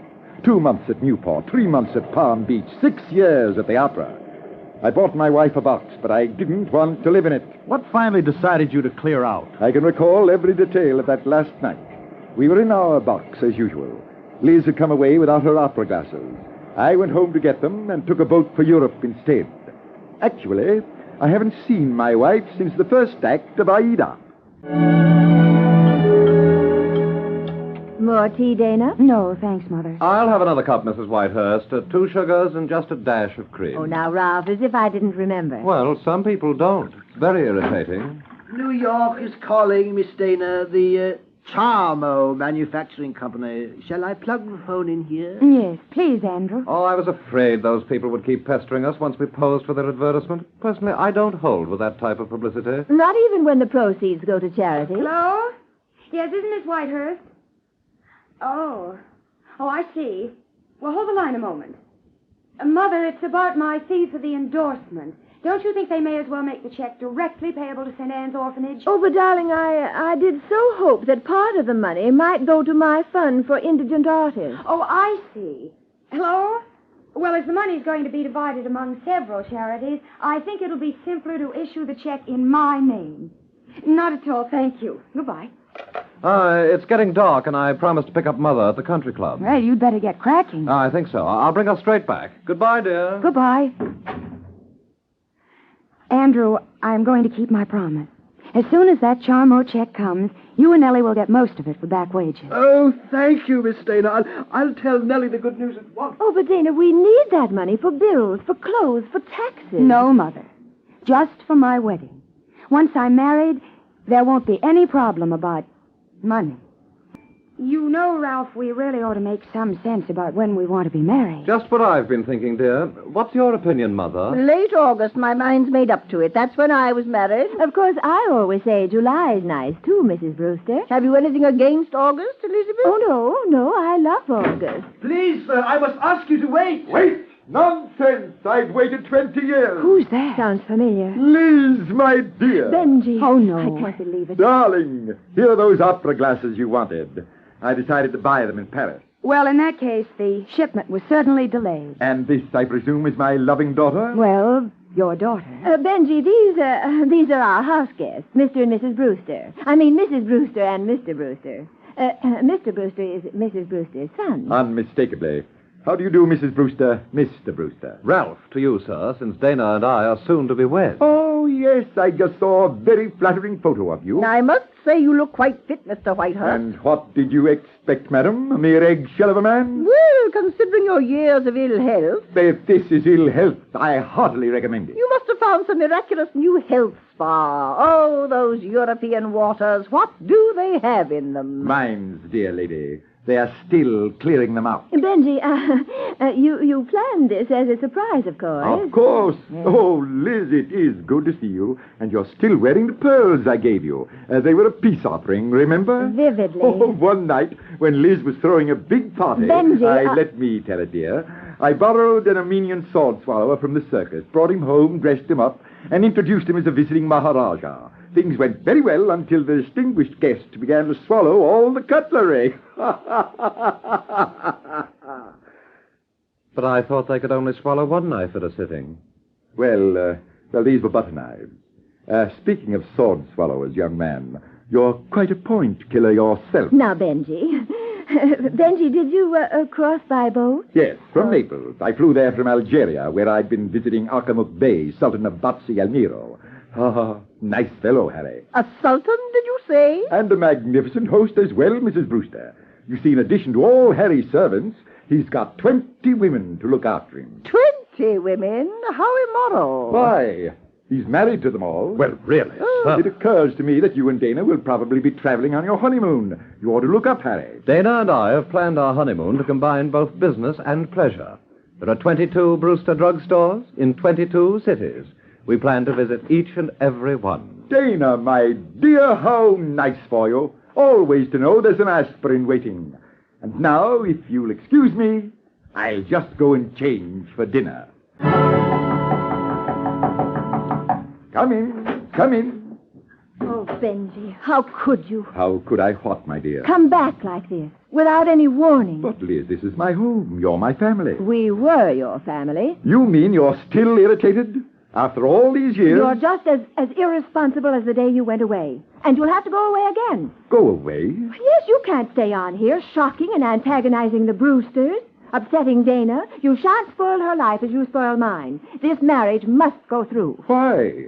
What's so special about Ralph Brewster, Jr.? Junior, indeed. I think he's permanently arrested. Ralph's a highly dependable young man, and very eligible, too. He's worth a good deal of money. Money? What's money? I gave you $1.5 million myself. Afraid it's gone, Benji. Gone? It's been gone for years. Liz. Most of it was lost in the Depression. I've never known about money matters, so I turned over what was left to my brother to invest. Huh. It wasn't poor Henry's fault. Times were against him. I never did trust that brother of yours. It was the way he looked at you. Straight in the eye. I should have known it was no use trying to talk to you. Liz, wait a minute. Why didn't you let me know when the money was gone? I didn't feel I wanted to ask anything of you. That was a mistake. Because, you see, the Germans got everything I had when they occupied Paris. France and I went broke together. So that's why you came back. No, I had a great urge to be with you, Liz. To meet my grown-up daughter. You waited too long, Benji. I'm sorry. How have you and Dana managed to get along? Well, you remember I always played a good game of bridge. My winnings have helped. And we get paid for endorsing various things, recommending hotels, dressmakers, jewelers. This house is only open a few months of each year, and the rest of the time we go wherever we're invited. Good Lord. But nobody suspects we've no money. Nobody must ever suspect Benji. Mrs. Brewster, for instance, is terribly leery of fortune hunters. A lot of girls have wanted to marry Ralph for his money. What else? You're impossible. Now finish dressing and please go quietly. I'll make your excuses downstairs.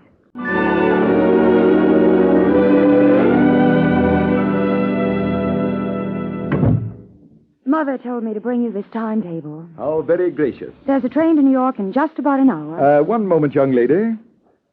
May I ask why on earth you've chosen to marry that portable headache? May I ask what business it is of yours? Who do you think you are to come barging in here with your 20 questions?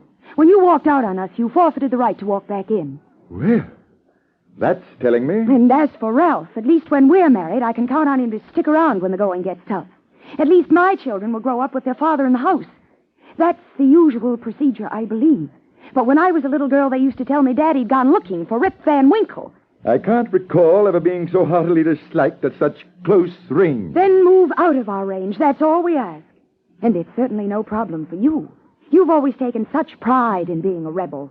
Well, go and rebel somewhere else. You looked like your mother when I fell in love with her. And you talked like your mother when I left her. Oh, you're impossible. If you're ready, sir, the taxi's at the door. All right. You carry those bags. I'll take these. Yes, sir. It's just down this stairway. I know the house. I built it. Mrs. Whitehurst is in the drawing room with her guests, and as dinner is just about to be Say served... no more. I didn't expect a royal send-off. He's got to go straight into town for treatment. He was trying to put up such a brave front this afternoon, but I'm afraid Benji's begun to sail rather badly, and that's always such a sad sight. Sad sight, am I?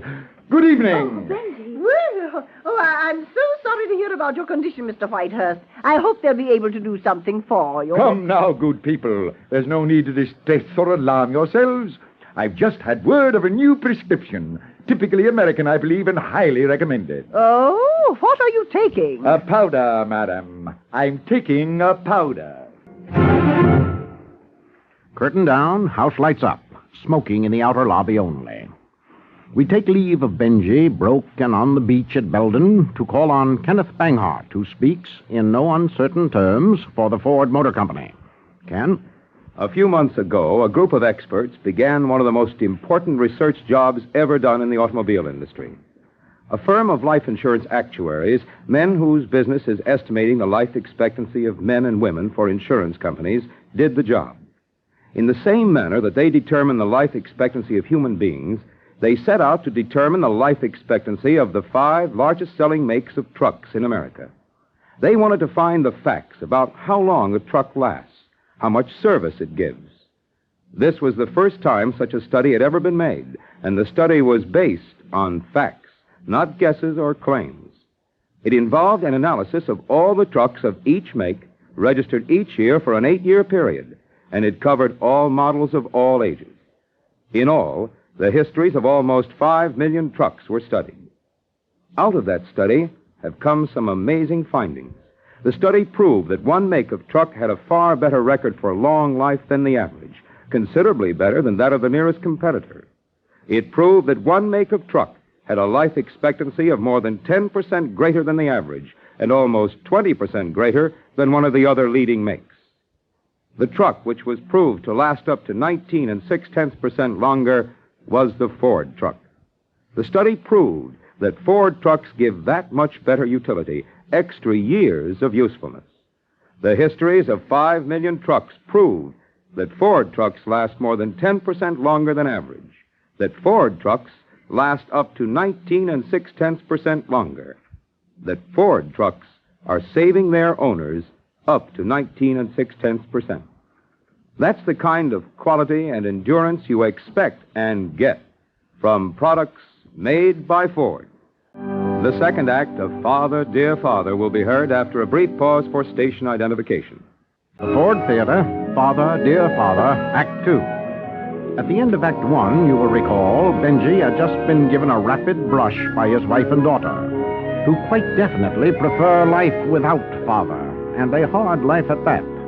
We catch up with Benji in a taxicab. Benji is hungry, very hungry.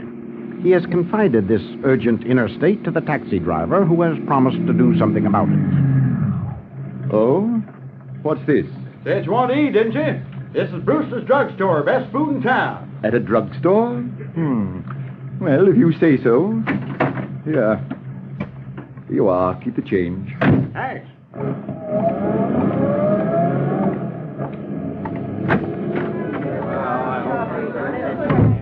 Where will I find the vacuum cleaner? Electrical supply department, 3 aisles over on your right. Bath towel? Linen department, second aisle over. I think I'm in the wrong place. I'm looking for dinner. Dinner on your right, just past the phonograph department. Thank you. I want to take home a case of beer. Liquor department, rear of the store. Ah, this, I take it, is the dinner department?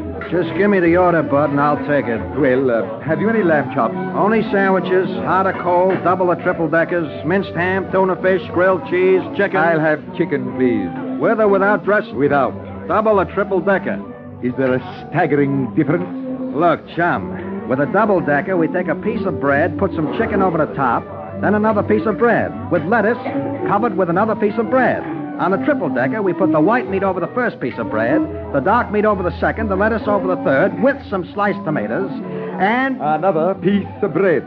Check. Just bring me some sliced chicken with the bread on the side. But that ain't a double decker. That ain't even a sandwich. And like I said, we only serve sandwiches. Hot or cold, double or triple. Minced ham, tuna fish, grilled cheese. I'll have some eggs. Over white or rye? Over my dead body.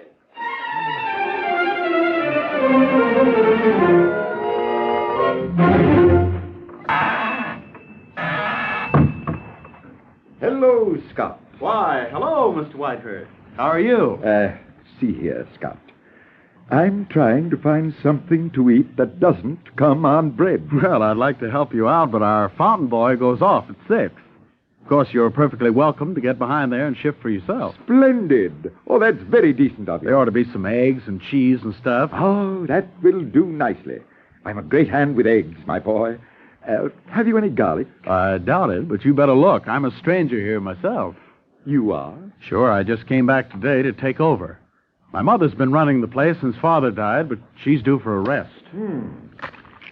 What do you do when you're not here in Belden?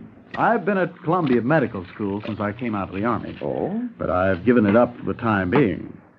Unless I can swing a loan from the bank, we'll be out of business.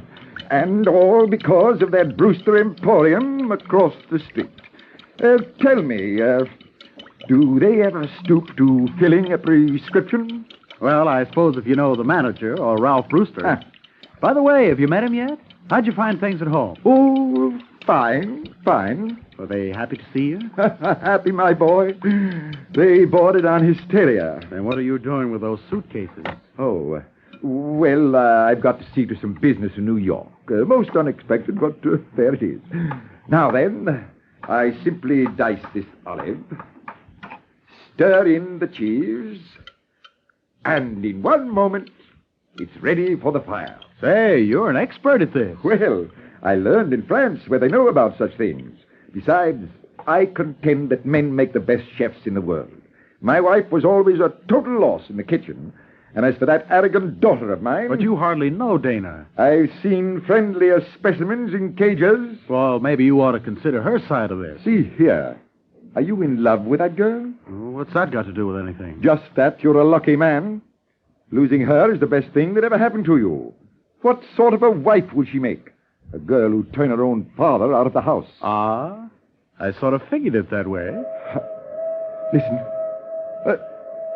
Could that be my train? Must be. It's the last one tonight. Oh, well, that just tops a perfect day. Look here. Why don't you come on home with me? Oh, no. No, I couldn't impose. You're not. You can't do anything over the weekend. Come on, I'll take you fishing in the morning. Fishing, you say? Sure. Go ahead and cook up your little mess. I'll phone Mother to expect it. Well, Casey would waltz with the strawberry blonde while the band played on. He waltzed across the floor with the girl he adored. I'd like a number 4 combo, please, but don't melt it. Melt what? Oh, you're new here, aren't you? Well, all right, just give me a hot turkey burger. That's easy. All you do is take 3 slices of bread. Madam, how can you?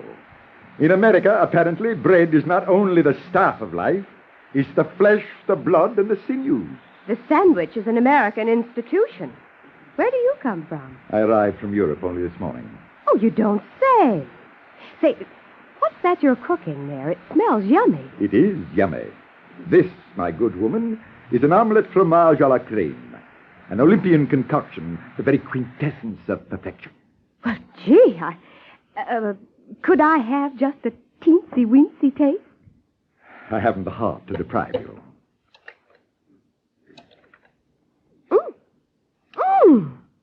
Oh, well, I never tasted anything so good in my life. Oh, my, this is wonderful. Madam, when you finished your teensy-weensy taste, may I please have the plate back? Oh, sorry to be late, Millie. Oh, sit right down, Blanche. Oh, I don't know what I feel like eating. Now, listen, you do as I say, Blanche. Order one of these omelets from Olympia, France. This gentleman's just arrived from there, and he's a real gourmet. Is that so? Oh, yours looks delicious. All right, I'll have the same. Only put mine between 3 slices of bread. Scott! Hello there. Dana! Well, it's really you. And you. When'd you get home? Yesterday. You know, from the back you look just like you used to, trudging down the road with a fishing rod. Scott, it's been years and years. As if I didn't know that. Come on, get in. Where can I take you? Straight ahead. My car's parked somewhere along this road. I lent it to a guy who came out fishing. Scott, I read that you were at medical school. Well, I've had to take time off, though, to come home and see to the store. But you are going back? Yes. At the moment, I don't know quite how, but somehow. Ah, you must, Scott. It's what you've always wanted. I read that you were engaged. Yes. As a kid, you were always in such a hurry to grow up. How does it feel to be there, Dana? All right. You're going to be happy, aren't you? Of course, why not? Is that your car pulled off there to the side? Yeah, that's it. Come on down to the stream for a minute. No, I'm afraid I can't. Can't you really? Or was that just a social noise? All right, Doctor. I'll come quietly. Well, Pat's still here. Oh, and look. There's that same old elm. Mm-hmm, bowing straight from the hips. Do you remember these woods in the snow? Of course. I remember walking through them with you. Mm-hmm. So many times. Our faces frozen almost stiff. The rest of us all bundled and warm. Only 9 years ago. Forever ago. Over here, Scott. What? Why, that's my father. I know. Is that whom you're meeting? Yes. Well, I think you might have told me. Good morning, Dana. Good morning. Good morning. How are they biting, Benji? They only come up to sneer at me. But what are you doing here? I thought you went into town. Missed my train. Your father's staying with me. With you? Well, that's going to look a little odd to people. I don't know why it should. Well, to begin with... Look, if you two will excuse me, I'm going to try it up there around the bend. They may be biting better. Well, don't mention my name. I'll see you later. I like that boy. Let's get back to the point. Surely you realize the Brewsters think you're in New York. What of it? I'm only here for a few days. At the moment, I'm scarcely in a financial position to settle down in New York. Oh, I didn't realize you were that hard up. Look, I'm expecting a check today, and if part of it would help you, though it couldn't be much. Oh, no, my dear. But fancy you're even thinking of it. Well, it's no fun being broke. On the other hand, it doesn't necessarily interfere with one's having fun. You think not? Some of the richest people I know haven't any money. That must call for a very special formula. Sit down for a moment, can't you? You know, when you were going on 4, you used to beg me to take you fishing. We often came down here together. We did? Your mother, too, the first years we were married. Liz could bait a good hook in those days. They were happy times. That's why you left her. I left her, my child, when our life together became a kind of traveling circus. We were always changing clothes to go out with a lot of trained seals. I never intended marrying a mob scene. It was Liz I wanted. I see. Well, whatever she may have done then, Mother's had a rotten time these past years. Nothing's come easily. All of it's been dig, dig, dig. Now that she's getting older, she's entitled to some security. There's no such thing. How can we hope to secure ourselves against unhappiness? Or even rheumatism, for that matter? Well, to Mother, to both of us, I mean, the Brewsters do represent financial security. Your mother may have changed a good deal, but I can't believe she'd want you to marry someone you don't love. I haven't said that. No, you haven't said it. I'd better be getting on home. You're really quite a girl, aren't you? Am I? That's my impression. It's recent, I grant you, but I'd swear by it. Well, I'll tell you, you're rather a surprise yourself. Well, so long, Benji. Get those trout on ice. Right away. When will you be back at the store? In a little while. Girls, that's him just out of the car. Oh, here he is. Well, good gracious, why aren't you working today? Working? We just brought our friends in to lunch, but you weren't there. And after all our raving about those French-style omelets of yours. Now, ladies, about last night, I'd better My explain sister that. Clara took the bus clear in from Perkins. She's that partial to egg dishes. The letdown was something awful when you weren't there. We are just starved for lunch. We haven't eaten since breakfast. Please, won't you? As a man of compassion, your hunger leaves me no choice. After you, ladies. Luncheon awaits. One Brewster special, singe it. Okay, miss, what's yours? I'll have a fine herb omelet a la Francais. Huh? What kind of sandwich do you want? Hot or cold, double or triple, minced ham, grilled cheese, toasted Brewster burger? Brewster burger? Oh, no wonder I'm in the wrong store. Drake's is the place to eat. Benji, people are clamoring for those omelets of yours. You're a genius. Scott, you should have come to my first cooking class today. They call me Professor. I'd like to feel we were permanently in business, Benji. Half the profits are yours if you'll stay on. Certainly I'll stay on. We're going to be very happy together, the egg and I. The plain fact, Mr. Brewster, is that we're losing all our food business to Drake. But why, Jones? They've brought in some fancy European chef. Nobody eats sandwiches anymore. Only omelets. Then hire a man who makes omelets. I did, Mr. Brewster, but he could only make westerns. Grave matter, Jones. I'll have to take steps. Why, this thing could mushroom throughout the country. The first thing we know, people will be eating in restaurants.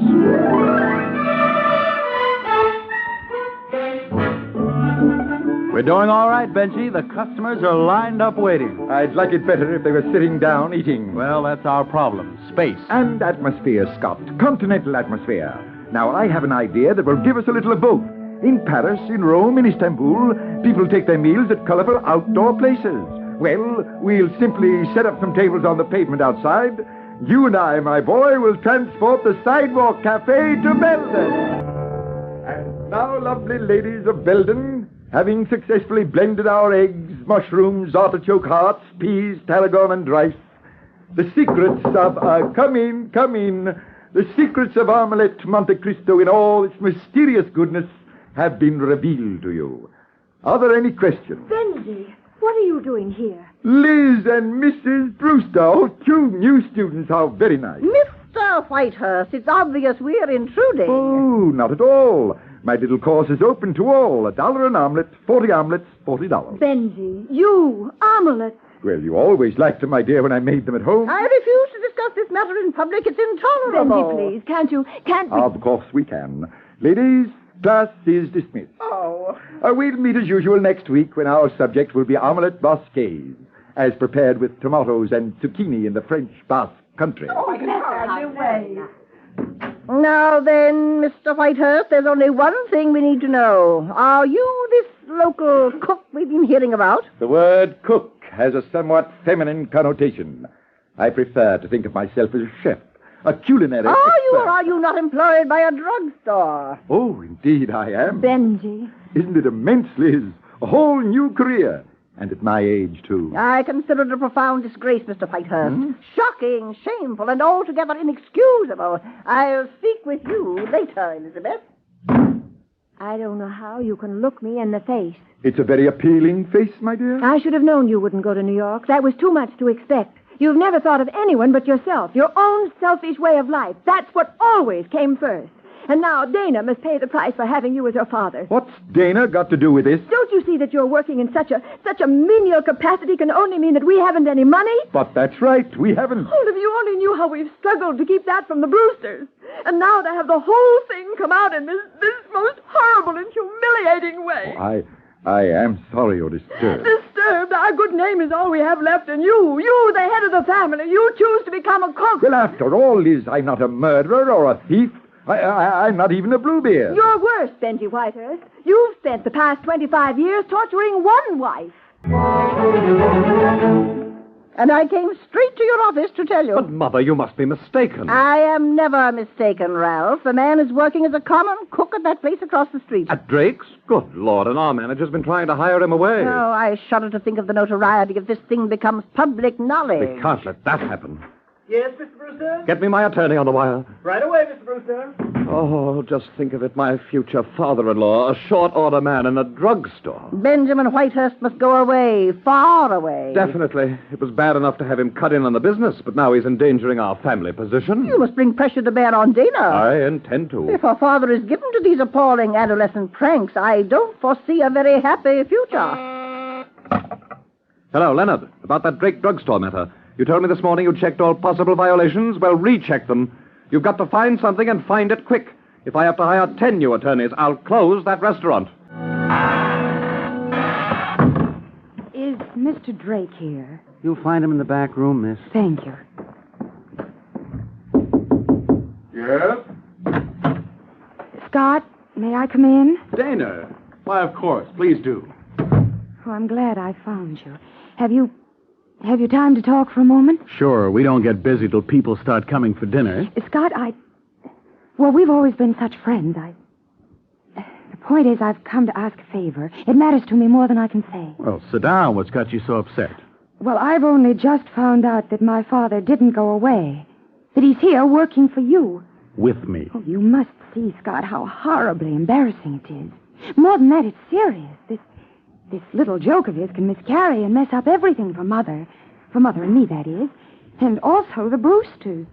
They're very rigid sort of people, and the idea that my father would get himself involved like this... Like what? Well, after all, working as a cook... Oh, I see. So what do you want me to do? Fire Benji? Oh, if only you would, Scott. That's what I came to ask. Now, let me get this straight. You know this store is out of the red for the first time in years. You know it's because of Benji. You know I'm fond of him. You know this is the best break I've ever had. And yet, knowing all this, you turn up with your little proposition and expect me to say yes, ma'am. No, I didn't expect anything. Only I had to ask. It was the only way. To what? Ralph Brewster? And you're the girl I thought was so special. About that, Oh, you know how I felt. That's why you came to plead this noble cause. You thought you could write your own ticket. But I'll tell you something. It seems I've had a change of heart. As of this day and hour, I'm cured. And you did it all yourself. And it's lucky for you I did come, isn't it? I don't blame Benji for staying away 20 years. But now he's back and minding his own business. Can't you leave him alone? Or have you turned into such a snob that you're trading your own father for Brewster's millions? You've certainly grown up into an awful letdown. I never would have believed anyone could change so much. All right, let it go. Well, greetings. What's the matter, Dana? You look terrible. Did Ralph Brewster take away your aspirin? Oh, please, don't you start now. Dana, I'm sorry. What is it? It's your fault, all your fault. Well, what have I done now? Benji, I had to see you out. Well, Dana, I'll be all right, Mother. Just let me alone. Benji, you've been upsetting the child. No, Mrs. Whitehurst, I have. I'd better clear out. Well, I must say, Benji, I realize I've been behaving like a fool. I want you to come back home. Come and stay in the house where you belong. You mean it? You'd really like that? I would, Benji, for many reasons. And we'll manage somehow. Of course we will, my dear. The important thing now is Dana's marriage. And if you're at home where we can keep an eye on you... So, that's it. Well, it's so ridiculous, this job of yours, that that's what made all the trouble. But with Dana married, you won't have to work. Ralph Brewster will provide an allowance, is that it? Well, certainly something can be worked out. Not on your life. I've been doing pretty well on my own, Liz. This is my job, and I'm sticking with it. If you do, Benji, I've made up my mind to close the house and go to Reno. What for? Why, to get a divorce. A divorce? But, my dear, we've been married 27 years. And only lived 6 of them together. Dana, talk to your mother. Help me. We can't let her do this. Mother, really? You Benjamin C. Whitehurst? I am. You're in charge of that restaurant outside? I am. Okay. I got a warrant for your arrest. My arrest? For what? Violation of Ordinance 93, aiding and abetting conspiracy against the government of this village. Act 2 ends on an alarming query. What's subversive about an outdoor omelet? A word about the authors of Benji's Troubles. Therese Lewis, much better known as Terry Lewis, or as Mrs. Hubble Robinson, Jr., is a Cincinnati girl who came to New York to write for the magazines. Did so with considerable success, then moved over to broadcasting and became an executive of one of radio's largest producing organizations. She wrote and edited the Helen Hayes Theater and has been the author of 3 screenplays. Irving Pincus, Terry's collaborator, is a native New Yorker, an Air Corps veteran, a playwright, and soon to be a Broadway producer with a play in production for spring. Once upon a time, he was my valued assistant in staging a couple of expensive musical comedies, which, fortunately, were as successful as they are easy to forget as the years go by. And that brings us, pleasantly enough, to Kenneth Banghart speaking for the Ford Motor Company. These are the days when we all start making resolutions and plans for the new year. It's an American custom and a pretty good one. And naturally, the Ford Motor Company has resolutions and plans for the new year, too. But its major resolution is not a new one. It's one that was made almost half a century ago, when Henry Ford founded the company. That resolution is that Ford products shall be outstanding for their quality, dependability, and service. That Ford products shall be constantly improved and enjoyed by a constantly increasing number of people. That resolution has been kept since 1904. It will be kept in 1948. And the Ford Motor Company has plans for the new year, too. I can't tell you yet what they are, but those plans are big ones. As the new year opens, there's an atmosphere of excitement and anticipation in the Ford Motor Company. Things are happening in every department, from designing to manufacturing and sales. The Ford Motor Company is working hard and looking forward to the day when everyone who wants to buy a new Ford or Mercury or Lincoln or a new Ford truck will get it. And it's planning for the day when new millions of Americans will insist on a Ford or a Mercury or a Lincoln. As 1947 draws to a close, I'd like to send you a friendly wish and a friendly bit of advice. The wish, a very happy new year. The advice, watch Ford in 48. Father, dear Father, come home to us now. We left Father in the clutches of the law, charged with abetting conspiracy against the government of Belden, Connecticut. We returned to Belden on the following day in the morning. Scene, the dining room of the Whitehurst residence. Good morning, Mother. Is there anything about last night in the paper? Not a word. But there has to be some explanation. I've never heard such a ludicrous charge. Conspiring against the village government. What's that mean? We'll find out after breakfast. Oh, poor Benji. Mother, you look like a blueprint for a nervous breakdown. Didn't you sleep? Well, ditto. Of course, you could phone Scott Drake. He'd know why they're holding Benji. Yes, I thought of that, but I just can't, Mother. Besides, he wouldn't want to talk to me. Maybe he's got something there. Morning, Dana, Mrs. Whitehurst. It's turned up a fine sunny day. Andrew? Could you tone down the volume a little? Oh, that's right. Mother's still sleeping. Yes, Mr. Brewster? Orange juice, Andrew. Cereal, toast, bacon, an omelet, Andrew. This is one morning I can enjoy an omelet. Very good, sir. What makes you so rosy today? Good news. It may interest you to hear that your father spent the night in jail. We know that, Ralph. You do? Well, I hope you realize what it means. There'll be no more of Mr. Whitehurst's nonsense, at least not in this village. But what's Benji done, Ralph? Do you know? Oh, it's a rather tricky little charge, but my legal experts assure me it'll hold. Your legal experts? As a matter of fact, your father's up before the judge this very minute. Already, but it's only 9 o'clock. Well, as your justice of the peace hears cases in his grocery store, he gets them out before the rush hour. Dana, I'm going down there. Do you want to come? Later. You go ahead. Yes, I think I'd better. Ralph, what did you mean about your legal expert? I'm a man of my word. I told you I'd put an end to that man's nuisance value. You had my father sent to jail. Why, you little drugstore dictator. But, Dana, you wanted him out of the way. You said so. Not in jail. That's going too far. Even I see that, and my ethics certainly leave a lot to be desired. Now, dear, you've been under a terrific strain, but in a few weeks we'll be married and... No, Ralph. It's no good. You and I are no good as a combination. I don't love you. I don't think I even like you very much. Well, that's a fine thing to say. Yes, it is a fine thing to say, because I'm being honest for a change. It's a nice feeling. I can do with it. Let's hope it grows. No, don't get hysterical. Do you want Mother to hear you? She'll have to hear it sometime. The fact is, Ralph, you're well out of this. You see, we haven't a cent in the world. I was marrying you for one thing only, your money. But the deal is off. I've decided not to sell. Benjamin C. Whitehurst, on the 29th day of June at 6:40 o'clock in the evening, did willfully commit the crime of conspiring against the person and property of the state of Connecticut by causing a crowd to gather after sundown in the public square, in violation of Ordinance 93 as drawn up by the village of Belden. You've heard the charge, Mr. Whitehurst? Yes, Your Honor. And it's a beauty. No. I don't want any comment from you people. Hey, get on up front, Joe, and tend to the customers. Mrs. Bayfield's waiting to pick up her broilers. Okay.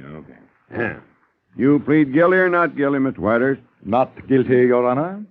You're in charge of that sidewalk cafe, aren't you? Yes, I am. Well, then strikes me you're the offender in this matter, and by rights ought to plead guilty. Of what, Judge Creel? Of causing a crowd to assemble after sundown in the public square. But I didn't cause them to assemble.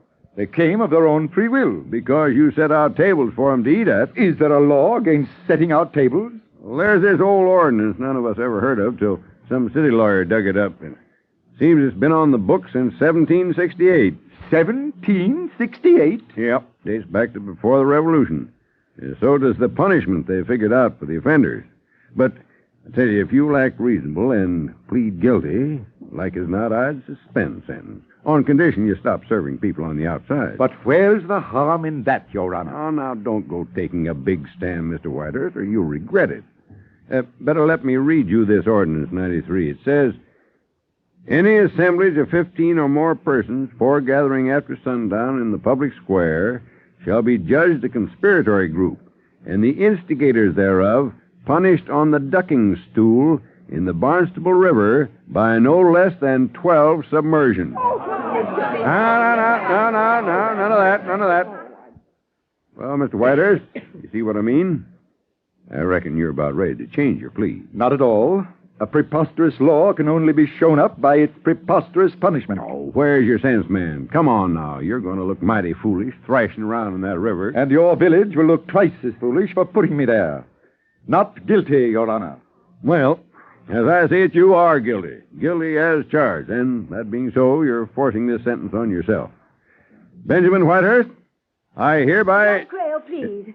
May I have a few words with my husband in private? Well, you sure can, Miss Whitehurst. Court's adjourned for 10 minutes. Now, did you get those broilers you ordered, Miss Bayfield?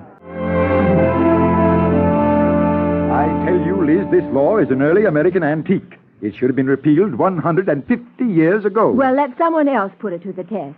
Why must you be the one? Because, unless it is repealed, Scott and I will have to close up. We make our profit on the outdoor business. But to let them do this fantastic thing, ducking in the river. It's about time I got baptized. Not at your age. Not 12 times. Oh, I'll survive. I realize, of course, that it's going to be embarrassing for you. Oh, but that's not it, Benji. I'm worried about you. I'd like to believe that, Liz, but as your future son-in-law brought this action against me... Oh, you don't think Dana and I knew about it. We didn't. Not a thing. You didn't? Oh, no.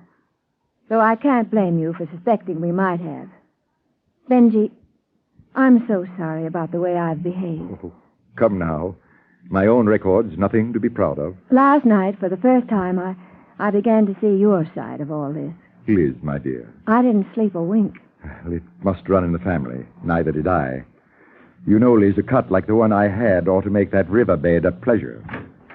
Judge Crail's waiting to get it over with, Benji. Have you made up your mind? Yes, Scott, I have. Well, Miss Whitehurst, Your Honor, I was in France during the Nazi occupation. In those days, if any group of people dared to get together after curfew, their health took a sudden turn for the worse. And why did things get to that stage? Because too few citizens spoke out until it was too late. That's right. The people gathered last evening at Drake's drugstore meant no harm. I see some of them here in the store today. Mr. Patrick, for example. Mr. Patrick wasn't conspiring last night. Mr. Patrick was eating an omelette a la Benji. Right, that's right. But suppose he and the others actually had met to protest against some local abuse. An unscrupulous official could have clapped them into jail. By accepting punishment, I have opened your eyes to this law that's a dated museum piece. I hardly think you'll let it remain on the books much longer. Scott, go home, get my morning coat, my striped trousers, and pick up a bottle of champagne while you're at it. We'll make me the most important launching of the year. Mother, look at that thing. So that's a ducking stool. Sort of like a seesaw. Oh, dear, it hardly looks safe. And that river. Brrr. Somehow Father seems a little old for these water games. Mrs. Whitehurst, I came as fast as I could. Scott, did you get those petitions to the mayor? To his secretary. She promised they'd go right into him. Fine, I'll go tell the others. They've all worked so hard. Dana, about last night, I shouldn't have laced into you like that. You meant what you said, didn't you? Well, yes, I did. But I got a little carried away in saying it. You were right. Dead right. Here comes Father now. And the chief of police. All right, Mr. Whitehurst, this is it. Well, an ovation. Isn't that nice, Chief? Oh, there's my wife and the mother-in-law, too, so help. Quite a turnout. Oh, I see the students of my cooking class are here in the body. Good afternoon, ladies. Hello, Liz. Dana. Hello, Father. I brought you these blankets. You've got to bundle up in them just as soon as you come out. And I've got a bottle of brandy, Father. Splendid, splendid. After that water, I'll need a chaser. Come on, Mr. Whitehurst. Let's get this crazy stunt done with. I guess we'd all better roll up our pants. Certainly not. I've been especially pressed for this occasion. I wish I'd thought to bring my hip boots. Oh. Is the river cold? Oh. Well, I'd never confused it with the Mediterranean. Wow! Oh, that's mighty cold water. Mr. Whitehurst, you're a gol-darned old nuisance. I hate to give you all this trouble, Chief. Couldn't I just scuttle myself? Sure wish you could. Go on, get it over with, you brute. Ready with a rope, Jim. 1, 2, 3, pull. Okay, let her go.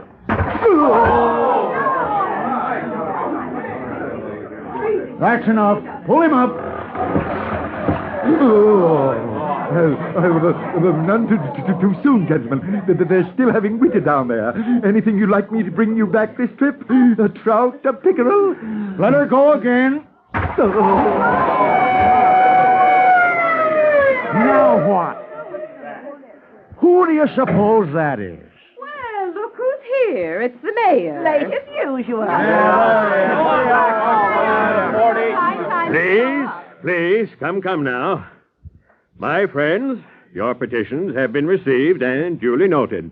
But I'm afraid the law must take its course. Furthermore, I've been advised that Mr. Whitehurst practically begged to be sentenced. Herbert. Why, Effie, what are you doing here? Herbert, what's happening in this river is a disgrace to your administration. Leaving that silly old law in effect. You ought to be ashamed. He won't get my vote again. Effie, we'll discuss this at home. Why aren't you there now? We're having guests for dinner. There is no dinner. The cook's here, too. And here we stay. What? Let me explain, Mr. Mayor. As president of the Ladies' Auxiliary Society of Greater Belden, representing 7 leading civic groups, I tell you that unless this punishment is halted at once, unless this outmoded law is repealed, half the women of Belden will challenge it in the square tonight. Now, wait a If it's minute. illegal for Mr. Whitehurst to gather a few dozen people in the public square, then be prepared to arrest hundreds of us.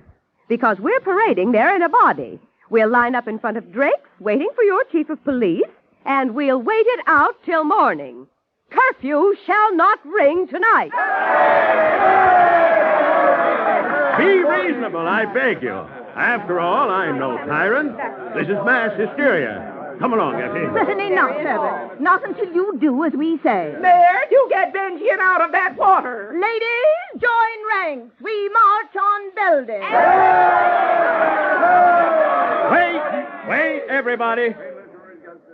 Chief Larkin? Yes, Mayor. Take Mr. Whitehurst off that stool. Why, the poor man might catch his death of cold. Here, Benji, here. Wrap these around you. You must be freezing. No, don't fuss. You've got to have a hot bath and get right into bed. I'll bring your dinner up to you. Sounds like a wonderful evening.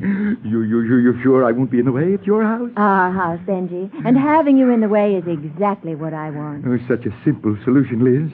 And it took us 20 years to find it. Come on, dear. Here they are. Benji, the mayor's going to round up the city council. They'll kill that law within the hour. They will if they want their dinner. Oh, I must say, you women put on a great show. The petitions were Dana's idea. Why, Dana, that makes me very grateful. Well, it was the least I could do, don't you think? It means a lot to Scott and me. We're back in business. I guess that fiancé of yours is due for a nasty shock. I suggest you give him this bottle of brandy, preferably over the head. But I haven't got a fiancé. I fired him this morning. No, Dana. Would you mind if your father kissed you? It's been a long time. Well, I'm glad you two finally got together. And what about you two? Don't just stand there, Scott. Take her in your arms. Tell her you love her. You've been telling it to me for weeks. Go on now, both of you, before I catch pneumonia. Dana, I don't suppose you... Hush, darling, be still. After all, Father knows best. And so they lived happily ever after. Or until Benji got homesick for Paris. Something tells me Father wasn't built to stay put. Father was played this afternoon by Ed Jerome, well-known Broadway and radio character actor. Mr. Jerome has appeared recently on the New York stage in Deep Are the Roots and Eastward in Eden. His most recent motion picture was The House on 92nd Street. Next week, we begin the new year and a new selection of widely varied plays with an Ellery Queen mystery drama called The Adventure of the Bad Boy. Arsenic is involved, and rabbits. Also, a magician, a fiddler, a deadly Hassenpfeffer, and a sorcerer's apprentice. Plus, of course, the elegant Ellery, his hard-boiled father, Inspector Queen, and Sergeant Veely, who doesn't care for rabbits. The ungrammatical question, who done it? To which, in closing, we all add, Happy New Year. Father, Dear Father was written especially for the Ford Theater by Therese Lewis and Irving Pinkett. Edited by Howard Teichman with continuity by George Faulkner. The musical score was written and conducted by Lynn Murray. The entire production was under the direction of George Zachary. Also appearing with Mr. Jerome were Bill Adams, Frank Behrens, Margaret Berlin, Alan Hewitt, Elsie Hitt, Fran Lafferty, Joe Latham, Helen Lewis, Charles Mendick, Daniel Ocko, Bert Parks, Gladys Thornton, and Evelyn Varden. The Ford Theater is presented by the Ford Motor Company, makers of Ford, Mercury, and Lincoln cars, and Ford trucks, tractors, and motor coaches. Murder Clinic was a short-lived and lesser-known mystery show that highlighted a different great mystery writer's work each week, such as Agatha Christie, John Dixon Carr, etc. It ran from 1942 to 1943. This episode, Murder in the Dressing Room, is an adaptation of the Robert Stanley story about the Scotland Yard detective Henry M. Merrivales solving the murder of a dancer at a nightclub. Shades of Sherlock Holmes in this one, and a really intriguing mystery story. Next is Theatre Guild on the Air, which ran from 1945 to 53 and was a great anthology series that did fantastic adaptations of famous plays and literary works. This adaptation is of the famous 1850 novel by Charles Dickens, David Copperfield, and is really well done considering that the show's writer condensed a 600-page book into an hour-long radio play. It stars Boris Karloff, Gloria Robertson, Cyril Ritchard, Hugh Williams, and Richard Burton, airing on Christmas Eve, 1950. I was never a big fan of this novel, even though it is a classic, but I found myself really being drawn into this adaptation, and the acting, especially by Karloff, who plays Uriah Heep, and Burton in the title role. Next, we have another episode of Lux Radio Theater, For Whom the Bell Tolls, which is adapted from the 1944 film of the same name and the novel by Ernest Hemingway. It starred Gary Cooper and Ingrid Bergman, and Akim Takirov reprising their roles from the film. Another great adaptation of the movie, more so than the novel in my opinion, and the famous story of love and adventure during the Spanish Civil War. This one has been done many times over the years by many different anthology shows, but this is the best in my opinion. The writer, Dudley Nichols, captured in only an hour what the film took almost 3 hours to do, and the acting is absolutely outstanding. And then lastly, we have that lesser-known radio anthology show, Your Radio Theater, also known as NBC Radio Theater, and the adaptation of the famous 1935 film, The Informer, hosted by Herbert Marshall. Victor McClaglen, who won an Academy Award for his performance in the film, reprises his role here. Ironically, McClaglen said years later that winning the Oscar was not a big accomplishment to him, and that he didn't even know where it was, as his son had taken it to college to use as a paperweight. Still, he does an amazing job portraying a turncoat during the Irish War of Independence as Gippo Nolan. Thanks so much for listening. Now continue dreaming your dreams and sleeping peacefully while these great radio shows play on in the background.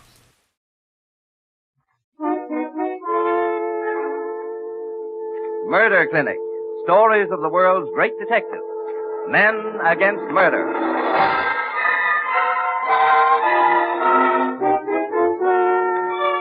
Each week at this time, WOR Mutual turns the spotlight on one of the world's great detectives of fiction and invites you to listen to the story of his most exciting case. Tonight, we meet Sir Henry Merrivale, known to his host of friends as H.M., in the story, Death in the Dressing Room. Good evening, H.M. Tell me, you were with Scotland Yard for a long time before you retired, weren't you? I was indeed, Mr. Knight. And didn't I hear that you ran some sort of a secret department for them? Well, there was nothing secret about it. You see, it was called the Department of Queer Complaints. All the crackpots were sent in to me. As a matter of fact, that's how I happened to be on the spot when this nightclub murder took place. You see, I was there investigating one of our queer complaints that didn't seem to have anything to do with murder. And, well, suppose I begin at the beginning, eh? You know how sometimes a nightclub will catch the public's fancy, a place to see and be seen at? Well, at the time of this story, the Orient Club in London was having just such a season, flourishing like the proverbial Green Bay tree. Tony Kaplan, who ran it, was a smooth, slippery customer, Piccadilly by the way of Times Square and Monte Carlo. And he did have one big drawing card, the star of his show, by the way, another Times Square product, Francine Rapport. She was a great dancer. On the afternoon of the day in question, Tony Kaplan was rehearsing Francine.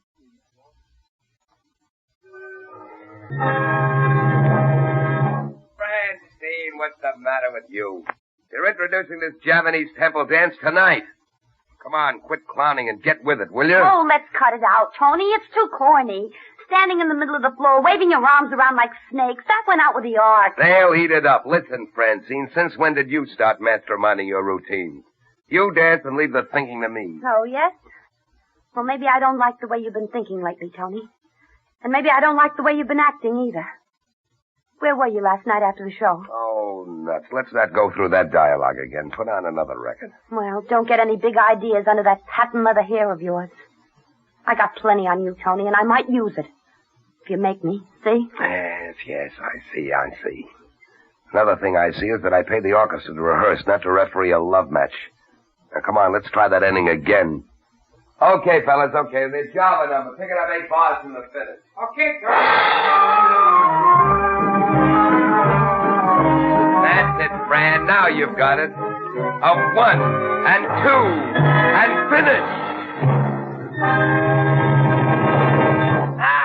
Swell. See, I told you it'd be good. Okay, but I still think it's right from the silo. Now let's try it with that blue spotlight. Blue spotlight? Are you nuts, Tony? You know what blue does to me. Look, Fran, it's gotta be blue. This number's supposed to be mysterious, see? Oh. All the lights out and just that blue baby spot on you. Don't forget you're covered from head to foot with those jewels. You mean I'm covered from head to foot with that stinking oil? All right. I tell you, Tony, it gets all over me. When I finish, I feel like I've been in an oil well. So what? You can wash it off after the number? Well, it's the only thing that'll make those cheap sparklers gleam. Now quit beefing, Fran. This number will knock 'em dead. Well, I hope you know what you're doing. I always do, baby. Okay, boys, from the beginning now. Tony, can I speak to you for a minute? Why, Paula. You can do more than that to me, beautiful. Come over here. What's on your mind, sugar? It's that costume of Miss Francine. You know, it's just net. And with all those phony jewels on it, Tony, I won't be able to get her into it fast. Oh, forget the costume, baby. Concentrate on yours truly for a change. You know, honey, you do things to me. Mr. Tony, please. Not here. Someone will see you. Miss Francine, she's looking. I'll let her look. I'm crazy about you, baby. You know that, don't you? But Tony, Miss Francine... Leave that to me, baby. Little Tony will fix everything. See? You will make Paula the great dancer, no? I'll do more than that. You'll have cars, jewels, furs, the works. Careful, Tony. She's coming. Stop that music. Stop the music. Say, what's going on here between you two? Paula, I told you to stay in the dressing room and finish my costume, didn't I? Yes, ma'am. It was just that I wanted to ask Mr. Kaplan a question about it. Oh, yes? Well, ask me from now on. You've been asking Mr. Kaplan a lot of questions lately, and he's been giving you an awful lot of answers. Oh, come on, Fran. Can't a guy be polite to a nice little girl? Not when he works so hard at it. You lay off, do you hear? Next time I catch her hanging around you, little Paula won't live here anymore. All right. Now, if you'll take my advice, you'll put your other expression back on and account of you got company. Don't look now. I think the white hope of the Forsythe fortune is headed this way. Monty? The kid himself, the heir to the Forsythe. I'm just about ready for the squeeze play. What do you think, Fran? Will the fish bite?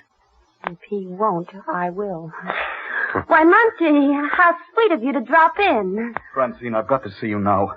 I've got to talk to you. Why, of course, Monty. I'm sure Mr. Kaplan can hold up the rehearsal for a few minutes. Oh, why, certainly. Boys, suppose we run over that hula number. Let's go to my dressing room and... Well, Monty, suppose you've come to talk to me about those letters again. But, Francine, you don't understand. Those letters are very important to me. But, sugar, they're very important to me, too. They're so sweet. I've never had such letters before. That's just it, Francine. You see, I'm in the diplomatic service. If those letters ever get out... Well, I mean, they aren't very discreet. It would mean the end of my career almost before I started. Yes, I see it. Wouldn't be so good if anybody else saw them. Well, I guess you can have them back. Oh, Francine, you're wonderful. I knew you'd understand. I knew you'd give them back to me. Give them back? Well, it amounts to that, I guess, but there's a favor I've got to ask of you in return, Monty. Of course, Francine, anything. Well, you see, I'm afraid I've been a bit extravagant lately, and I'm terribly hard up. I see. Yes, I see perfectly. How much? Now, don't be mad, sugar. It's only £1,000. £1,000? But that's impossible. I haven't that much money. I wouldn't know where to get it. That's your business, Mr. Diplomat. Why, I'm giving you a bargain. That's because I like you so much. Why, just think what the Daily Comet would pay me for All the right, runabout. you win. But I've got to have time. Why, of course, sugar. You can have plenty of time. Shall we say, tonight? Tonight? Yes, tonight, after my first show. The dough is to be in an unmarked wallet, and whoever brings it walks up to Tony Kaplan and says, I beg your pardon, you dropped your wallet. Kaplan. So he's in on it, too. I might have known. A pretty little game. Yes, we thought so, too, but now I'm tired of playing. So don't you forget. Bring that £1,000 tonight, or else. Make it after my first show, here at the Orient Club.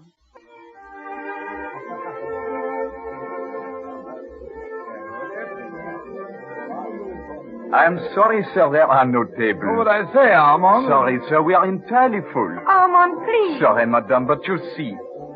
Oh, good evening, Sir Henry. Well, Armand, you have my regular table, of course. But of course, monsieur. Ah, fine. For Sir Henry Merivale, there is always the table. Right this way, if you please, monsieur. Ah, you see, there you are, Matthews. Simple when you know how, isn't it? Yes. Come along. By Jove, Chief, I don't see how you do it. Don't you? Personality, my boy. Personality, only that.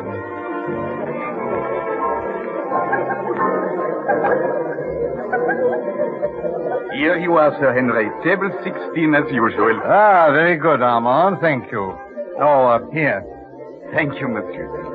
That's very nice.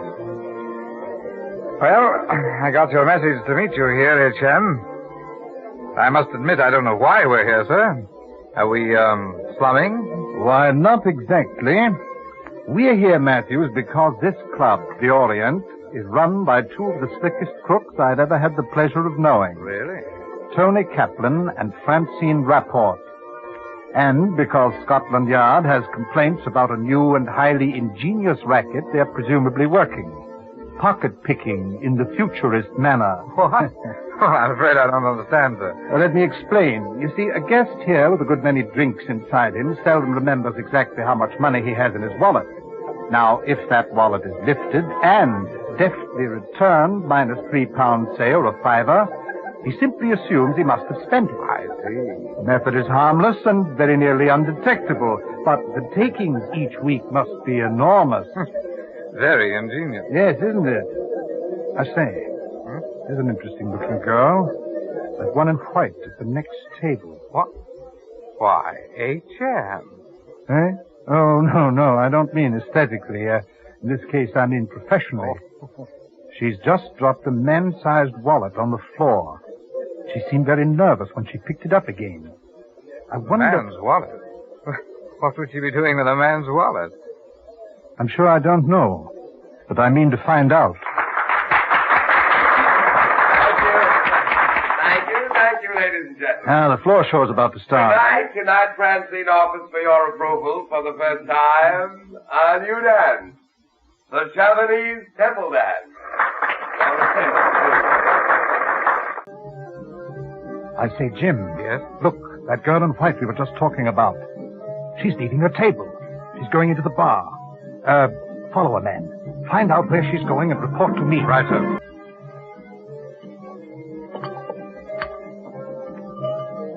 Say, bartender. Yes, sir.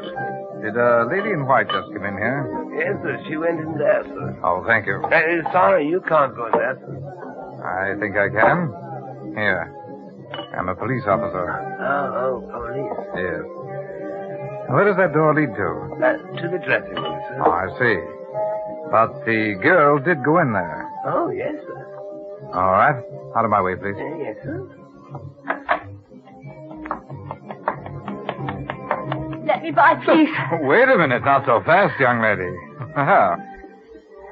Would you, mind telling me what you did with that wallet you put in your handbag a minute ago? Wallet? Really? What wallet? Now, look. I'm a police officer. I see. One of those persons who have a good time here and then arrest the management for selling drinks after hours. No, I have nothing to do with that. But would you mind explaining what you were doing with that wallet? I suppose I'll have to. I picked it up off the floor. Oh, picked it up? Yes, it's quite true. Not being able to appreciate the charms of Miss Francine Rapport, which evidently stagger you men so, I went to the bar during her dance. On the way, I picked up the wallet. Naturally, when the lights went up, I wanted to find the proper owner. Then why didn't you? Well, what do you think I'm doing here? Miss Rapport, I understand, is part owner here. I'm sorry if the proper procedure is to stand on the table and shout that you've found a wallet. I thought of taking it to Miss Rapport. Oh, I see. And, did you give it to her? No, she isn't here. Evidently, she didn't come back here after her dance. Perhaps you'll be good enough to let me pass so I can take the wallet to Mr. Kaplan. Now, just a minute, please. Oh, right, you can come with me. No, let's say you come with me. We're going back to Francine's dressing room. No, I won't. Come with me, I said.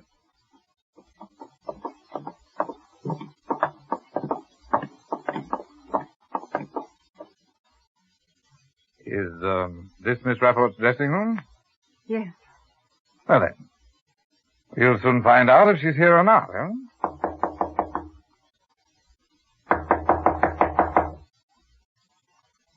You see, I told her she wasn't here. Yes, so you did. But, if you don't mind, I think I'll just make sure. Wait, you can't go in there. Huh? Well, who are you?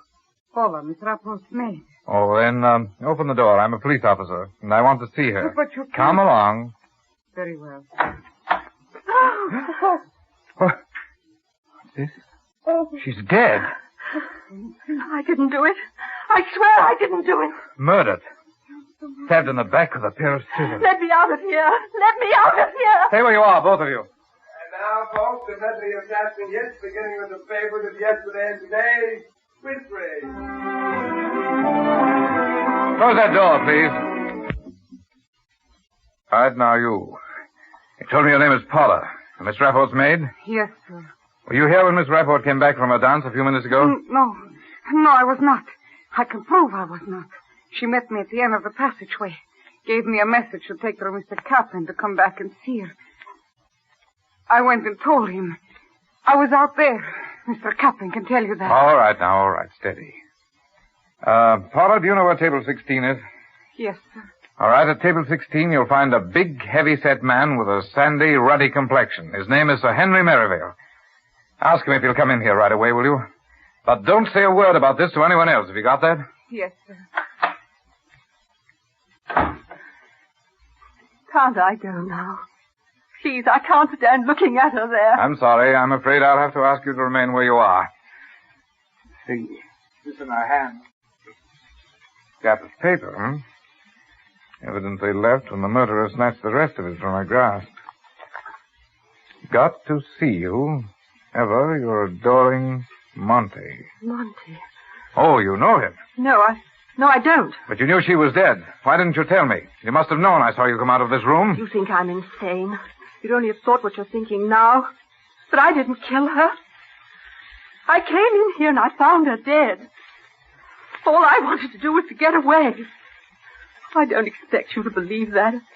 I probably wouldn't believe it myself if I were in your place. Then, what about that wallet? It's Tony Kaplan's wallet. You might as well know now. Oh, you stole it. No, I didn't steal it. He dropped it. He dropped? He dropped it, I tell you. You still got the wallet? Well, You better let me have it. Oh, here it is. Thank you. 1,000 pounds. What's going on here? Who are you? Steady, Captain. Don't touch anything. She's dead. Francine. Yes, Captain. We just... They got her. She was all I had. Who did it? Tell me. Who did it? Easy, I'll Captain. kill him. Who's that girl? I came What's she in doing here? Well, she told me she'd found your wallet. Yes, that's right. Now, Mr. Matthew, you can clear up one thing. I mean about that wallet. Mr. Kaplan can clear it up. I saw him drop it. He can tell you who I am, too. He can vouch for me.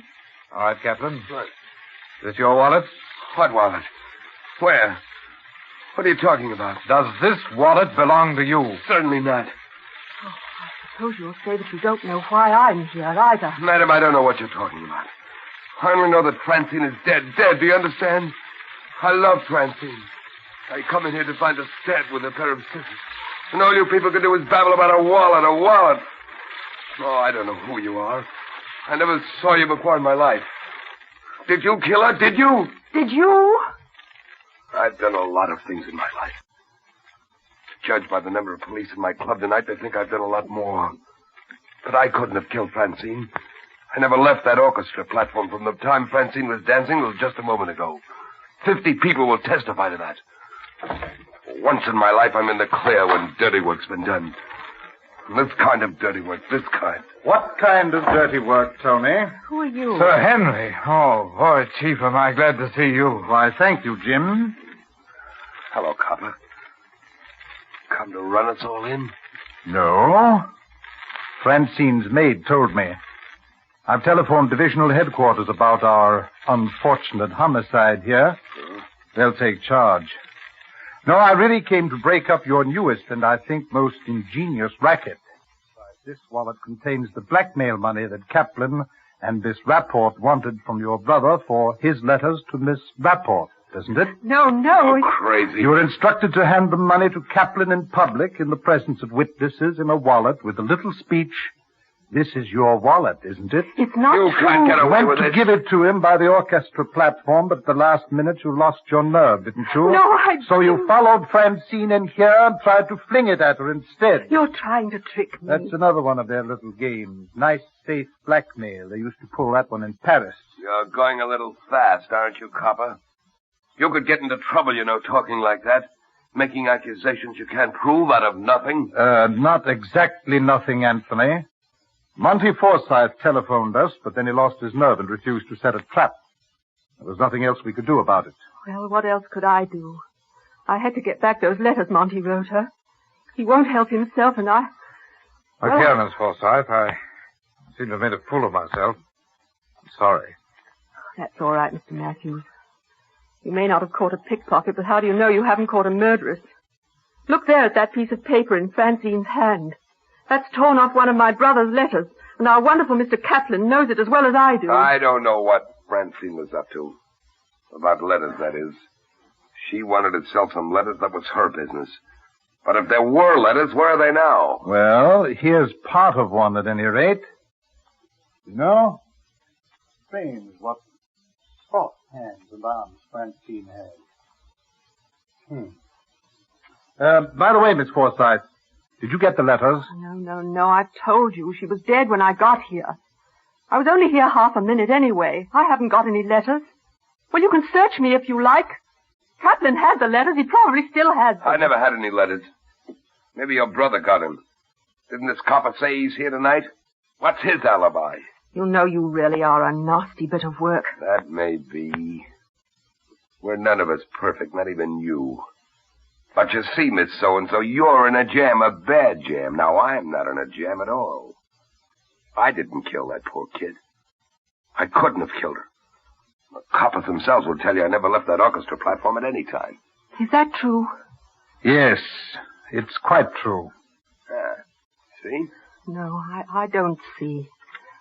All I know is that it cost Monty and me nearly everything we've got to scrape that money together. There must be lots of poor fools like us. The clever ones of this world have it all their own way, haven't they? Oh, I think not, Miss Forsythe. No. Come in. Oh, it's you, Paula. Come in and close that door, please. Paula. Haven't I seen you somewhere before? Maybe you have. I was at the Tin Hat Club 2-3 years. No. I've never been at the Tin Hat Club. No. Haven't I seen you more recently than that? I don't know. Very well, we'll skip that. How many dressing rooms are there here? 2 besides this. Any other principals aside from Miss Rapport? No. And the chorus girls, did they change in these rooms? I'll answer any of your I'm questions. talking to Paula now. No, on the other side. Miss Rapp would not let them. When did you last see Miss Rapport alive? I passed here when she came back off the floor. She gave me a message from Mr. Kaplan. Ah, so you have an alibi too, eh? Tony, you're a good dance director, aren't you? Yes, I guess so. What's that got to do with it? Do you suppose you could teach Paula here to do that temple dance, now that Francine won't be able to dance it any longer? Oh, I suppose it. Look here, H.M., what are you getting at? In fact, you've already taught her, haven't you, Tony? No, certainly not. Did you notice the dance finished 3 measures too soon tonight, Tony? Didn't that worry you? Have you gone up your rocker? I think not. Let me have a look at your hands, Paula. My hand? Yes, both of them. If you're saying Paula had anything to do with killing Francine, you're wrong. She was out on the dance floor with me the whole time. 50 witnesses can prove it. No doubt. And if you're saying she's a pickpocket, you must be completely off your nut. What do you think you'll find in her hand anyway? Beeswax? No, not at all. No, only oil. Oil? You're quite right. She was out on that dance floor the entire time. She's got oil on her hands and arms, Tony. How did she get it there? Let me alone. How should I? I'll tell you. From the oil that was smeared on those jewels on her costume while she was on that floor dancing. Why was she out there dancing instead of Francine, Tony? Or shall I tell you that, too? You're crazy. Because Francine was in here, dead. Wasn't she, Tony? No. You killed Francine before the dance. No. Then you went out to the bandstand and Paula took Francine's place. You were sure no one would recognize her in that dark blue light with her Japanese headdress on. No. Paula, keep your trap shut. Everybody assumed it was Francine, would swear they saw her alive. And everybody would swear they saw you out there all the time. A pretty alibi, Tony. Yeah, that's right. I got a swell alibi, Copper. Try and break it down. Well, Paula, who is it to be? You or him? No, I didn't kill her. He'll rap on you, Paula. You know that, don't you? Yes, I'll tell. Why, you I'll black-hearted double-crossing rat. Eat it out, Captain, or you'll get hurt. He killed her. He killed her with scissors. He say you dance. Nothing happened. He promised marry me. I do nothing. All right. Constable. You called me? Yes, Constable. Take them away. Aren't you upset? Yeah. A nasty customer, Jim. Right, sir.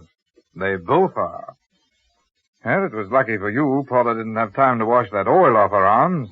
You might never have caught her. Yes, that helped. But it was plain from the first that there'd been a substitution of identities.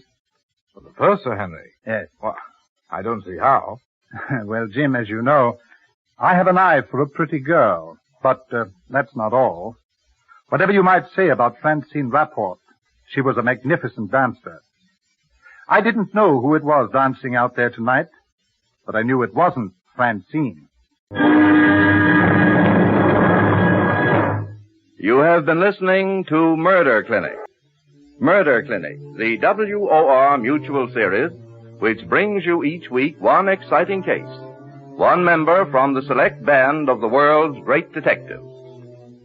Next week, Murder Clinic will bring you one of the best-known and best-beloved figures in all crime fiction. Agatha Christie's Hercule Poirot, the man with the little gray cells.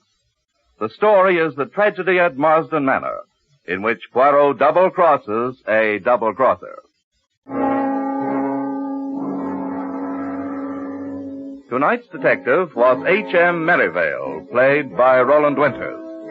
Original music was composed by Ralph Barnhart and conducted by Bob Stanley.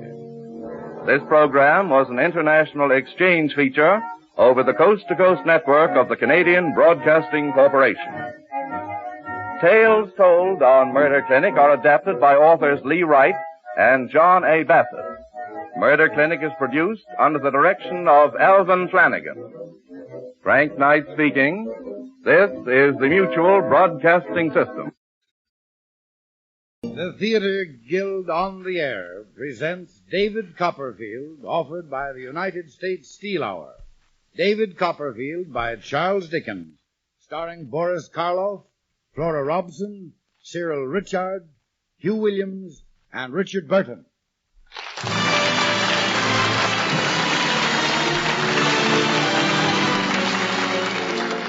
Helping to build a better America through better steels and products of steel is the job of the industrial family that serves the nation, United States Steel. Look for our trademark, USS, on any steel product.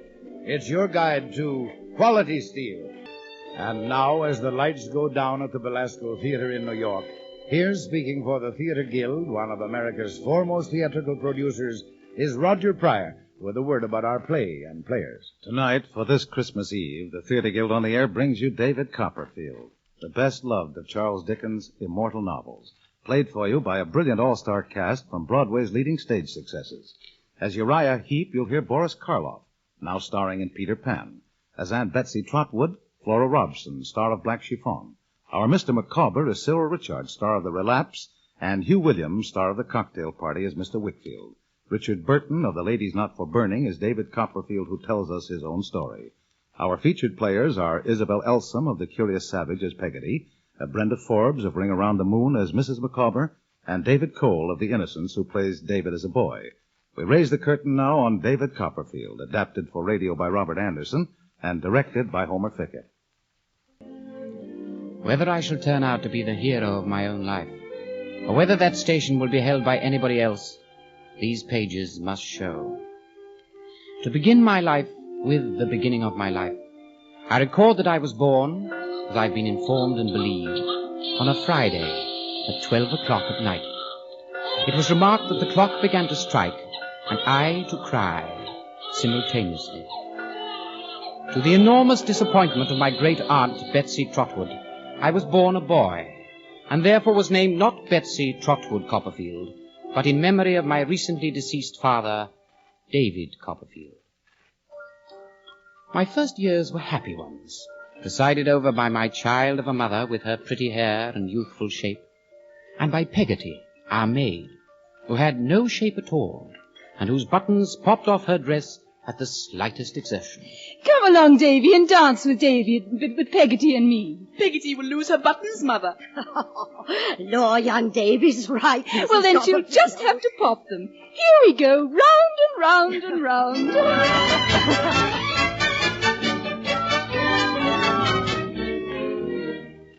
But the happiness was abruptly ended by the gentleman with the black whiskers, whom my mother married in my 9th year, Mr. Edward Murdstone, who brought into our carefree home his tyrannical doctrine of firmness. Now, Clara, be firm with the boy.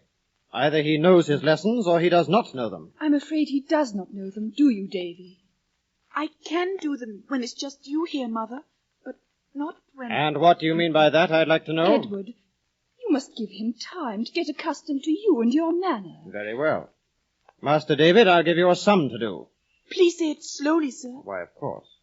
If I go into a cheesemonger's shop and buy 5,000 double Gloucester cheeses at 4pence halfpenny each, present payment, and then I buy... I can't do it. I can't. Ah, you won't do it, you mean. You're obstinate. Please, Edward. Come along with me. Come along. Where are you taking him? I tell you, Clara, I have often been flogged myself. Get in there, David. Please don't. Please don't whip him. Mr. Murdstone, sir, pray don't beat me. I've tried. Have you indeed? Well then, try that. Oh, and that. And ah! Oh, you bite, do you? I'll show you what we do to animals that bite.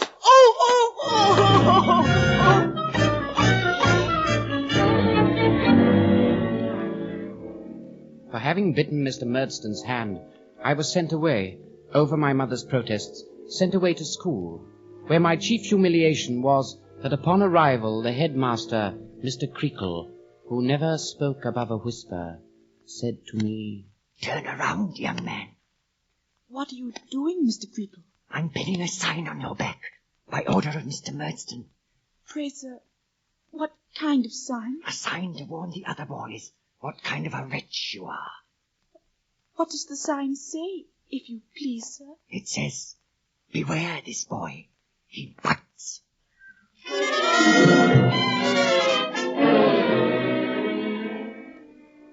Not long after my humiliation at Mr. Creakle's school, I was called back to my home. My mother was ill, her gentle spirit broken by Mr. Murdstone. I had been home a few days when one night Peggotty came to my room. David, are you asleep? What's the matter, Peggotty? Oh, my poor precious Davy. Is it Mamma, Peggotty? Aye. Does she want me? She wanted you, and he wouldn't let you come to her. I'll go to her now. No, David, no. Come here. Peggotty, Mamma isn't worse, is she? Yes. My precious little Davy. Much worse? Yes. Peggotty, Mamma's dead? Mamma's dead? Now, listen to me, David. I have made arrangements for you to go to London, to be employed by Murdston and Grinby in the wine trade. But, Mr. Murdston, the boy is barely 10 years old and his mother dead. Peggotty, if you please. If he has to fight his way in this world, he might as well start as young as possible. Don't you agree, David? Yes, sir. Very well. You must live entirely on what you earn. Now you will leave tomorrow morning. The cartman, Barkis, will fetch you and take you to London, where you will lodge with Mr. and Mrs. Wilkins Micawber. Mr. Barkis, will you have another piece of cake? You'd better save some for when you get to London. Oh, no. They're for the trip. Did she make 'em now, the cakes? Peggotty, do you mean, sir? Ah, her that's seen you all. Oh, yes. She makes all our pastry and does all our cooking. Does she, though? No sweethearts, I believe. No person walks with her. Oh, no. She's never had a sweetheart. Didn't she, though? So she makes all the apple pasties and does all the cooking, does she? Yes. Well, I'll tell you what. Perhaps you might be writing to her? Oh, yes, I will be. If you was writing to her, perhaps you'd recollect to say Barkis is willing, would you? Is that all the message? Yes, that's all. Just Barkis is willing. I arrived in London in the afternoon and was already at work washing, corking, and labelling wine bottles in the rat-infested warehouse of Murdston and Grinby, when, looking up, I saw coming towards me a stranger. He was a jaunty, stoutish, middle-aged person in a brown coat and black tights and shoes, with no more hair on his head than there is upon an egg. Do I have the pleasure of addressing Master Copperfield? Why, yes, sir. I am that person at whose house you are to reside during your stay in London. In short, I am Mr. Wilkins Micawber. Oh, Mr. Micawber. And the impression that your peregrinations in this metropolis have not as yet been extensive, and that you might have some difficulty in penetrating the arcana of the modern Babylon. In short, that you might lose yourself. I should be happy to call this evening and install you in the knowledge of the nearest way home.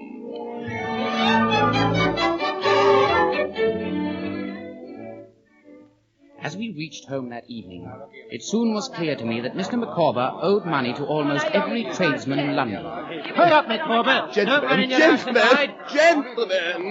Blood cannot be obtained from a stone. Neither can anything on account be obtained at the present from Wilkins Micawber. In short, you are wasting your time. In short, good day.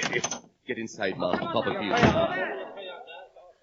Mr. Micawber, I was worried for you. Ah, my darling Emma. Mr. Micawber, no matter what may come, I will never desert you. Oh, I'm deeply touched, my dear. Master Copperfield, may I present the partner of me joys and sorrows, the bosom of me affections, in short, Mrs. Micawber. How much I suffered as a child of 10, working as a labouring hind in the dregs of London, is beyond my power to tell. With my meagre earnings, I could afford only a penny loaf and a pennyworth of milk for breakfast, and often had no dinner at all. My only real happiness came with the Micawbers. Master Copperfield, I never thought before I was married to Mr. Micawber, when I lived with Papa and Mamma, that I should ever find it necessary to take a lodger. Are your Mamma and Papa still alive, Mrs. Micawber? Her mamma departed this life before my difficulties commenced. Her papa lived to bail me out of jail several times and then expired, regretted by a numerous circle. The twins want their supper. Oh, and so do we, and so do we. There's nothing in the house but a crust of bread and a piece of cheese. Oh. Perhaps, Master Copperfield. I think I could just manage to loan you a shilling. Oh, no, my dear Master Copperfield. But you could render us another kind of service, if you will. I've a few of Mamma's teaspoons I haven't pawned yet. Oh, Emma, please. Mr. Micawber's feelings would never allow him to dispose of them, and I'm tied down with the twins just now. I wonder if you would see what you could get for them. Why, of course, Ma'am.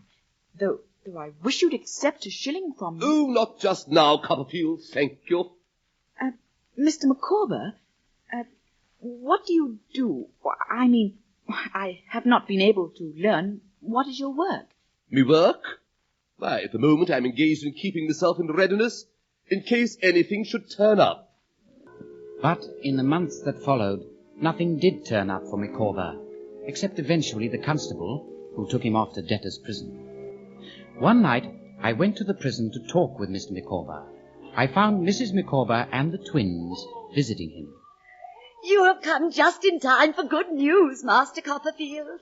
What is that, Mrs. Micawber? Micawber's to be set free in 6 weeks. And then I have no doubt I shall begin to be beforehand with the world and live in a perfectly new manner, if in short anything turns up.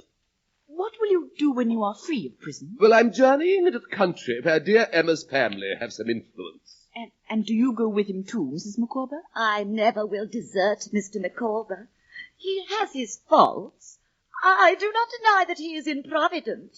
I do not deny that he has kept me in the dark as to his resources and his liabilities. But I never will desert Mr. Micawber. There, Emma, me angel. What's the matter? I never will desert you, Micawber. Oh, me life, I'm perfectly aware of it now. There. Mr. Micawber? Yes, Copperfield? Since you are going away, I have thought that perhaps I would go away too, to my great-aunt's cottage in Dover. Oh, what is this great-aunt's name? Miss Betsy Trotwood. She's not in my circle of acquaintances. Well then, Copperfield, I've nothing to bestow upon you at parting but advice. And that advice is never to do tomorrow what you can do today. Procrastination is the thief of time. Collar him. I shall try my best, sir. Me other advice. Annual income, £20. Annual expenditure, £19, 19 shillings. Result, happiness. Annual income, £20. Annual expenditure, £20 plus sixpence. Result, misery. The blossom is blighted, the leaf is withered, the god of day goes down upon the dreary scene, and in short, you're flawed forever, as I am. And so, Copperfield, farewell.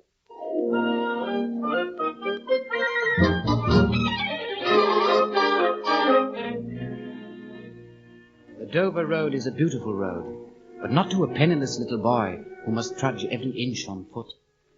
Each milestone might well have been my gravestone, except that I was determined to reach my great-aunt Betsy Trotwood's cottage in Dover. More dead than alive, I at last knocked feebly on her door.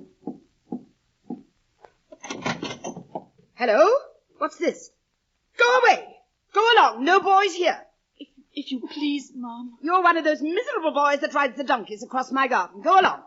If you please, Aunt. People are always riding donkeys through my garden. If you please, Aunt, I am your nephew. Aunt? Mercy. Hold me up, somebody. Help me. Janet. Please, Aunt. It's the truth. What's the matter, Miss Trotwood? Donkeys? Donkeys? This boy. I am David Copperfield of Blunderstone, where you came on the night when I was born and saw my dear mamma. This is the boy that should have been a girl. Since my mamma died, I have been taught nothing, and thrown upon myself, and put to work not fit for me. And so I've run away to you, from London. Oh, mercy on us, the poor boy. What shall we do, Janet? Wash him and put him to bed. Exactly so. A brilliant suggestion. Exactly so. My aunt wrote to Mr. Murdstone to pay a call so that they might decide what was to become of me. I am here, Miss Trotwood, to take David back, to dispose of him as I think proper. To dispose of him? What a way to talk of a child. I am here to take him away. If he is not ready to go, my doors are shut against him henceforth. Are they now? Yes. Then mine shall be open to him. And what do you intend to do with the wretch? I shall send him to school in Canterbury, where he can live with my good friend and lawyer, Mr. Whitfield, finest man I know. Miss Trotwood, I tell you... You may go when you like, Mr. Murdstone. And in leaving, mind you don't ride your donkey through my garden. And so my good Aunt Betsy sent me off to Canterbury to school, but not before giving me some advice, which I've always tried to heed. Remember, David, never be mean in anything. Never be false, never be cruel. Avoid these 3 vices, and I can always be hopeful for you. The great bells of the cathedral at Canterbury were ringing as I arrived at the home of Mr. Wickfield, with whom I was to stay. He came towards me, a fine, generous, hearty man. Master Copperfield, I am delighted to welcome you to my home. How do you do, Mr. Wickfield? My Aunt Betsy sends her regards. Thank you, David. And now I should like to present to you my little housekeeper and beloved daughter, Agnes. How do you do, David? How do you do, Agnes? Agnes has presided over my household since her dear mother died. Papa. Agnes knows it saddens me to talk of my departed wife. And here comes the third member of our household, my trusted law clerk, Uriah Heep. Oh, Mr. Wickfield, sir. I'm far too humble to be included as one of your household. Far too humble. Oh, Uriah, that's rubbish. Shake hands with Master Copperfield. Oh, indeed, if he'll be so kind as to give me his hand. There. You see how he withdraws his hand? It's unpleasant for him to shake hands with such an humble person. Oh, no, sir. It's not that. It's just... Papa, shall I show David his room? Yes, my dear. And Uriah, take Master Copperfield's things for him. They're too heavy for him to handle alone. Oh, yes, sir, Mr. Wickfield, sir. It'll be my pleasure. Mr. Wickfield? Yes, David? Uriah's hand. It's cold and bony, like a skeleton.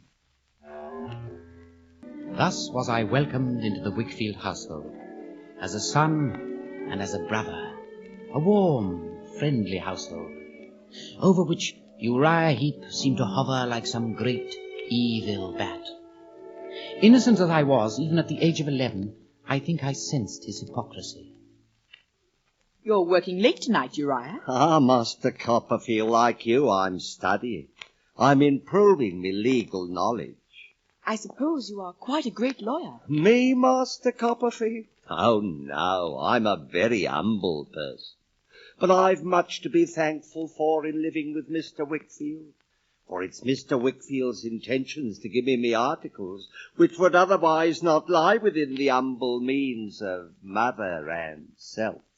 Perhaps you'll be a partner in Mr. Wickfield's business one of these days.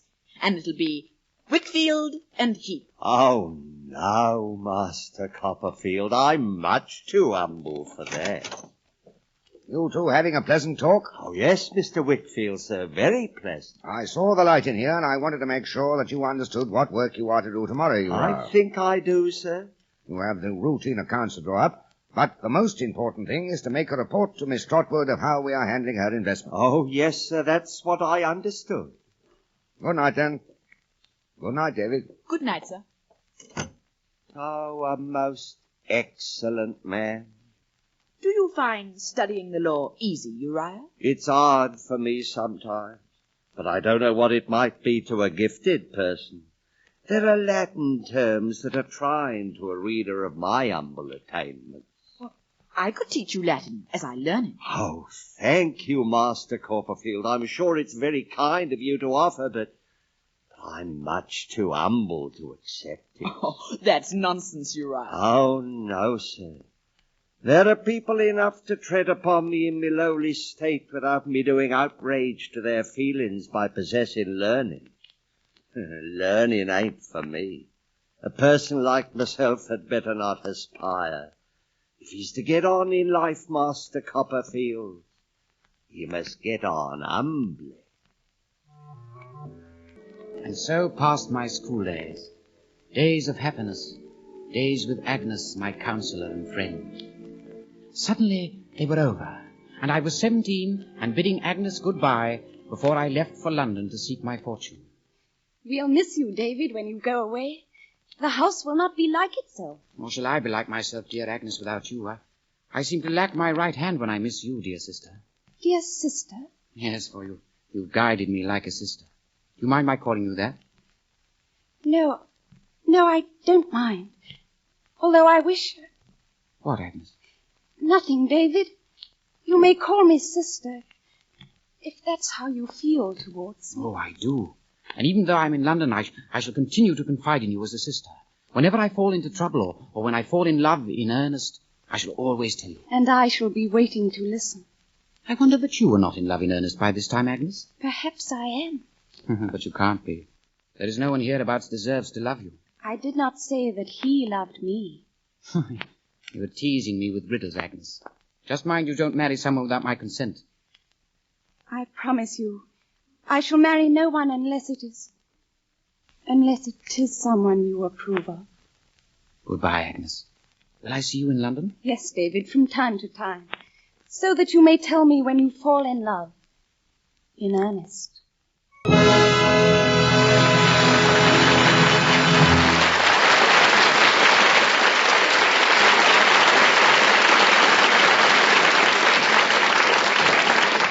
You are listening to David Copperfield, produced by the Theatre Guild on the Air, presented by the United States Steel Corporation.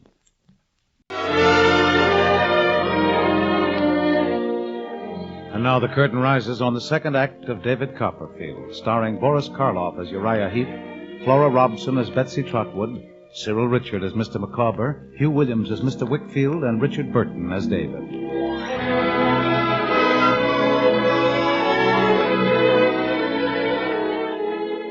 I had been in London barely a month when I had need of Agnes, for I'd fallen in love in earnest. Mr. Spenlow, under whom I was training for the law, had taken me to his house for a Saturday and Sunday. He sent me on into the house alone. And there, standing in the hall, with a little dog clutched in her arms, was an apparition of brown curls, blue ribbon, and frilly white lace. You must be Mr. Copperfield. I'm Dora Spenlow. She may have said more, but I didn't hear it. All was over in a moment. I'd fulfilled my destiny. I'd loved Dora Spenlow to distraction. I was gone headlong before I'd sense to say a word to her. It was not until the next morning, when we met in the garden, that I spoke to her. Good morning, Mr. Copperfield. You are out early, Miss Spenlow. My governess is so stupid. She talks such nonsense about it being necessary for the day to be aired before I come out. Aired? Besides, it's the brightest time in the whole day, don't you think so? It's very bright for me now, though it had been very dark to me a minute ago. Do you mean a compliment? Or that the weather has really changed, Mr. Copperfield? Well, I... Where's Jip? Jip has saved you more embarrassment, Mr. Copperfield, haven't you, Jip? Why is there all this talk about my needing a governess to protect me, when little Jip here can protect me a great deal better? Can't you? He's a very nice little dog. He's much better than a cross old governess who follows us about and tries to teach us sums and all sorts of practical things. Do you suppose he'd allow me to pet him? I do believe Jip is jealous of you, Mr. Copperfield. Jip, are you jealous of Mr. Copperfield?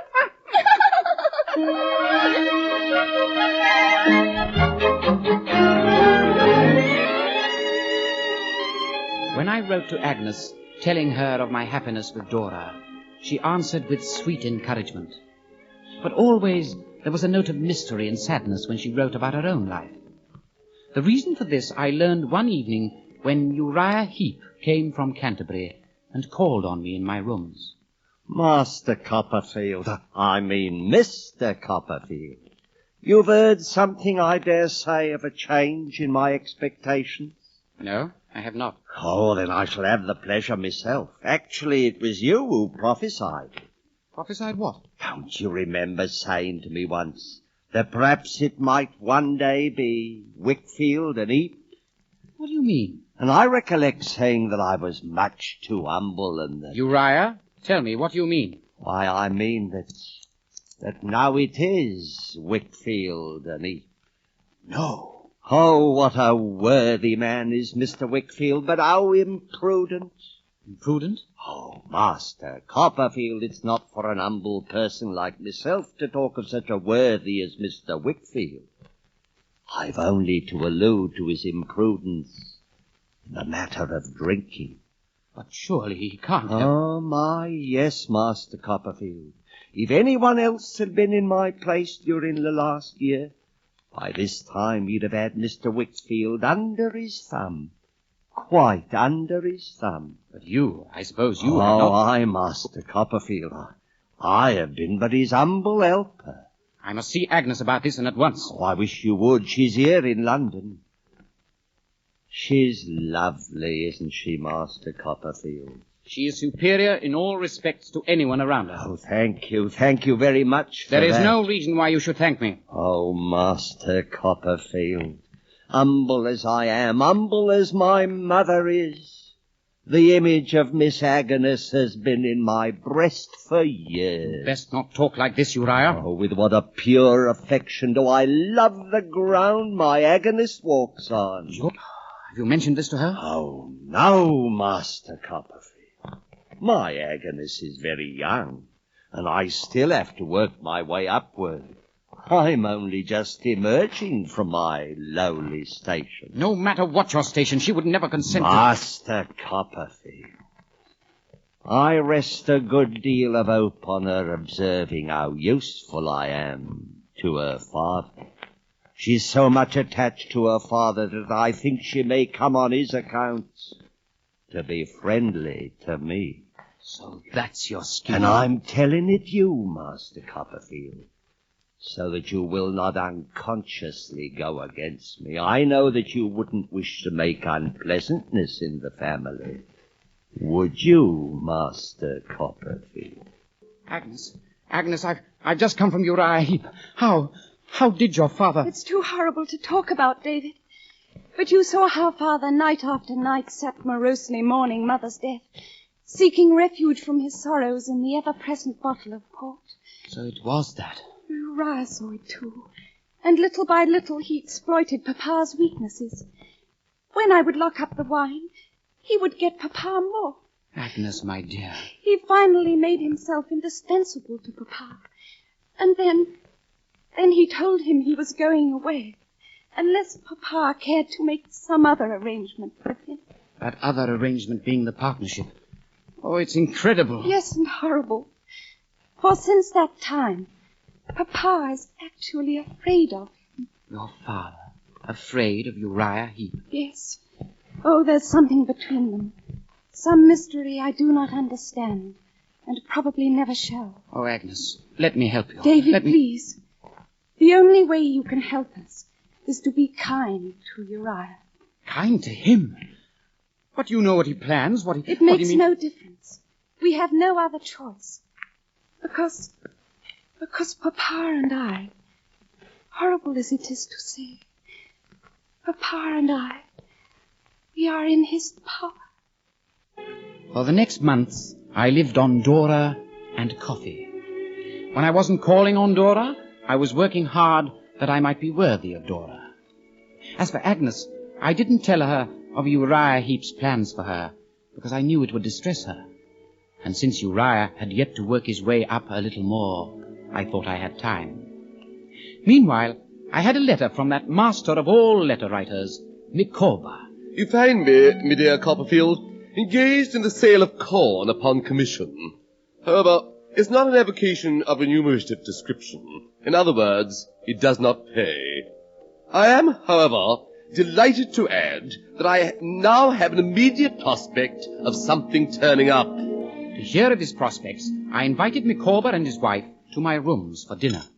As we are quite confidential here, Mr. Copperfield, I should like to have your opinion as to what branch of endeavour a man of Mr. Micawber's talents is likely to succeed in. You embarrass me, my dear Emma. If my opinion can be of help, I should be glad to give it. I may have a conviction, Mr. Copperfield, that Mr. Micawber's manner qualifies him for the banking business. Mr. Micawber feels that if he had a deposit at a banking house, my manner, as representing that banking house, would inspire confidence in her. But if the various banking houses refuse to avail themselves of Mr. Micawber's abilities, what is the use of dwelling on that idea? In short, Copperfield, my wife is convinced, and she has convinced me, that things cannot be expected to turn up of themselves. We must, in a measure, assist them in turning up. So, here is Mr. Micawber with a great talent. I should say genius, but that may be the partiality of a wife. Emma, my dear. It's true. What Mrs. Micawber is trying to say is that here I am with my capacities and without suitable employment. Now, where does the responsibility rest? Clearly on society. Oh, it does indeed. And so it appears to her, Copperfield, that what I should do is to throw down the gauntlet to society and say, in effect, show me who will take that up. I quite agree, but how is this to be done? By advertising.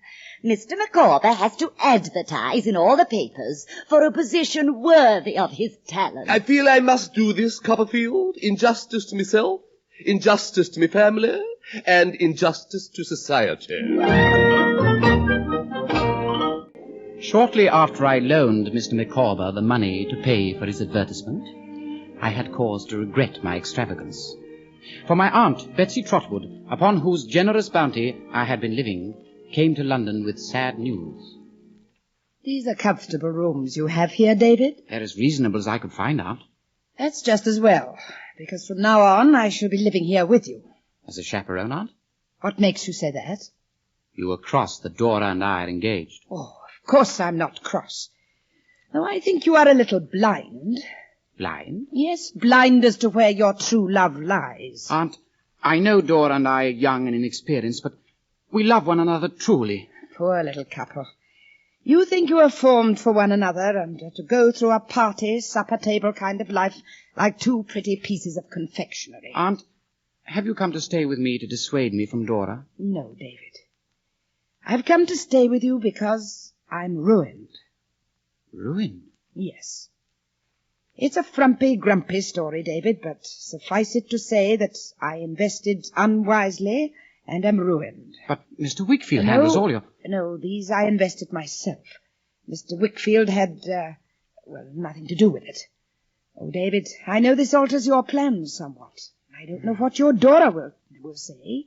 Nor I. But we must meet reverses boldly and not suffer them to frighten us, my dear. We must learn to act the play out.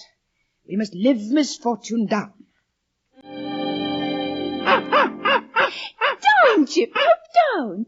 Davy has something to say to me. Dora? Yes, Dodie? Dora, could you love a beggar? How can you ask anything so foolish, Dodie? Dora, my own dearest, I am a beggar. Oh, how can you be such a silly thing? I'll make Chip bite you. Dora, I am your ruined David. I have not a penny.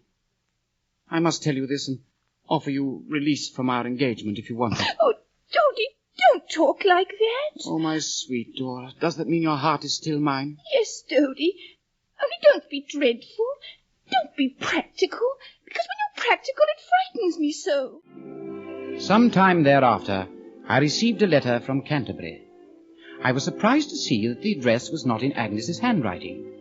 I opened the letter and was amazed to read... My dear Copperfield, you may possibly not be unprepared to receive the information that as a result to be flinging down the gauntlet to society, in short, as a result of me advertising, something has turned up. In fact, my dear Copperfield, I stand pledged and contracted to your old friend Uriah Heep to assist him in the capacity of, to be his confidential clerk. Mrs. Micawber is convinced that giving me mind to a profession so adapted to me fertile resources and me flow of language, I must distinguish myself, and may find myself ere long a judge or a chancellor. Looking forward to our early reunion, I am ever yours, Wilkins Micawber.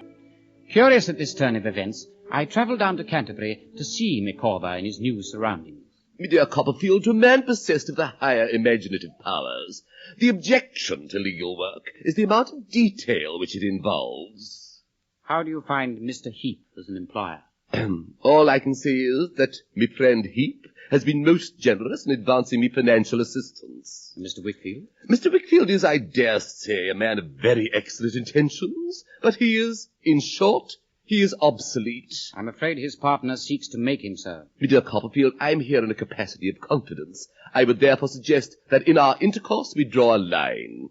On this side is the whole range of human intellect, with a trifling exception, and on the other is that exception, the affairs of Messrs. Wickfield and Heep. He has won you over, hasn't he, Micawber? Oh, don't close the door, Miss Wickfield. I'm just on my way to my humble dwelling. Good day, Copperfield. Miss Wickfield. Ah, Agnes. How I've missed you lately. Indeed, and so soon. You were so much in the habit of thinking for me in the old days that my reliance is still on you. But it must not be on me, David. It must be on someone else. On Dora? Of course. You still love her, don't you, David? Oh, Agnes, you should see her. I've never seen such dancing blue eyes, such curls. Yes, you do love her. Are you sad that I'm in love, Agnes? You sounded sad. Of course I'm not sad, David. I'm very happy for you. Agnes, there's no one else but you to tell me. Dare I ask her to marry me? If she will make you happy. If she will make you happy, I think you should ask her. Oh, Agnes, you've never seen such adorable hands, such I'm exquisite... sure, David. But you must tell us all about her at dinner. Now I must go to Father. Oh, forgive me. In my happiness, I didn't ask. You will see him at dinner. He is not the man you knew, David. He hardly dares to speak now without consulting Uriah with his eyes. But you shall see. After dinner that evening, Mr. Wickfield, Uriah, and I were left at the table alone.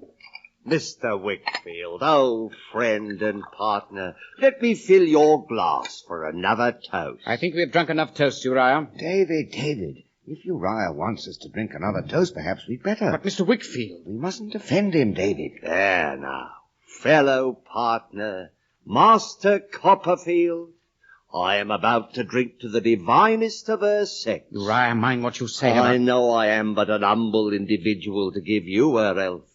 But I admire her. I adore her. Uriah? Now, Davy.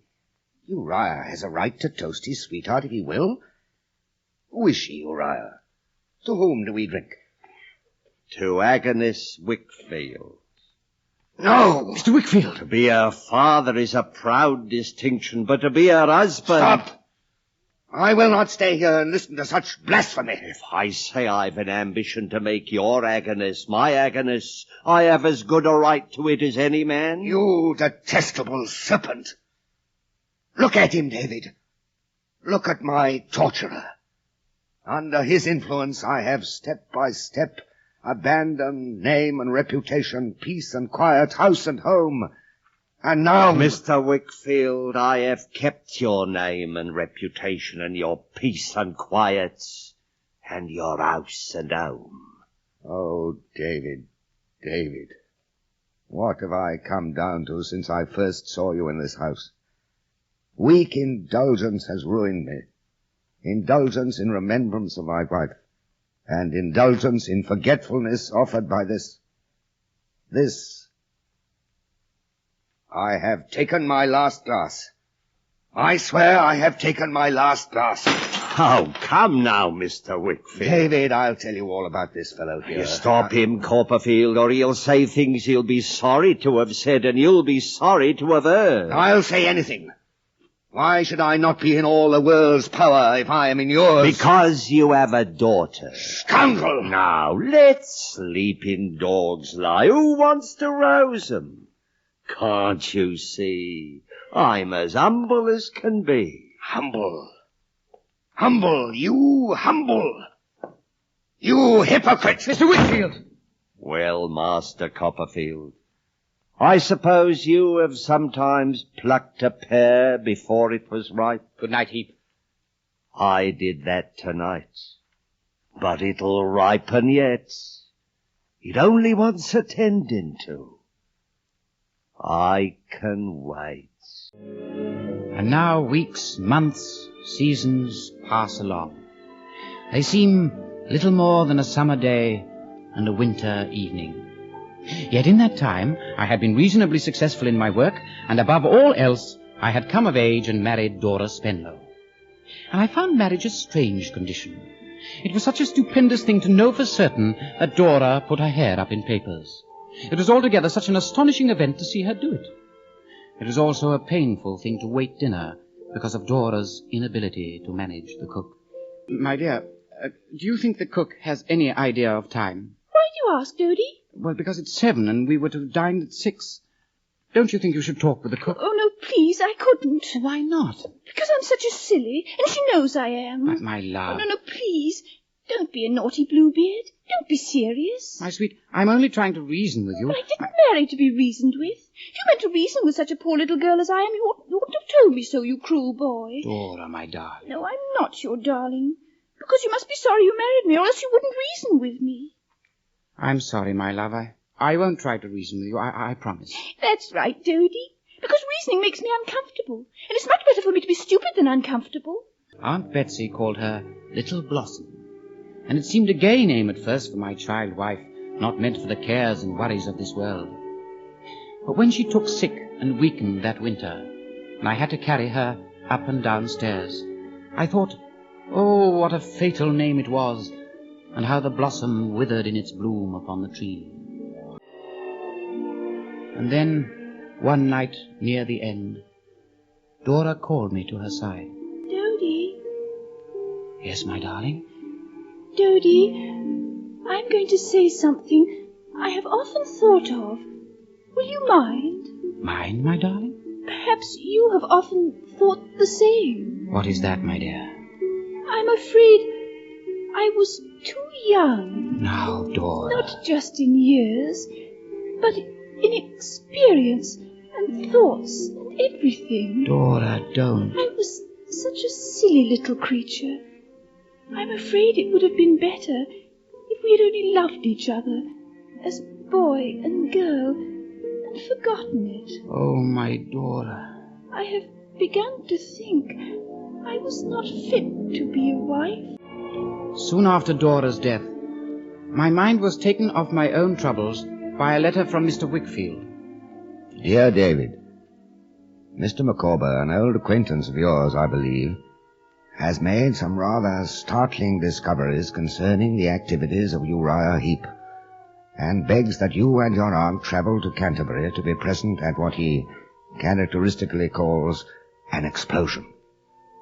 I am unable to take an active part in this, being confined to my bed with rheumatic fever, but I know that you will not fail me in this, my hour of need. Your friend, Wickfield. Miss Betsy Trotwood and Mr. David Copperfield calling on Mr. Heep. Well, I'm sure this is an unexpected pleasure. Miss Trotwood, Master Copperfield. Mr. Heep. Mr. Heep. Things have changed in this office, Miss Trotwood, since I was an humble clerk at El Japone, ain't they? But I'm not changed, Miss Trotwood. To tell you the truth, sir, I think you are pretty constant to the promise of your youth, if that's any satisfaction to you. Oh, thank you for your good opinion. You needn't wait, Micawber.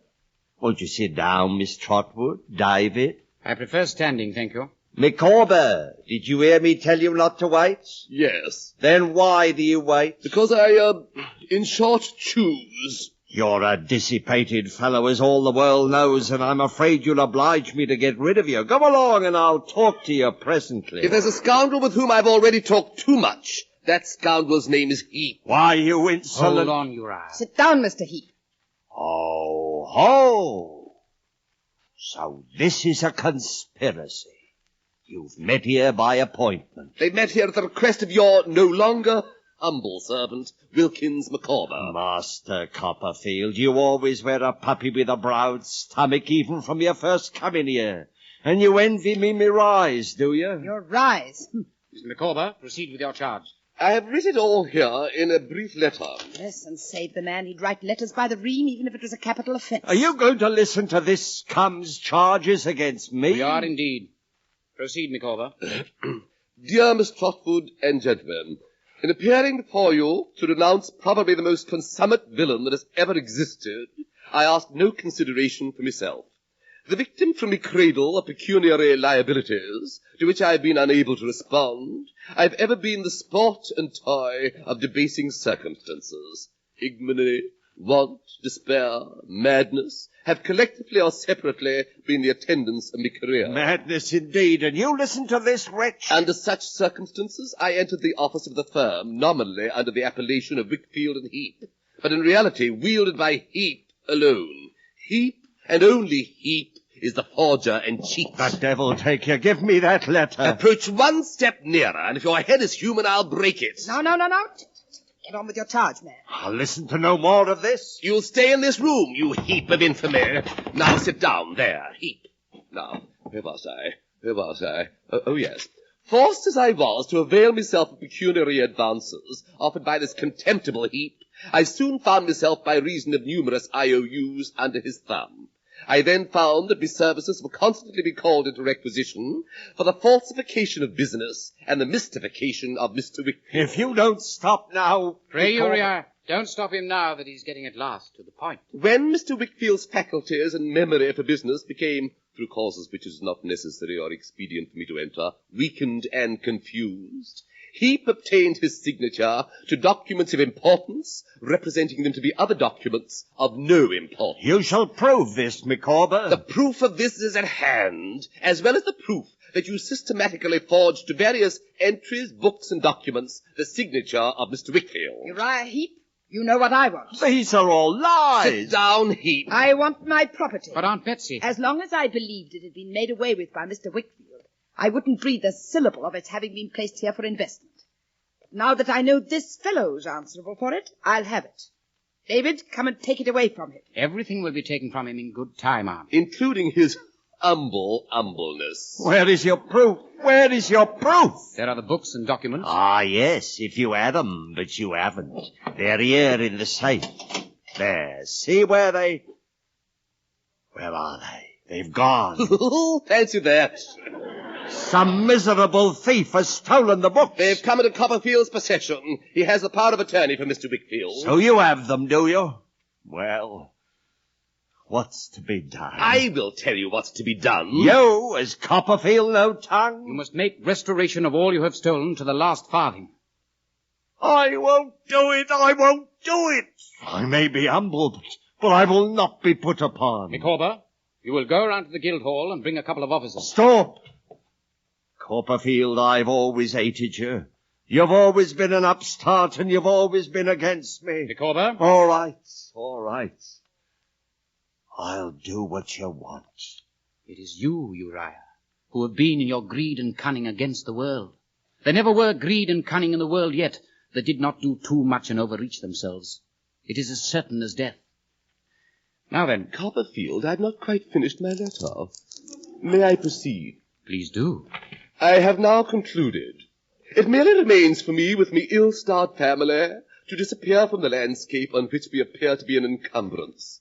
Let it be in justice merely said of me, as of a gallant and eminent naval hero with whom I have no pretensions to cope, that what I have done I did in spite of mercenary and selfish objects, for England, home, and beauty. Yours, etc., etc., etc., Wilkins Micawber.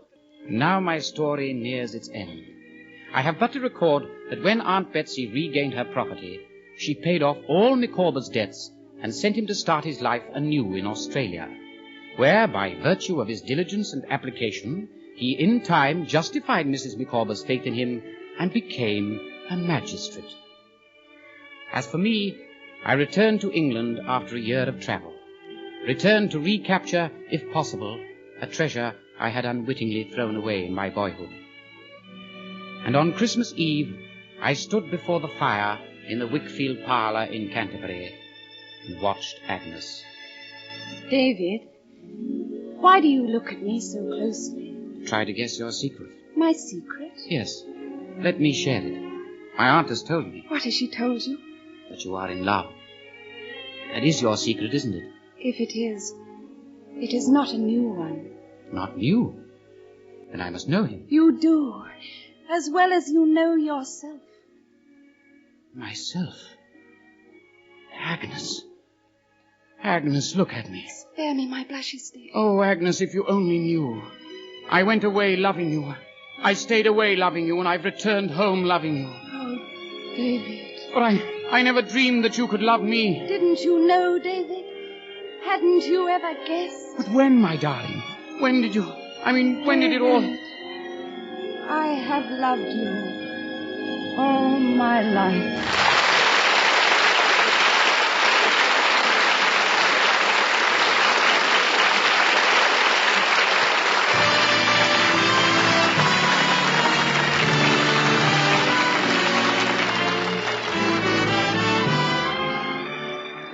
The curtain has fallen on the Theatre Guild on the Air production of David Copperfield, sponsored by the United States Steel Corporation. We express our thanks to our stars: Boris Karloff as Uriah Heep, Flora Robson as Betsy Trotwood, Cyril Richard as Mr. Micawber, Hugh Williams as Mr. Wickfield, and Richard Burton as David.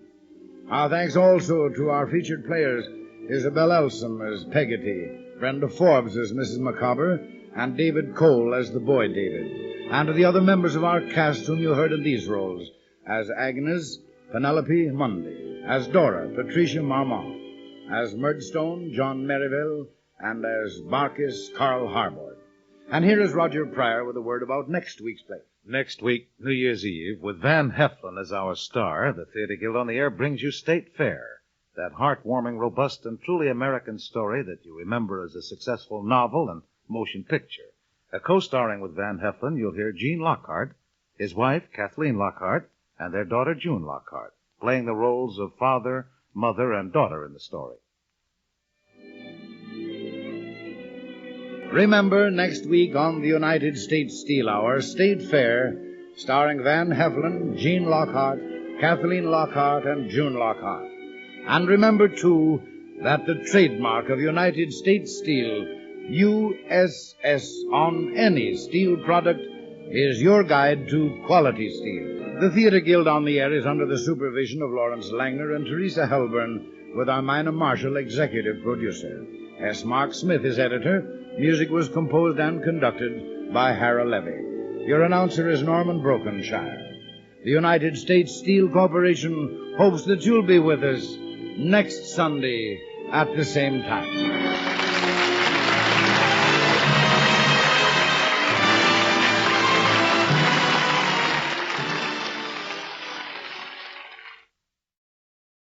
Lux presents Hollywood. The Lux Radio Theater brings you For Whom the Bell Tolls, starring Gary Cooper, Ingrid Bergman, Akim Tamirov, Gail Sondergaard, and Mikhail Razumny. Ladies and gentlemen, your guest producer, Mr. Otto Kruger.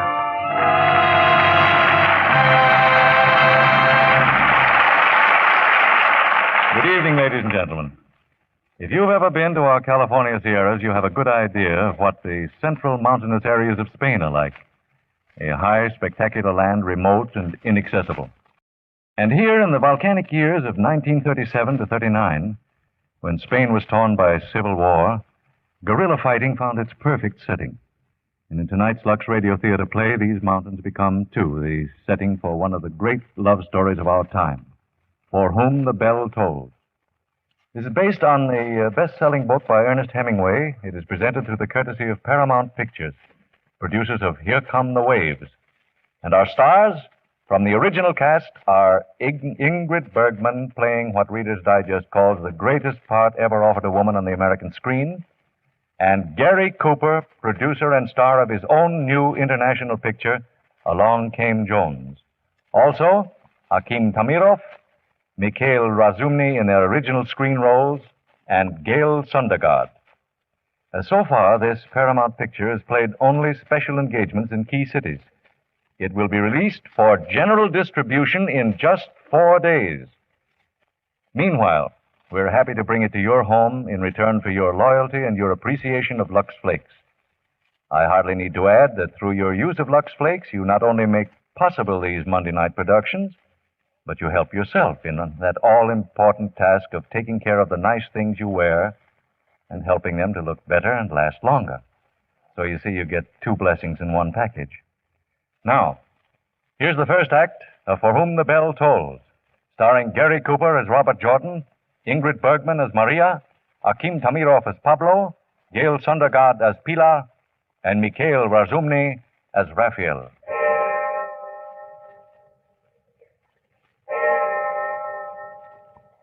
Any man's death diminishes me, because I am involved in mankind, and therefore never send to know for whom the bell tolls. It tolls for thee. Spain, 1937. A nation gasping under the savageries of merciless civil war. During the historic siege of Madrid, an American named Robert Jordan slipped into the ravaged city. Jordan, oh, it is good to see you. Thank you, General Goltz. You did well with their munitions train. Well, it blew up, General, if that's what you mean. Yes. And next is a bridge. Here is a map. And here, Jordan, high up in the mountains of Segovia is your bridge. It is all important that it be blown. We are taking the offensive, Jordan, at last. When? Dawn, 4 days from now. When we attack, the enemy will call up reinforcements. Troops, artillery, tanks, and everything will have to cross that bridge. Above all else, it must be destroyed at the stated hour. Now, how will I know the exact time? A squadron of our bombers will fly over the mountains. That will be your signal. What about a guide? Got anybody? An old man named Anselmo. He knows the people to help you. Guerrillas, a handful. They hide out in the forest and caves. Now, how soon can you leave? Any time. I'd like a drink and a haircut. Good. Get the drink first. You need it more. Oh, wait, I go with you. Get behind this rock, Roberto. Yes. Now look down there, you see? Yeah, I see. The bridge. And the sawmill. The guards live there. 8 men and a corporal. Roberto. Yes? That soldier on the bridge, he's a boy from my village. You couldn't kill him, Anselmo? Yes, considering the necessity for destroying the bridge. But if I live, I will never do harm to anyone again, that it will be forgiven. I hope for that too, old man. Well, now where to? Higher up, there is a cave on the edge of the mountain. I have friends. Who leads there, Anselmo? Pablo is the leader. Pablo does not like foreigners. Roberto, come here. See? Here is Pablo. Pablo is the boss here, Roberto. Foreigner? Yes, I am also a friend. I'm here at the command of the Republic. In these mountains I command. What's that? In your pack? Dynamite? Oh. Now, I can use dynamite. How much you bring me? None. It's mine. What for? A bridge. A bridge, that is my business. In this country, foreigner, it is my business. You have a good horse there, Pablo. You know horses? Where'd you get him? Civil guard. I killed him without harming the horse. You've killed many civil guards? 20, 30. Yes, but every day there are more. For the war, I had no horses, not even one. Now I own 5. We're safe here now, my people and my horses. And that's why you will not dynamite the bridge. We're tired, Pablo. We're hungry. You will not dynamite the bridge. It's all right, Roberto. We can go to the cave.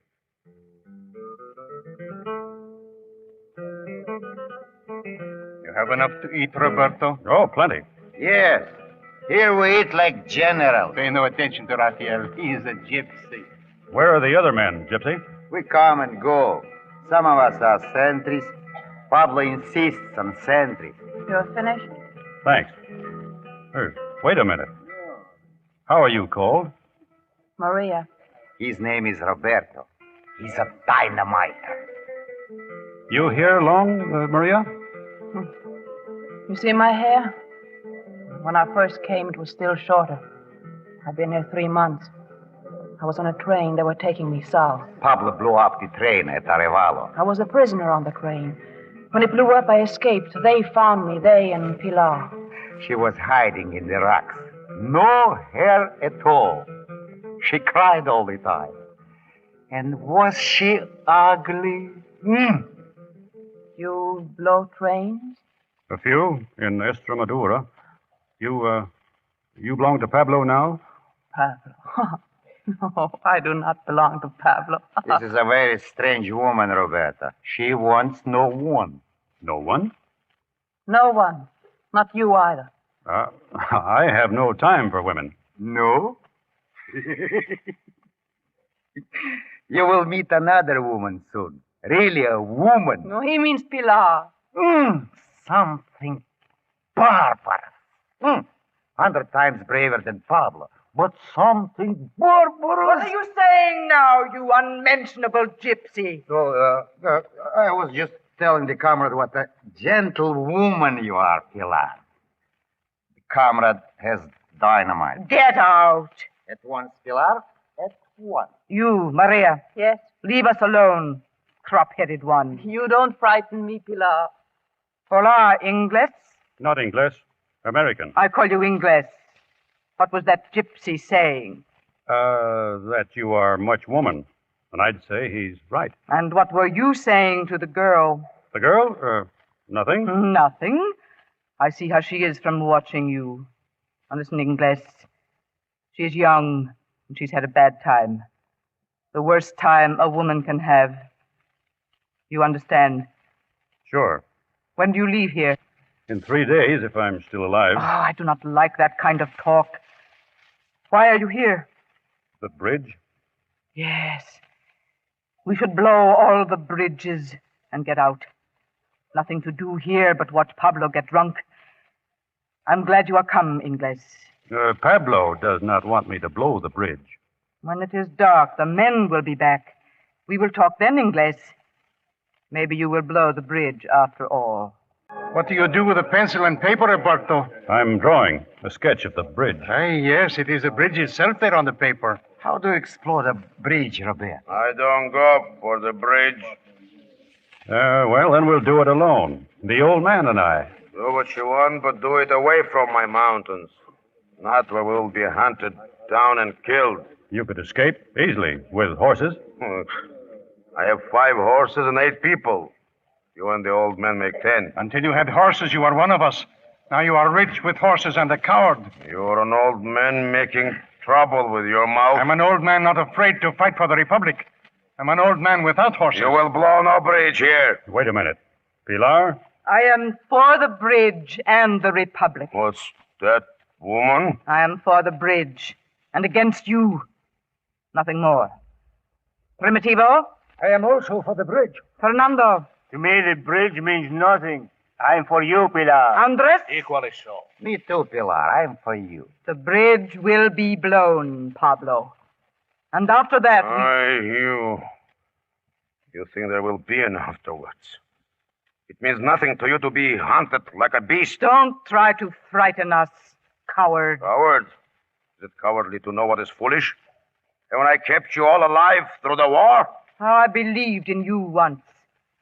1 year of war, and you turned coward and drunkard. Woman, you have no right to speak in that way. Not before my people. A foreigner. Here I command. You heard them. No one commands here but me. I should shoot you and the foreigner both. Try it and see what happens. You are like one of the others now. Like them, you take your orders from me. All right. All right, command then. And if you want, the foreigner can command too. Maybe I am lazy and drink too much. Maybe you think I'm a coward, although you know better. But I'm not stupid. And now, if you're a woman as well as a commander, show us all something to eat. Maria, serve us the supper. Where do you go, Roberto? Outside. I'm tired. I've got blankets. I'll sleep in the open. Why not in here? Well, I like it better in the open. In the open. He likes it better in the open. Do not worry about your dynamite. I will watch Ingles. Thanks, Pilar. Roberto. Oh, it's you. You sleep with your gun. That's good. You must be careful. Pablo. He's still in the cave? He left a few minutes ago. He tries to hide his sadness in the wine. When Pablo does that, there's danger. I can take care of myself. I'm thinking of the bridge. I'm thinking about you, Roberto. Why, Maria? I don't know. Look at the stars. They're low. They're so low they're caught in your hair. My hair, it's ugly, ugly. I can feel the stars in your hair. Roberto. See? I've mussed your hair. All day I wanted you to do that. To feel your fingers through my ugly hair. Go back to the cave, Maria. Yes. Good night, Roberto. We thought it best to wake you, Ingles. There is something you should know. Know what? The gypsy. He has just come back. What are you trying to tell me? Wake up. When Pablo left, the gypsy followed him. I move like an owl, Roberto. I see everything. Tell him. Roberto, you have to kill Pablo. Now, before he kills you. He won't kill me. Still, you must kill him. Why? You don't know Pablo. What if he takes the horses and goes off? What if you bridge then? When we have no horses to escape with. You saw him take the horses? No, but he hides them deeper in the forest. And he talks to them. Pablo talks to his horses. He tells his horses to pay no attention to you. And to you, Pilar. Huh. Go to bed, Gypsy. You don't understand, Roberto. Shut up. Pilar, you know Pablo best. What'll he do? I do not know. Have you observed how he watches the girl? It lies on him like a sickness. Until now she has not looked at a man, but she looks at you. And Pablo sees it and the sickness grows worse. That's another reason I want to blow this bridge and get out. And we need more horses. How can we get them? El Sordo. Maybe El Sordo will help us. El Sordo? These mountains are not all Pablo's. A good man? As good as Pablo is bad. Woman, what do you talk about, huh? You and the English. About you. Who else? Pay no attention to her English. He's difficult, but very loyal. English. What? When I left here, before I took my gun and I went for my horses. Yeah, but my mind has changed. I returned to say I'm glad you have come. Yeah, you're welcome here. Wait a minute. Listen. Planes. Planes? Yes. Planes? Whose are they? Whose planes? German planes. Italian. And they see my horses? They're not looking for horses. I could spit in their faces. I could spit in their mortars. The moon is too bright. They'll see the horses. Have you ever seen planes like this before? No, never. Never so close as this. Get in the cave. We'll talk in the morning. Get inside, all of you. And hurry.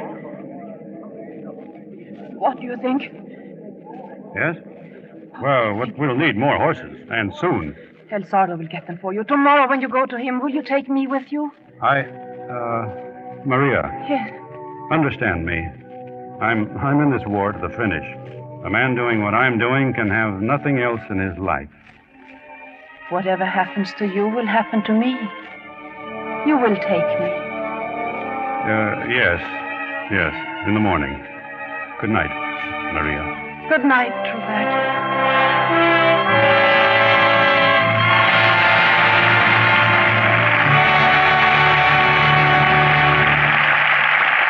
Our stars will return with Act Two of For Whom the Bell Tolls in a moment. Now, here's Libby. With a question, Mr. Kennedy. Who would you say could do a better job of washing woolens, men or women? Well, Libby, that's putting me on the spot. But women have more experience in washing things. Then when a man, a serviceman at that, beats a girl at this job, it's news. Oh, I'll say. When did that happen? Well, I know a girl who had a lovely wool sweater. Since it was white, she had to wash it almost every time she wore it. And it shrank and shrank. Not a Lux girl, evidently. No, but she has a boyfriend. Who is smarter than she is? Well, he's in the army, and he washes his wool shirts. And he wrote her a letter. Yes? He said, I'm not only enjoying the Lux Radio Theater, but Lux as well. We get it at the Post Exchange, and I wash my good woolen shirts with Lux. They come out fresh and clean and fit fine. And so? And so his girlfriend took the hint.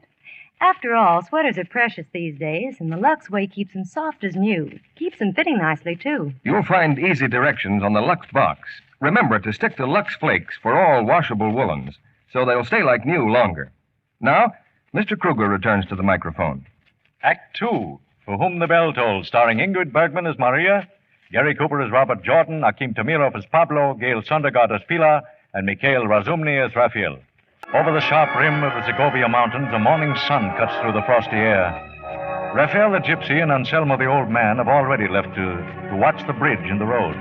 And now, Robert Jordan is also ready to leave the cave with Maria and Pilar for their meeting with El Sordo. Suddenly, up the rocky path, a man emerges through the mist. Hola, amigos. Salud, Roberto. Did you see the airplanes last night? Why, of course. Weren't you here? Oh, Fernando. You did not miss me in the dark. I've been to La Granja. I go every now and then to see my wife and children. Pilar, come here and listen. What did you see on the road last night? Oh, a few trucks as usual. A few of their guns as usual. Sit down, Fernando. Breakfast. Did you pick up any news in town? Nothing. Oh, yes. There is talk the Republic is preparing an attack. That what? They talk of an offensive, perhaps Navasarada. Have you heard of it? They talk of this in town. It's supposed to be a secret. Only rumors. An offensive of some proportions. Rumors? Well, how can they let such a thing get out? What else? Nothing. They say we would blow up the bridges. Say, if this is a joke... There is always such talk, Roberto.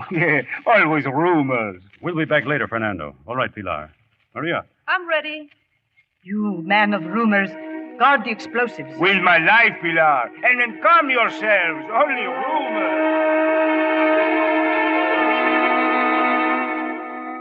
The bridge, yes. But must we talk business so soon? I have good whiskey in glass. We would talk now, El Sordo. If you wish. What is the reason for the breach? An attack? Yes. And we must have more horses if Pilar's people are to get out alive. Yes, it is a necessity. When do you blow the bridge? It will be easy to do it tonight. The English has to wait till the signal comes. Do it in daylight and we may all be killed. Not if we have enough horses. Horses again. I will get them for you. How? Where?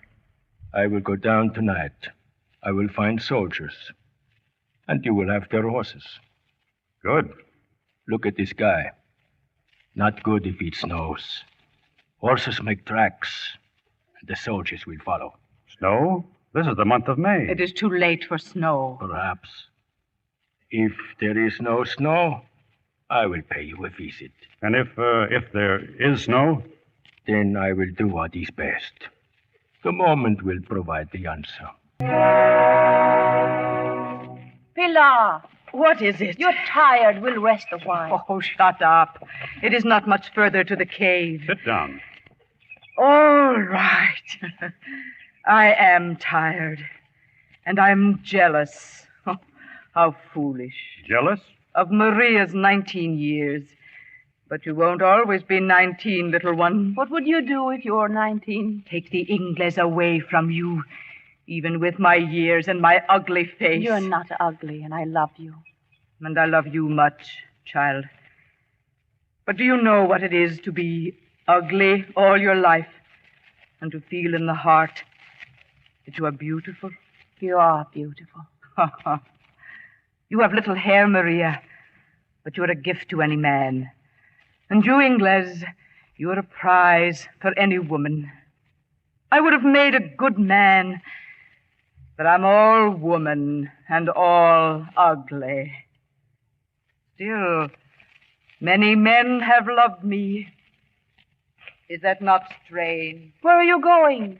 I have a surprise. Close your eyes. And you too, Ingles. What surprise, I wonder. Well, the horses would be a good surprise. Oh, don't worry. El Sardo and his men will get them. I think Pilar is bored with us. Look. Oh, she's disappeared. Pilar! Let her go, Roberto.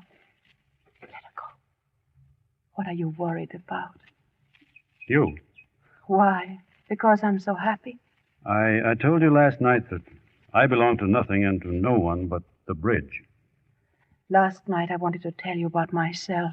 You said whatever happens to me will happen to you. Now, why did you say that? Where are your people? Your mother and father? My father and mother, I saw them killed. I'll tell you how it was. No, My Maria. father was the mayor of our town. And when the fascists came, they took all the Republicans and lined them up against the wall. My father cried out very loud, "Long live the Republic!" And then they shot him. But my mother had no politics. She only loved my father, but she couldn't say that. She just looked at him there at her feet, and she said, "Long live my husband, who was the mayor of this town." She said it very loud, like a shriek. And then they shot, and she fell, and I tried to go to her, but they had tied me with the rest of the girls. Oh, I wanted to be shot, too, and I was going to shout, "Long live the Republic and my mother and my father." But then there was no more shooting. They herded us up this hill to the city square. Across from the city hall, there was a barber shop. They took us there. No, Maria, Oh, no. I want to tell you, but I can't. Maria. Oh, are you angry about something? No, of course not. Oh, I'm glad. I won't cry anymore. Oh, Roberto, I don't know how to kiss, or I would kiss you. Where do the noses go? Always I wondered where the noses would go. They're not in the way, are they? I always thought they would be in the way. Look, I can do it myself. Maria. Oh, did I do it wrong? No. Give me your hand. We're going to find...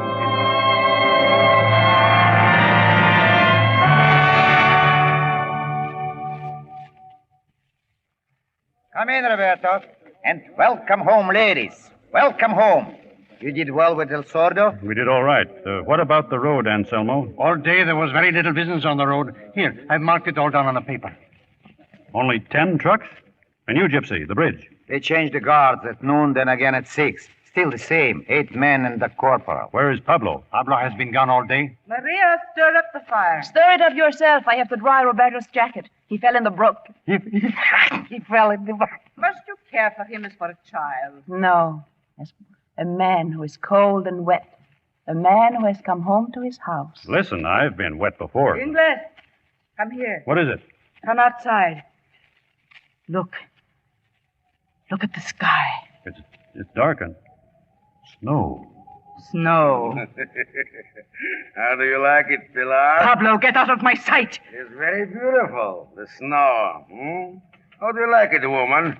How do you like to command when it snows? Shut up, drunkard. I know why you went to El Sordo. But the horses make tracks in the snow, Ingles. There will be no offensive now. No bridge blown. No soldiers hunting us in the mountains. No, only the snow. And love making in the forest. Watch your mouth. Everyone's so quiet. Everyone's so strange. What are you all thinking about? I do not think, Maria. I warm myself with wine. Your shoes, Roberto. Here, they are dry now. You'd think I was a child the way you... Maria! Here, Maria. Dry my shoes. Stand up, Pablo. Stand up? Are you drunk or just pretending to be drunk? Roberto. Don Roberto. Wait, Ingles, wait. There is something I have wanted to ask. Why have you come so far to fight for our republic? Yes, why? Answer him, Don Roberto. Well, a man fights for what he believes in, Fernando. Yes, but in his own country. Well, it isn't just Spain who's fighting here. There's a bigger issue here, as I see it. An issue that affects all of us. And because I see it as I do, I'm here to do the best job I can. Were you always a Republican? And your father? Oh, sure. He voted the Republican ticket all his life. Hey, and they did not shoot him for it? No, they don't shoot you for being a Republican in America. Roberto was a professor. He told me this afternoon. An instructor. I taught Spanish. The professor, huh? He has no beard. No, he's a false professor. No beard. A false professor. He does have a beard. Does he? You should know, girl. I've had enough of it, you hear, Pablo? Enough. He is only drunk, Ingles. Drunk? Yes. You tried to provoke me, Ingles, huh? Is that it? Provoke me into fighting? Is that how you'd get rid of me? I say you are a coward and not drunk. I don't provoke. See? I sit in my chair and eat his insults. Yes. And I'll still be alive when you're all dead. And I spit on you. I don't provoke. I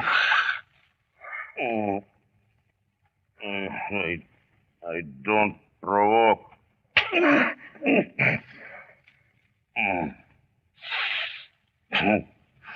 My mouth bleeds, Augusti. Red. Red like the wine in my cup. I drink to the Senora Commander and to all the fools.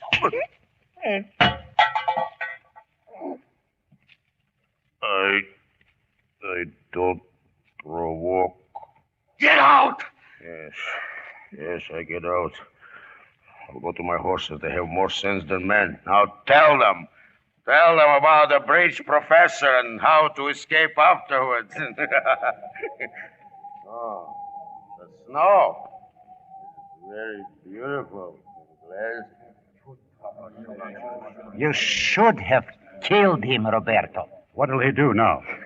He'll throw a grenade in here. That's his style. Give me your pistol, Ingles. I'll shoot him when he comes back. Wait. Do not forget he knows the way of our retreat. We should point out to Pablo how his conduct... Shut up! We'll kill him when he returns. No, not in cold blood. Cold? You Ingleses are all cold, but I'm not cold. I burn. Burn! Pablo was once a leader. Without mercy, yes, but also without fear.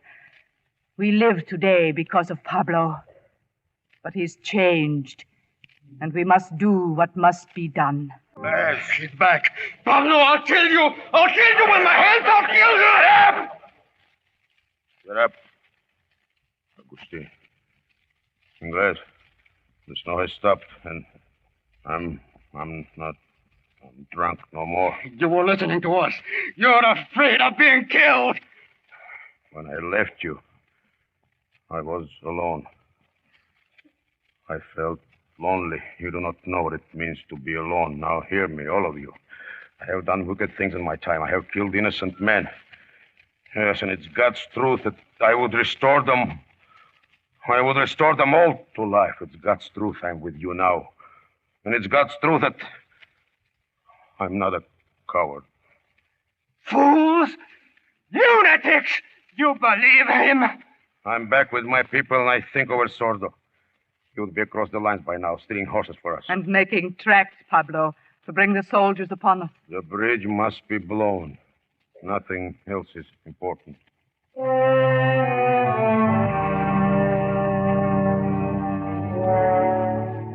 Roberto. Maria, get down, I quick. brought you coffee. See, I got a bird in this morning. Quiet.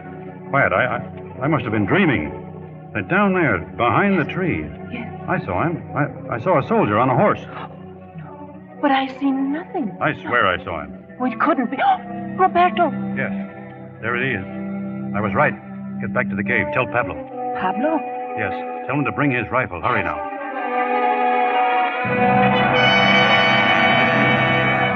Well, Inglés? Soldier is dead. Raphael, move him into the brush. At once, Inglés. I killed the soldier without harming the horse. Now, look, what a beauty. Oh, what a thing of beauty is a horse. Augustine. Yes? Get the machine gun out of the cave, and you, Anselmo. I'll take the horse to the corral. No, he's made tracks in here, and he's got to make them out again. There are bound to be other soldiers. Go on, now, make tracks out of here. Ah, you have much head, Inglés, yeah. We may have to run for it. Fernando takes the dynamite, and Andres, go to Pablo's horses. And if you hear firing, bring them down to the pass. The women will go with you. No, Roberto. You will go with Andres. And if there's a fight, we'll need him to help you and to hold the horses. Where do you take the machine gun? To the big rocks at the top of the canyon. I go with you, Roberto. There may be a fight. I can help. I can hold the legs of the gun. Now go back. Please, I want to be with you. They're coming. Roberto, look down in the valley. Yeah. Cavalry. The whole troop. But what are they shooting at? Who? Hand me the glasses, the binoculars. Pablo. They shoot at Pablo. That's true. No. 5 men. Riding hard up the mountain. El Sordo. El Sordo. Oh, he's drawing them away from us. Then we stay where we are. What are you saying? El Sordo will need us. Can't you see that they are done for? If we show ourselves, we're done for, too. Then what happens to the bridge? Those are our comrades down there. Are you afraid to fight for our comrades? The English is not afraid. What use is courage without intelligence? El Sordo has both. He will understand why we do not expose ourselves. He'd have found better cover on this side of the canyon. He knows that, Inglés. El Sordo knows. What do we do, Roberto? It will be a long day. But we'll wait it out here at the cave. I'm back, Inglés. The soldiers never even saw me. It's been dark for an hour. Where have you been? When the shooting stopped, I went to where Sordo was. Dead? Dead.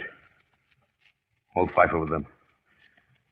They had taken their heads. No heads. The cavalry rode back to the valley. We can see them from here. We're safe. Wine. Where's wine? Roberto. It's the old man, Anselmo. It's started, Inglés. I have been by the bridge. I have seen them. What? Seen what? Guns, trucks, even tanks. More soldiers than I could count. Everything is moving toward the front. So, it is come. Come?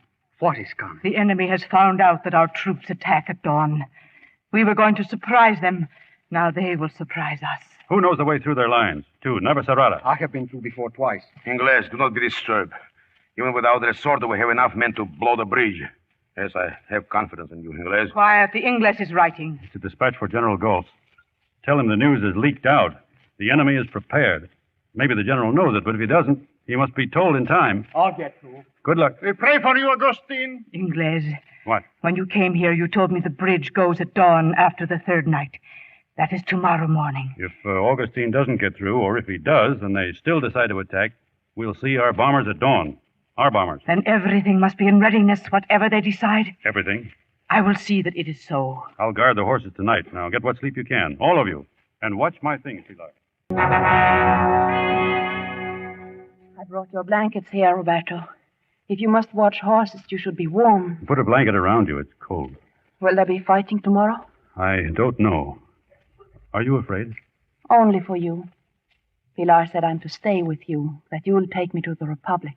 You and Pilar will each have a horse. You'll be safe with her. But I go with you, not Pilar. I came here on foot with the old man, and I'll go the same way. Maybe Augustine will get through. Maybe there will be no fighting, Roberto.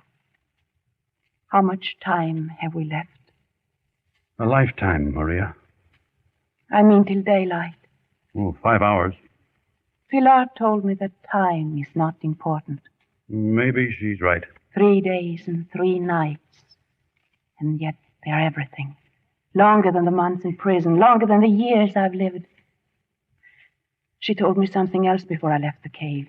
She said we must live all our life in the time that remains. Why did she say that? Because we would all die tomorrow. And that you know it as well as she does, but you give it no importance. Pilar is crazy. She had a reason, so she said I must tell you everything that happened to me when they shot my mother and father. I don't want to hear it. It must be told. They pulled my hair and cut it off with a razor and put the braids in my mouth to gag me. In the mirror in the barber shop, I could see the men laughing. And then they took me out. I stumbled over the dead barber. They had shot him because he belonged to a union. Then they dragged me up the stairs of the city hall to my father's office. Don't talk about it. Don't think about it anymore. I was going to tell you on the way back from El Sardos, but I was glad when you wouldn't let me. Then I was happy. I felt as if it had never happened. But tonight Pilar said you must know everything. And now you won't love me. Tomorrow you'll take me through the lines, and then I'll never see you again. No, Roberto. We can't change things. But it's true. It's true that I never kissed any man until I kissed you. No one ever touched you, Maria. No one. You believe that? You believe that? I know that. And you can love me? I can love you more. I'll never leave you. Never.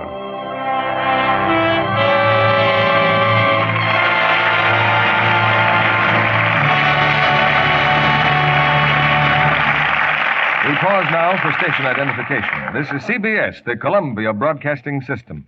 In just a moment, our stars will return in Act 3 of For Whom the Bell Tolls. Now, young Bob Jones is home on leave, and he and Betty are celebrating by having dinner at a smart hotel. But what's wrong? Betty stops, her spoon halfway to her mouth. Bob has such a funny look on his face. Sort of hurt and embarrassed. Why, he's looking at my hands. What's the matter, honey? Penny for your thoughts. Of course, Bob isn't going to spoil the party by telling Betty her hands look red and rough, especially when he thinks maybe it's his own fault. Maybe Betty has to work too hard, hands in soap and water jobs all day at home. But Betty could easily avoid embarrassing her husband by one simple change. If she would change from strong soap to Lux Flakes for dishes and other cleaning jobs, soon her hands would look soft, smooth, and lovely again. Many, many actual tests have proved this. And then... A penny for your thoughts, honey. I was just thinking, you have the prettiest little hands in the world. Gosh, a fellow's proud to have a wife like you. Best of all, it costs less than a penny a day to change ugly dishpan hands to Lux hands. Change to Lux for your dishes tomorrow. Now, Mr. Kruger returns to the microphone. After the play, we'll ask our stars to tell us a little about their experience in the filming of this picture. But now here's the third act of For Whom the Bell Tolls, starring Gary Cooper as Robert Jordan, Ingrid Bergman as Maria, Akim Tamirov as Pablo, Gail Sundergaard as Pilar, and Mikhail Razumny as Raphael. The night wears on. A chilly stillness hangs over the cave on the mountaintop. Nearby, where the horses are tethered, Robert Jordan stares through the blackness, his thoughts fixed on the bridge, on the girl named Maria who sleeps in the cave, and on the man Augustine who has ridden for General Goltz with the news that could stop a futile battle. But in Navacerrada, Augustine learns that generals are hard to find. Who the devil are you? What do you mean by waking me up? I'm Captain Gomez, and this man He has a dispatch from General Goltz. No one believes me. For heaven's sake, get me to the general. This lunatic is either a bandit or a spy. Put him under guard. He bears an important message, Major, and I intend to get him through. Then get out of here. I know of no General Goltz.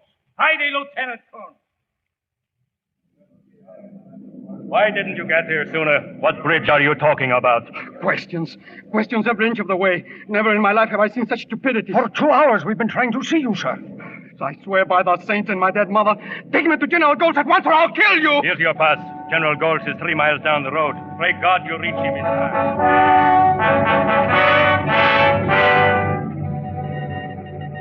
Why didn't you bring this to me at once? Oh, stupidity, General. Ignorant stupidity. Crazy suspicions. You on the wireless. What about Abilene? Abilene is calling through, sir. And? The bomber took off 10 minutes ago. Exactly on schedule, sir. They're gone. It's too late, Gomez. We're done for. Too bad. It could have been a great victory. Yes, a great victory. Roberto, Yes? you do not sleep? I'm thinking of Augustine. If he got through. It's 4 o'clock. The moon is so bright it could be morning already. Why did you leave the cave? I had a dream A good dream? that I was in your house. In America, the one you told me about where you were a little boy.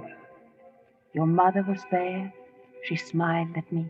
She was holding a child who looked exactly like my Roberto. And when I asked her whose son it was, she said, "Why, it's yours, Maria." That's why I had to tell you of my dream. You can't wait till I take you to America, can you? That, too, is like a dream, Roberto. Now wait till this war's over. You'll always take me with you. Unless you run away. I'll never go away from you. I would try to take care of you well. What does that mean? It means that when morning comes, I would take your sleeping bag and hang it in the sun. Your socks should be washed and dried. I would see that you had 2 pair. What else? This, your gun, I would learn how to fire it. Then if you were wounded, we won't be captured. I could shoot you before I kill myself. Do you have many ideas like that? Not many, but it's a good one in this war. But I'd rather have you shoot me, though. Promise me if there's ever any need, you'll shoot me. Sure, I promise. Thank you. I know it's not easy to do. But there are other things I can do for you. Besides shooting me? Yes. I can roll cigarettes for you without spilling the tobacco. And if you're sick, I'll take care of you and read to you. Well, suppose I'm not sick, and I give up smoking and have only 1 pair of socks and hang up my sleeping bag myself. What then? Then, I'll just sit by you and watch you and love you as I do now. Now. Maria, everything is now. There never is anything else but now. Not for anyone. If they only realize it. Some people have many years, some only 3 days. But everything is in proportion. You can live a great life and not miss a thing if you pay no attention to yesterday and tomorrow. Like we're doing. It's beautiful here. Will we ever come back? Someday, Maria. Do you think Augustine got through? Who knows? Are you afraid? I love you, Roberto, as I loved my mother and father, as I love what I love most in the world, and I love you more. Always remember. I'll remember. Maria, it's time. To get ready for the bridge? Yes, we'll go to the cave. There's much to be done.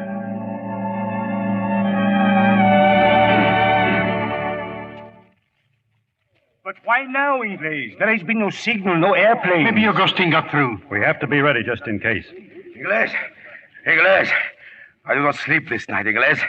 I'm a leader. I care for my people. I have been through the mountains, and I have brought 3 more men. Whose men? They are the men of my friend Elias, each with a horse, Inglés. 3 horses and 3 men? Where is the gain? Oh, well, maybe one gets killed, and he won't need his horse, understand? Inglés and I, we understand each other. Nobody understands you, neither God, nor your mother, nor yourself either. Take the men of Elias with you. Yeah. Also the gypsy. You will take this side of the bridge, the roadmaster's hut. Cover the bridge until I blow it. Good. But not a move until the bombers come over. Bombers, yes. Pilar, you will do the same at the sawmill post. Be careful not to alarm the sentries unless you hear the planes. Take the others with you. Primitivo, Fernando, and Address. The old man here comes to the bridge with me. And what of Maria? What of me, Roberto? Well, you will stay with the horses. Don't be afraid if you hear shooting. We can tie the horses. I can go with you. No, it's more important that they be watched. And I'll retreat when all is finished. Then the bridge is blown. Come back through the gorge as fast as you can. Now, get the horses and men of Elias. It's time to go. Come. Yes, come on. Maria. Salud, Maria. Salud, Roberto. Take much care. Come back quickly. Hey, what sort of a kiss is that? If you cry, they'll think I hurt you. I'm not crying. I hear the planes, Ingles. I know. I heard them. Augustine, he did not get through. Or if he did, well, someday we may know what happened. Watch for yourself, Pilar, and for her. I care for you very much, Ingles. Remember that. And don't worry. Everything will go well at the bridge. Sure, everything's fine. Now, let's go. Hand me the rest of that dynamite, Anselmo. Be careful of the girders, Roberto. Yeah, what about the others? Can you see? Pablo on one side, Pilar on the other. They keep the soldiers busy. There's killing, Roberto. I'll be through here in 5 minutes. Roberto, for all the letting of blood, will there be a penance? We fight to make peace, Anselmo. It's necessary to kill so others may live. When peace comes, all men must do penance, or we never have a true and human basis for living again. Are the wires clear? Yes, Roberto. Well, stretch them out along the bridge now. Hurry. The detonator, yes. Roberto, look, the enemy. They're coming. Tanks? A whole column of tanks. They're coming toward the bridge. They run with the wires. Hook them to the detonator and blow it. No, Roberto, no. By the time you reach the detonator, I'll be finished, If I blow the bridge, I blow you too. No. Do what I tell you. No, I cannot, Roberto. They have reached the other side. Get to the detonator and hook the wires to me. Oh, yes, Roberto, yes.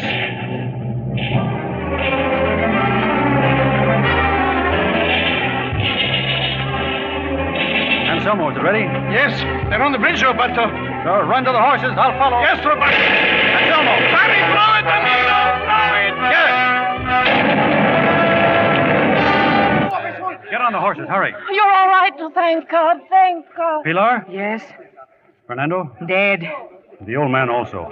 Where's Pablo? We saw him coming up the gorge. He'll be here in a... Get down, hold it.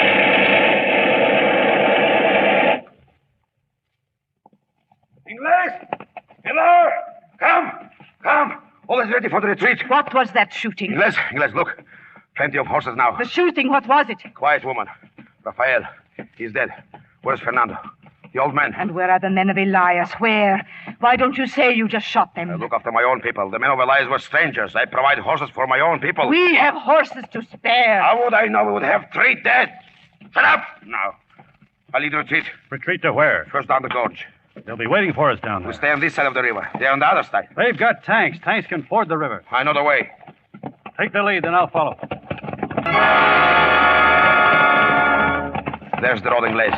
We cross it and go into the forest. There's the tanks coming. They've seen us. The tank cannot follow us in the forest. Cannon. They've got cannon. There is time to cross between shots. Hear me! At a gallop! One by one! Pilar, Maria, you first. No, I wait for you, Roberto. No, wait then. Pilar, Primitivo, Andres, at a gallop!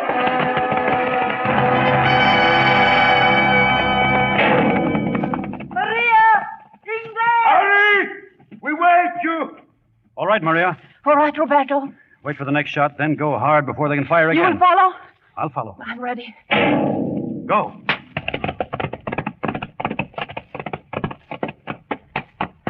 She's made it! Ingles! Start off. I'm coming.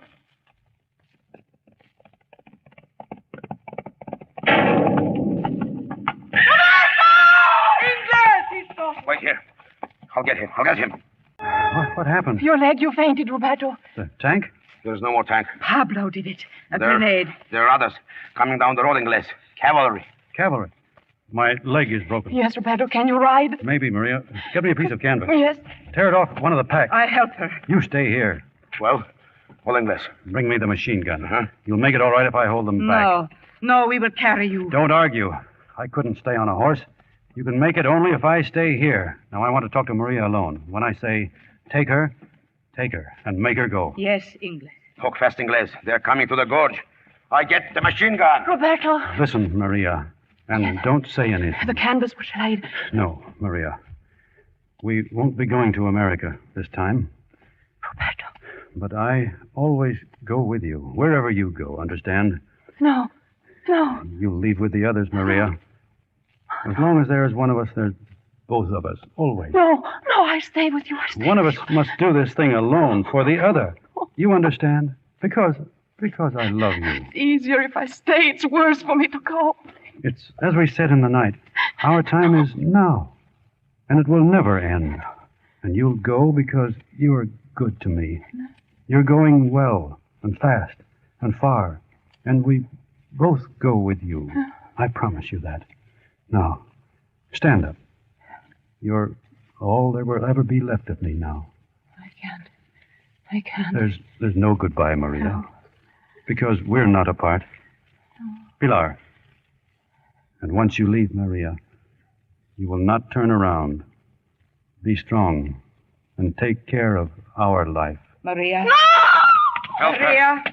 Primitivo, help her. You will obey, Maria. No, I won't, Roberto. I won't leave him, Roberto. What can I do, Ingles? The gun is loaded? Yeah, and a few extra clips, if you can manage. Look after the cropped head. Always. Go now. Adios, Ingles. Hurry! I lead the retreat. Hurry!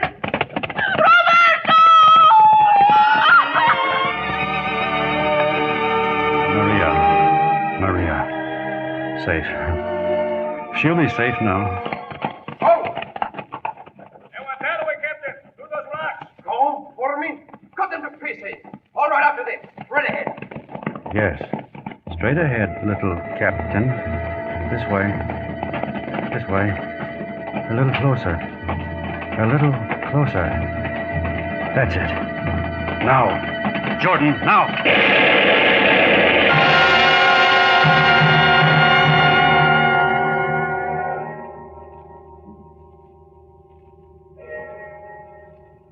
Any man's death diminishes me because I am involved in mankind, and therefore never send to know for whom the bell tolls. It tolls for thee.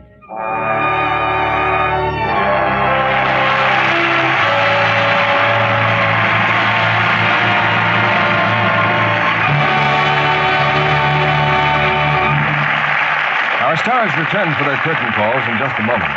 Ladies, what do you say when you get a run in your stocking? Something like this? Oh, nuts. Another run. My stockings don't last any time. Or maybe... Oh, gosh, a run.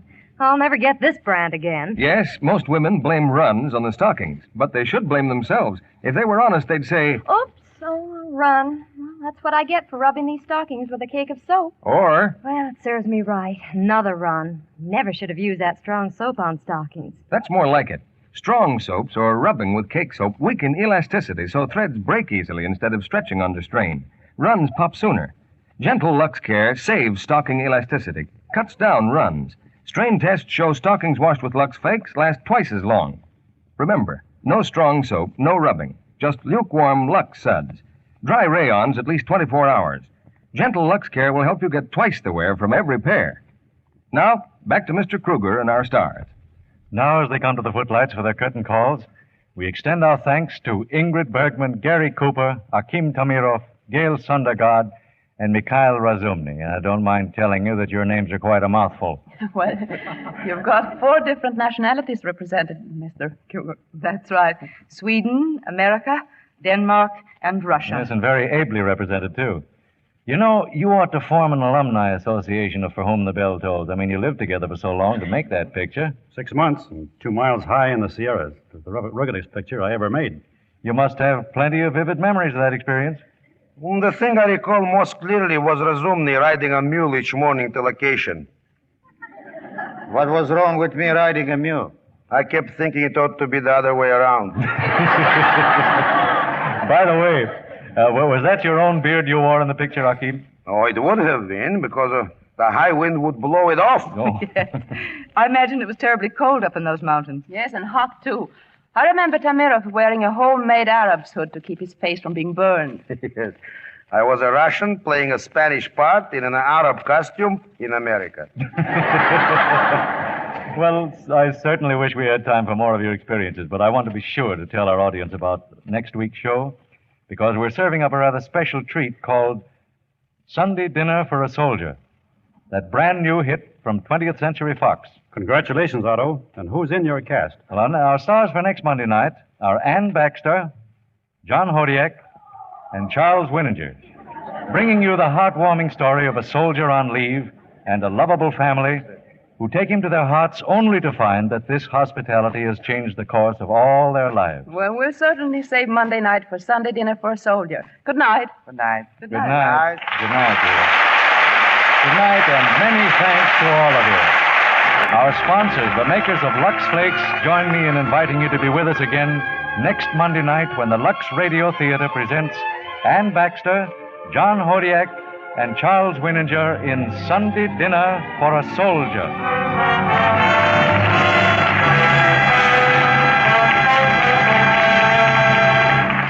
Housewives, you can help to save American lives and speed the day of victory and peace by saving those waste fats and greases needed for vital war materials. Save every drop from your kitchen. Take them to your butcher in a clean can, and he'll give you 2 red ration tokens plus 4 cents for every pound.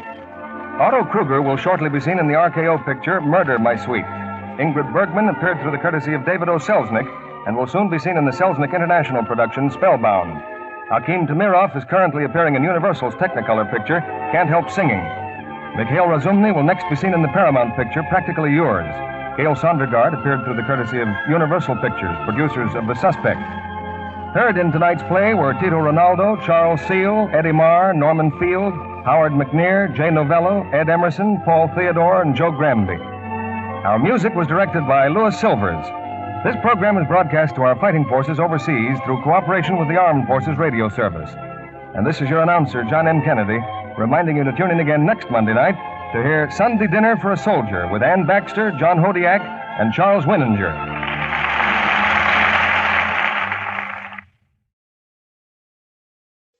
In just a moment, your radio theater. But first, 3 programs keep you laughing tomorrow night on NBC. One is You Bet Your Life with Groucho Marx, a 30-minute question and answer session with lots of spontaneous fun when Groucho and contestants get together. The second is Truth or Consequences, the only quiz show where contestants never tell the truth because it's much more fun to pay the consequences. And the third is an old friend brought to you every Monday through Friday, Fibber McGee and Molly, guaranteed to keep you chuckling from start to finish. Hear them all tomorrow night. And now stay tuned for your radio theater on NBC. NBC presents Hollywood. The National Broadcasting Company brings you your radio theater. And here to introduce the world-famous play with a top Hollywood cast is your host, the distinguished motion picture star, Mr. Herbert Marshall.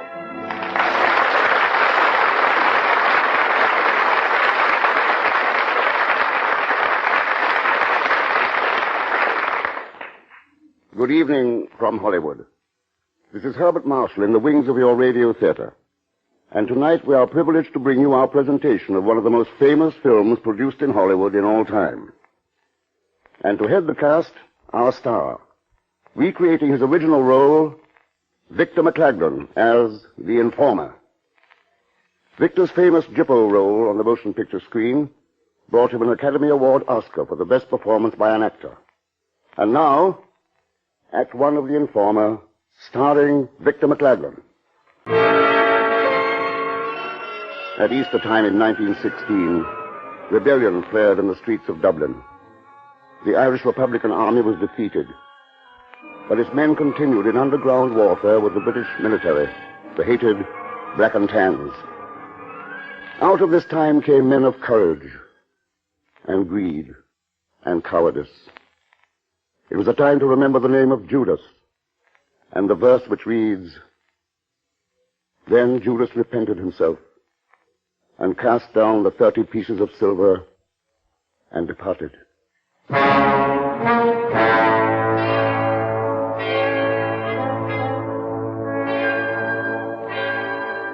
This isn't a long story. I can tell it to you in only a few minutes. I know it better than anyone else. I was part of it. The whole thing took less than 12 hours. 12 hours, but it was as long as a man's life. Did you hear it? It started already. Started ticking off the minutes of a man's life. It began at 5 o'clock of a fog-swelling evening in strife-torn Dublin. That was in 22, when we were fighting for freedom and independence. The Tans patrolled the streets, marching up and down with guns on their shoulders and grenades in their belts. And there were posters on the walls of every building. £20 reward? Wanted for murder? Frankie McPhillip? It was Gyp O'Nolan, told the poster from the wall. Gyp O'Nolan, tall as 2 men, broad as 4, and strong as a dozen. Frankie McPhillip was Gypo's pal, you see. His best pal. His only one.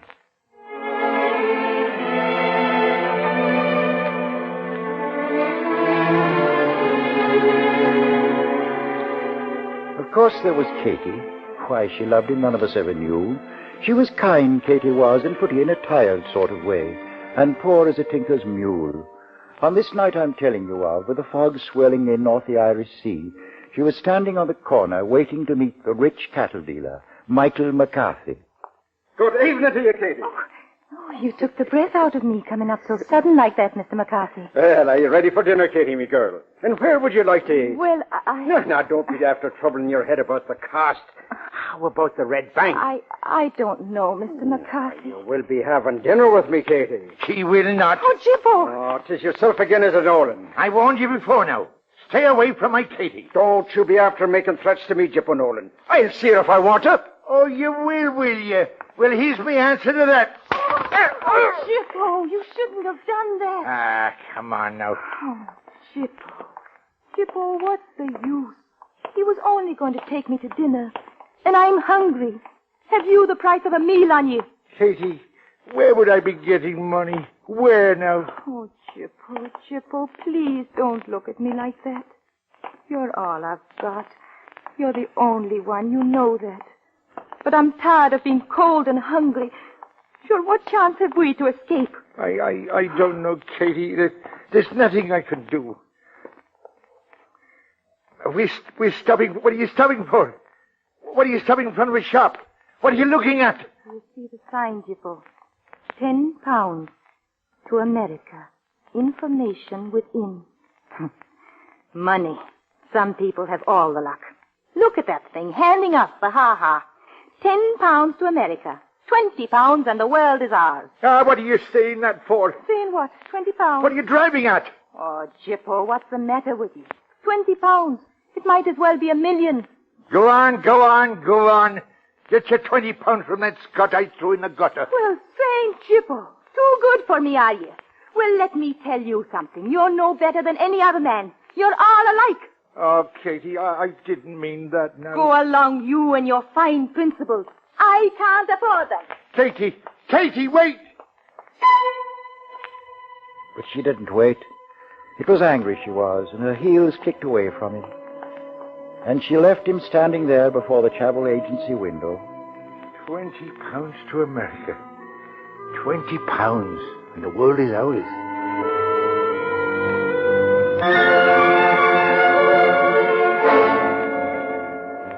At 5:30, Gypo Nolan was sitting alone at a bench in Dunboy House, eating a poor meal of potatoes and buttermilk.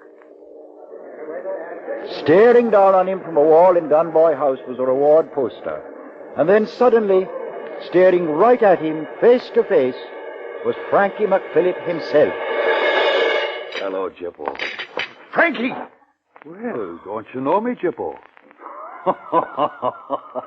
Hey, don't wonder that you stare. I'm lucky to be finding you here. Hey? Man, what is it? What are you staring at? But you came up to me so sudden like. Oh. Maybe I'm getting jumpy finding out there's a price on me head. £20. Ha! So that's all I'm worth. Oh, Gypo, 6 months is a long time, me boy, to be on the run. Sleeping out in the hills, freezing to death, no decent grub. So I says to myself, I'll sneak into town and see me mother and I'll duck right out again. And here I am. Gypo, did you deliver my messages? I did. And what did my mother say? She blessed the saints you were alive. She followed me out and gave me half a quid to give to you. But I was so hungry myself, I spent it. Oh, you big lubber. That was her way of giving it to you. She likes you, Jippo. The Lord knows why. For murder. 20 pounds reward, Frankie McPhillips. Jippo, what's come over you? What are you gawking at? There's something queer about me. No, Frankie, no. It's just that I'm in bad trouble. You see, I've been court-martialed. Man, what for? Oh, you remember the tan that killed Cannon? I do. Well, we drew lots for it, and I got the short match. Well, I took him out in a lorry, and he begged for his life. Right. I couldn't do it, Frankie. Not in cold blood. No. Besides, he swore he'd desert if I let him go. And you believed him, Jippo? What did Commandant Gallagher say? Oh, he near had me plugged when I went back to report. And then they threw me out of the organization. And now the British think I'm with the Irish, and the Irish think I'm with the British. And the long and the short of it is that I'm walking around starving without a dog to lick me trousers. Oh, you poor fathead. Jippo, it's your help I'm needing now. I looked you up first to find out if the Tans are still watching my mother's house. Is there a guard on the house? Not since Christmas. Huh? Well, then I'm off. And if I get a chance to see Gallagher, I'll put a word in for you. Up with the rebels, Jippo. Up with the rebels. Frankie McPhillips, 20 pounds. Ah! All the same, it's 20 pounds.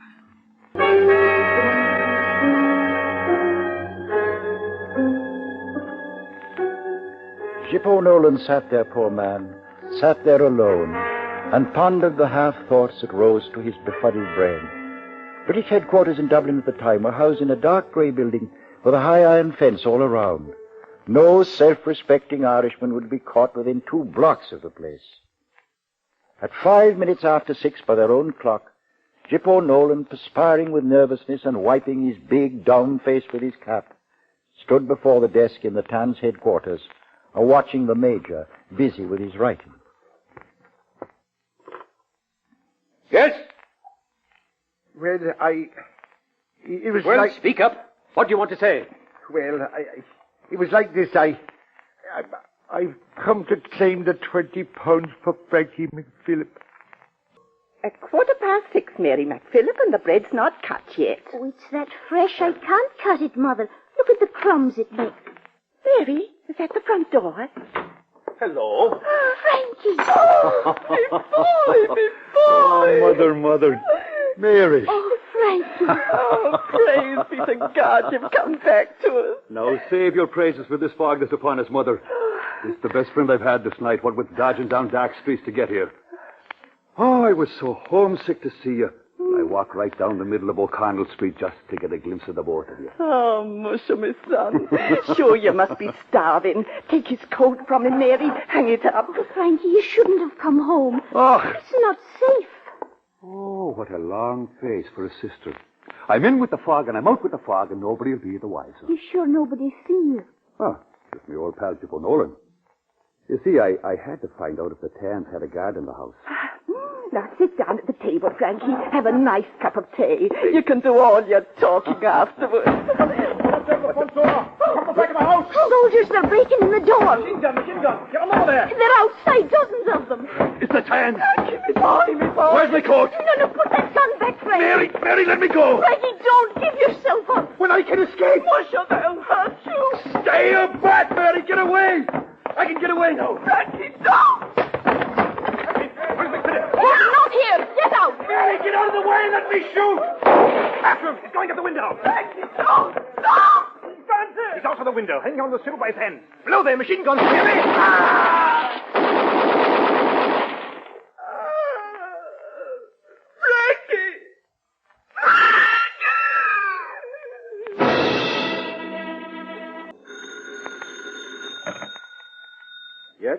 Yes? Right. Major? Yes? McPhillip was killed trying to escape, sir. Frankie was killed. Oh. Give him his money. 20 pounds. You'd better count it. Show him out the back way. Right, sir. Come on now, then.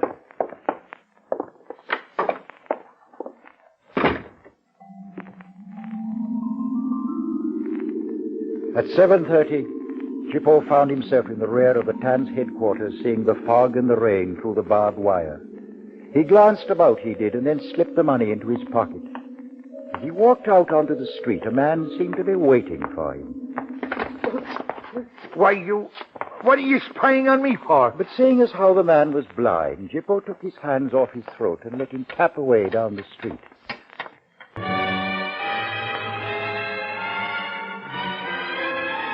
The blind man had frightened Chippo, though, and the sight of a reward poster for Frank McPhillip had shaken him. So he cut his way through the fog to a public house. Give me your whiskey. There's a lot of things I'd like if I could afford it. What is it money you want? Here. Well, help yourself.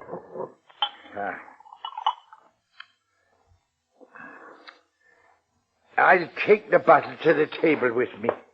Suit yourself.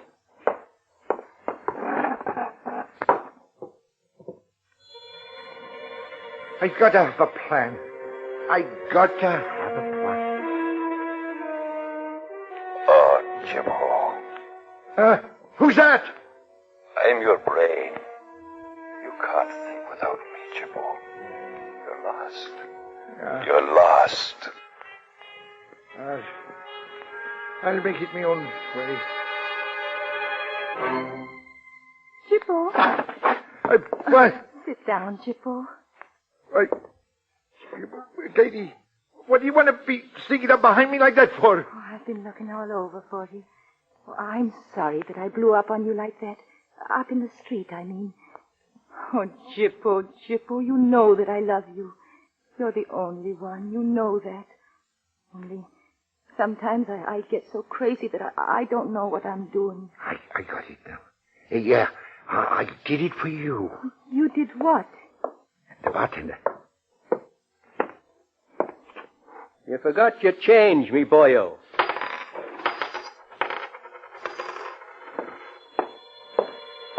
Chippo, where did you get that money? Look at it. And not an hour ago you hadn't a penny to warm your pockets. Did somebody die and leave you a pot of gold? What are you saying that for? Oh, did you rob a church or what? Aye, that's it now. You mean that you robbed a church? Oh, no, it wasn't a church. It was a sailor off an American ship. Shh, not so loud. I went through him at the back of Cassidy's pub on Durham Street. He was drunk. But if you say a word of it, you'll get me into trouble. Oh, me? And what do you take me for? An informer? What are you talking like that for? What? Chippo! Who's an informer? Chippo! Don't be saying things like that. I didn't mean any harm. Now, come on, Chippo. Let's get out of here, huh? Oh, one more now. Come on up to my room. There's a nice warm fire there. Here's your money, Chippo. Now, come on. I'm taking this with me. Oh, darling, you don't want any more of that. The bottle goes with me. Oh, well, all right then, but come on. Wait now, wait. There's a drop more drink in the bottle. No, Chippo. There now. Katie. What is it? It's just a blind man, Chippo. Where's me money? Hey, you wait there, wait. Here, this is for you, understand? Thank you, sir. Oh, Chippo, you gave him a pound note. I know, Katie. Chippo, why are you looking like that for? Where are you going? I forgot something. They'll be wondering why I'm not there already. By 8:30 in the evening, the McPhillip house was filled with mourners. 2 nuns and a priest stood by the coffin this side of the candles, praying for the soul of Frankie McPhillip. His mother was a sorrowful sight. Her sitting in a rocker, going up and back, and tears coursing down her face like rainwater into the Liffey. The only words she said were to call out for her son. The rest of us sat quietly. We talked in low tones, as is befitting at a wake, of course. There was only one word on the tongues of us that did speak. "'Tis easy seen 'tis the work of an informer." "'Tis sure. 'Tis the work of an informer." And it was there, in the MacPhilip home, that I, Bartley Mulholland, first saw him after it happened. He came staggering up the steps, pulled off his cap, and crept into the room. "Bartley." "Jippo Nolan." I see. "Sitting down on the floor near Frankie's mother." I'm sorry for your trouble, Mrs. McPhilip. What are you shouting for? Don't you know there's a wake going on? Ah, let him alone, Bartley. Sure, he was a friend of me dead boy. All the same, you should show more respect for the dead. Now, get up from there, Jippo. Oh, yes. Well, now, will you look at that money? Leave him alone. Sure. I was only going to give your money back to you, Mr. Nolan. I can pick up my own coins. There. Well, what are you staring at? I swear that all that's holy, I want him to keep away from this house. Oh, good heavens, man, sure, there's no one suspects you. Sure, that's right, Jippo. No one suspects you. Oh, Frankie, my son. Oh, you've been very good to me, Mrs. McPhilip, and I'm sorry for your trouble. That's something to help you with. Bartley, he's going out. Follow him, Tommy. Jippo! Jippo! Jippo! Man alive, what are you hurrying for? Who's in a hurry? What makes you think I'm in a hurry? Oh, no, don't be getting your rag out me, boyo. This is a free country and a man can ask questions without all this gossiping, especially from an old pal. Tell me now, are you working now? No! What? Don't be shouting at me like an aboriginal, will you? You can't blame Bartley and me for taking a friendly interest in you for old time's sake, seeing as how you were one of us at one time. Why, Look, Jippo, don't! Jippo! Bartley! Tommy, Jippo. Here, now, none of that. Now, let go of him. Now, what's wrong, boys? What are you up to? He suspects me. He suspects you of what? Oh, I didn't say anything, Bartley. I only asked him to see if... You're a liar, you did. Both of you. And well, I know you, Bartley Mulholland and Tommy Connor. You're Commandant Gallagher's right-hand men, and I'm... Shut up, Jippo, you're mad. Well... You have people listening. Well, don't be accusing me, then. Now, come on, let's get out of here. No! Commandant Gallagher wants to see you, Jippo. Well, I'm not going. Come on, man. He's not going to eat you. Is it afraid of the Commandant you are, Jippo? Afraid? I'm not afraid of the finest man that was ever worked. Well, then, come on then, man. Now, let's get out of here. Keep your hands off me. Come on. I'm ready to see Gallagher.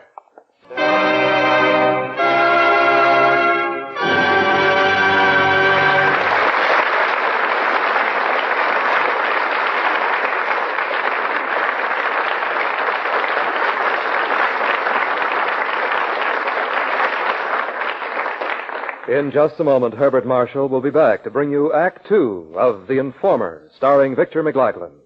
Your radio theater will be back after a brief pause for station identification. And now, ladies and gentlemen, here again is our host, Mr. Herbert Marshall, and your radio theater. And back we go to 1922, and the damp streets and alleys of Dublin, as we present Victor McLaglen and Act Two of The Informer. Time was running short for all of us. Headquarters of the Irish Revolutionary Organization were in an old warehouse, and it was there that the leader of our organization, Don Gallagher, a fine man, stood and watched the fire in the grate lick at the edges of a MacPhilip reward poster and finally consume it. He was engaged to marry Frankie MacPhilip's sister, and he was thinking heaven knows what thoughts when Connor and I passed through the guards and saluted him. Well, Captain Mulholland, sir, with Jippo Nolan. Well, Jippo, you don't seem glad to see me. You've got a grudge against me. Why?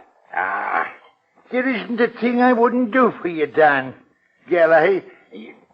Yeah, but you had me court-martialed and expelled from the organization. You disobeyed orders, endangered the organization. You had a fair trial, Jippo. Only for me, you wouldn't have got away as easy as you did. But forget all that.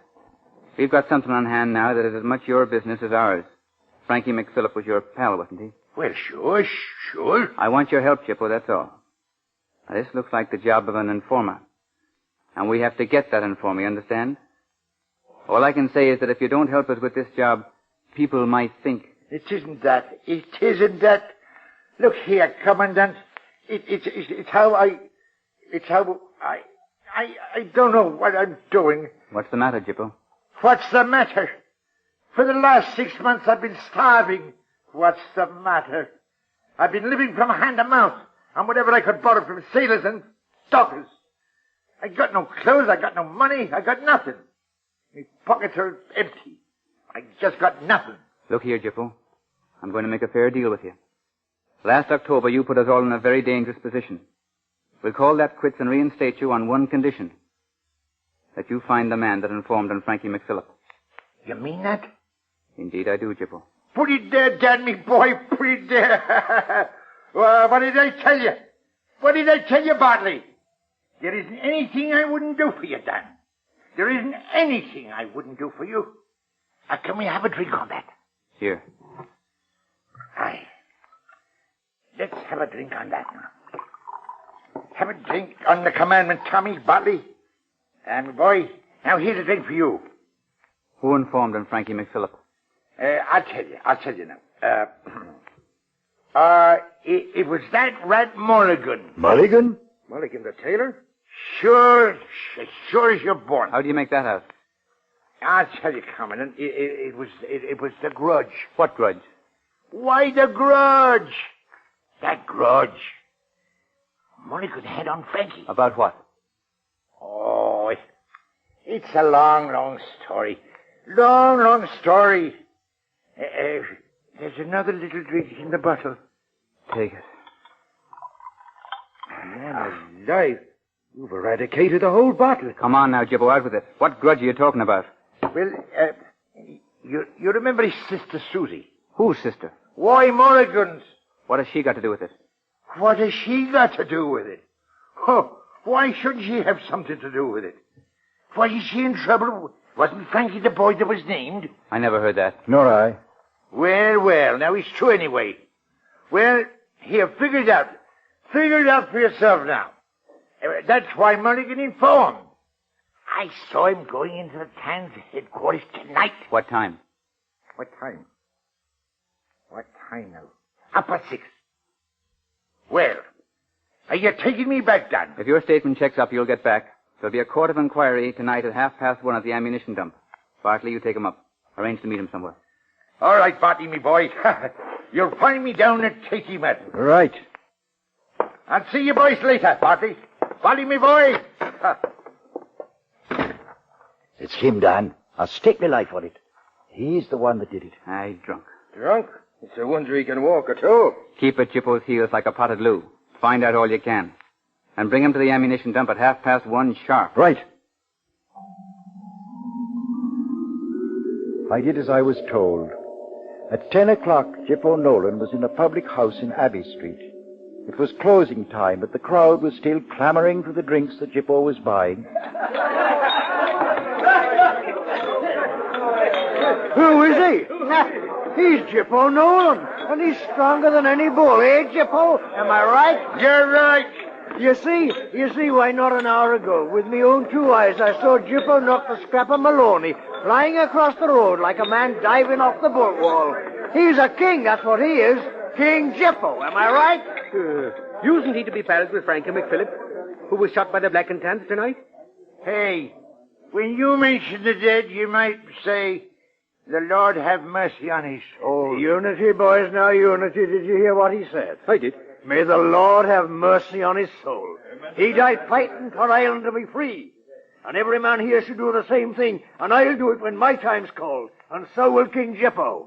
So will King Jippo. Am I right, Jippo, me lord? Right, Terry. Silence! Quiet! Silence there, everybody. Quiet. Jippo, you have the floor. I want everybody to come and have some chips. Some fish and chips with me. With King Jippo. Do you hear that?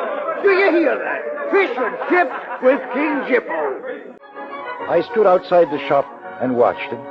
Dozens of scuts and wrecks from the slums of Dublin, Some of them scrawling onto the counters, some of them dancing jigs, and all of them pushing the fish and chips into their hungry mouths. Jippo stood in the midst of them, proud as a cock he was, laughing and singing and eating and paying for it all with the money that he had on him. I kept a close watch on the amount he spent. It was 10:30 when he and Terry, the fawning, treacherous, bright-eyed pup who was leading him around, came out of the fish and chips shop. It is a fine night. It's the finest night of my life. Jippo! Terry, give me that rock.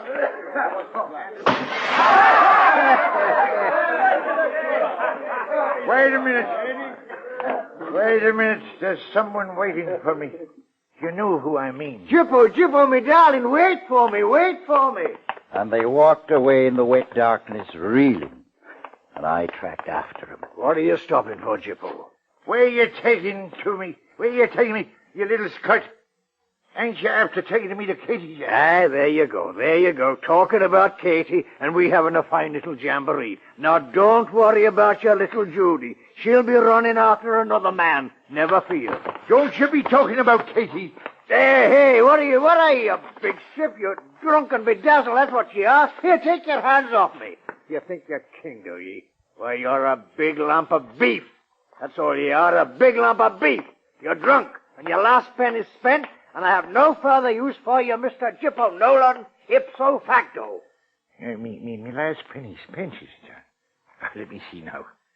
2, 4, 6, 8. Oh, by the holy, where did you get it, Jippo? Well, there's enough there to choke a horse. And me joking about it a few minutes ago. Jippo, my boy, you're a king and a descendant of kings, and I'd fight for you, and I'd die for you if the time comes. And there's me hand on it, Jippo. The hand of a man that's true and loyal. Am I right, Jippo? Come on, you little scut. I'm going to find Katie. Yes, and I'm the boy to lead you to her. Come on.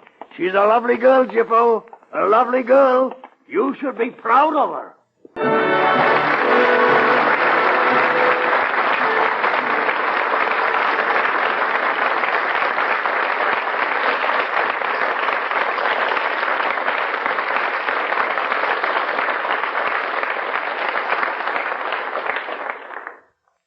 This is Herbert Marshall with Act 3 of The Informer, starring Victor McLaglen as the tortured giant Jippo Nolan.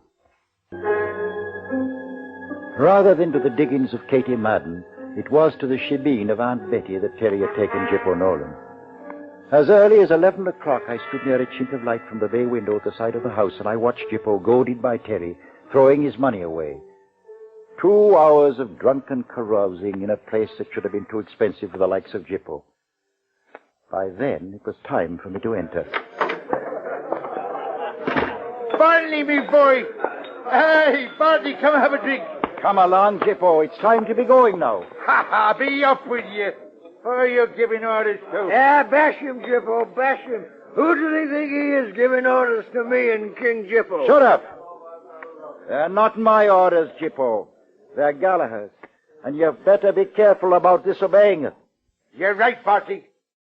Is it 1 o'clock? It is. Come on, Jippo. Let's go.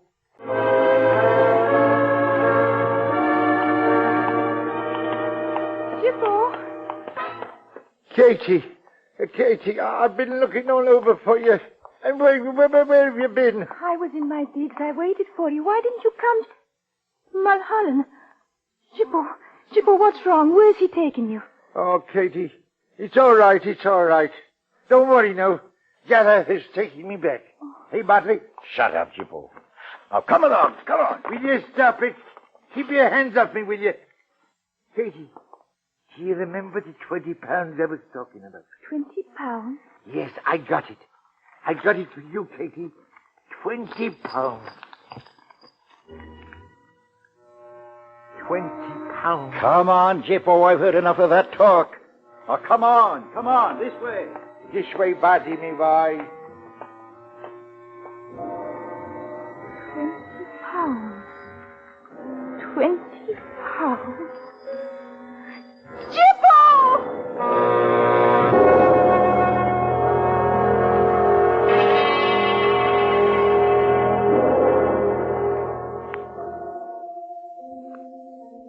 Time.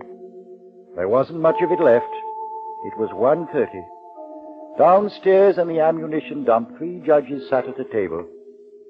Little Mulligan the tailor sat on a bench, a coughing from time to time and saying his rosary.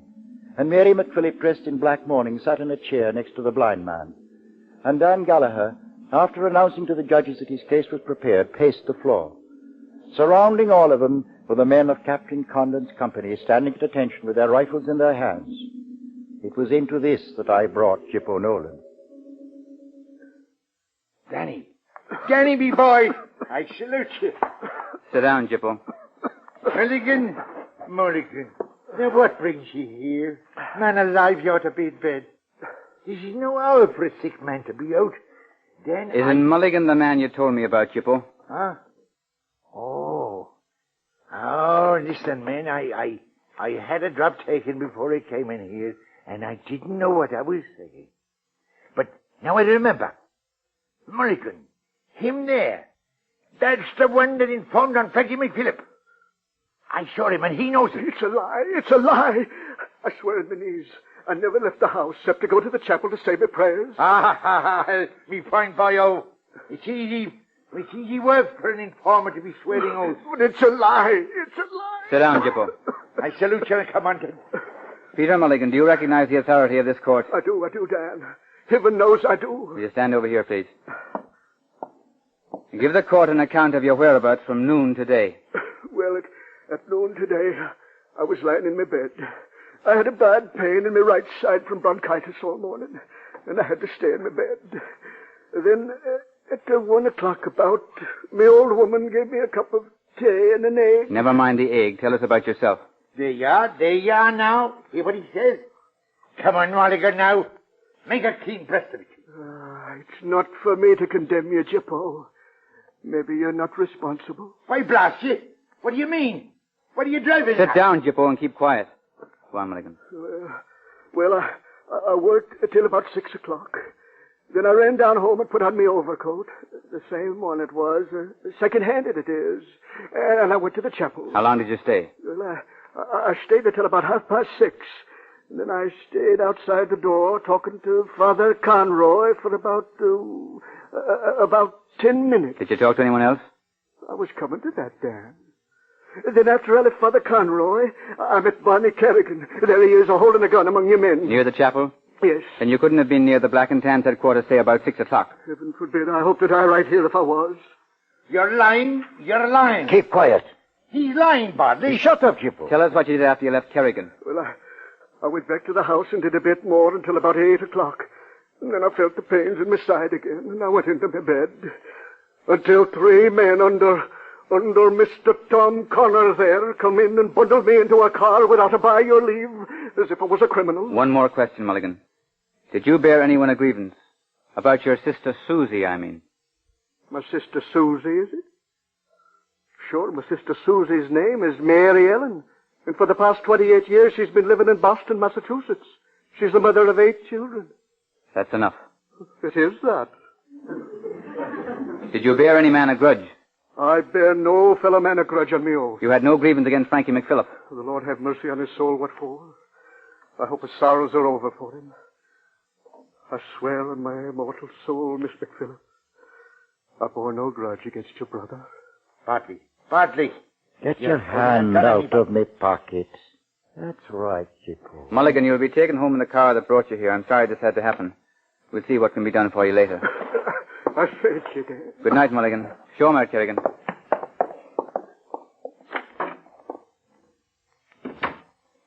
Now, Jippo, suppose you tell us what you did with your time from 6 o'clock this evening until Mulholland picked you up at 1.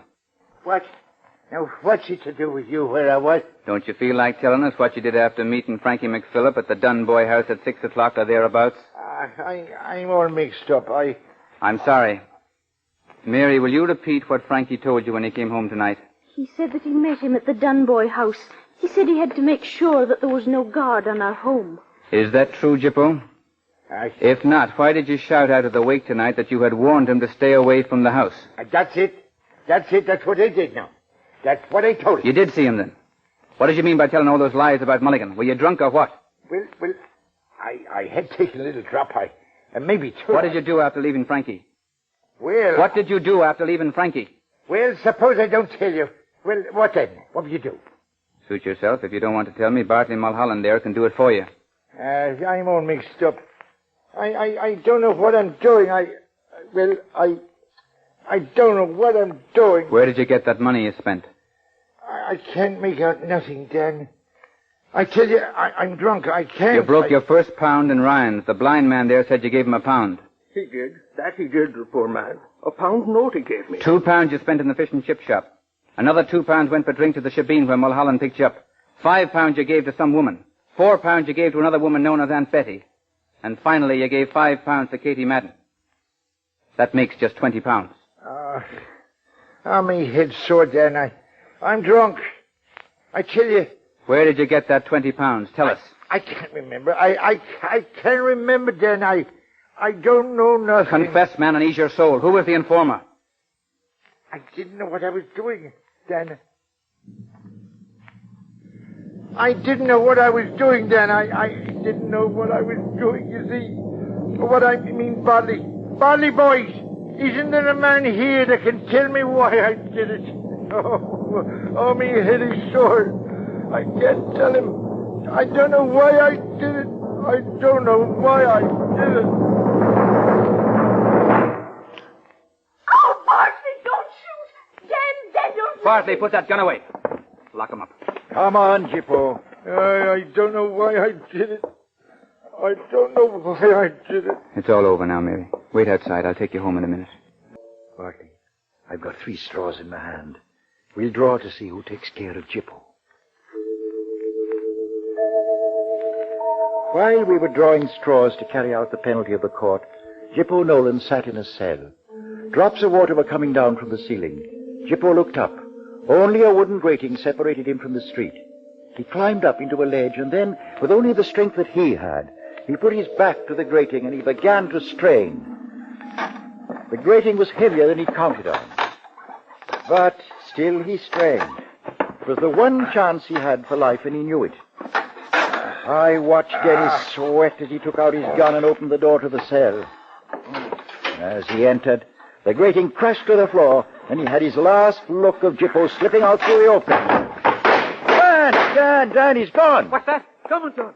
Jippo Nolan's escaped. We've got to work fast, lads. If he reaches the Tans before we get him, we're finished. The whole movement's finished, you understand? Now jump to it, and remember, we're done for it if he gets away. Out you go. Fogabella.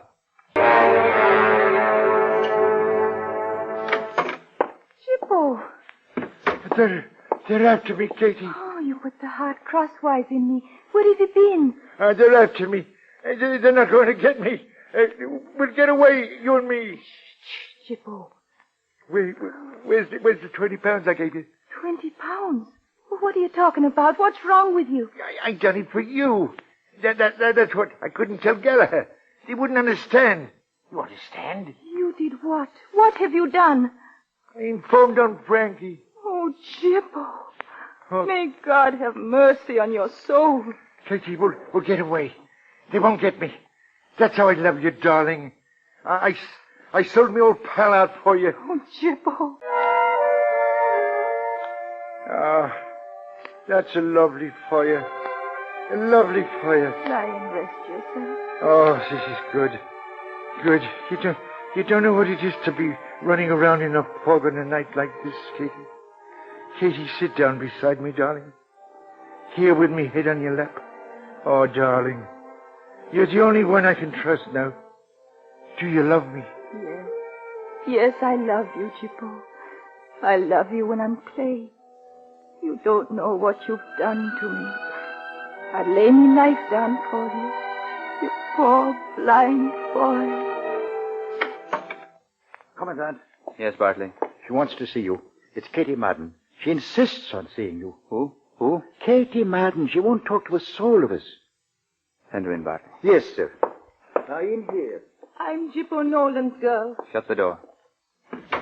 Commandant, I've come to beg of you on my knees. He didn't know what he was doing. You can't hurt him if you know how it was. No? Do you think the Tans will let him alone now? They'll drag everything he knows out of him. His own fear will drive him to them and make him a weapon to destroy us all. I'll take him away. Please, Katie. I swear. Please. By all that's holy, I will.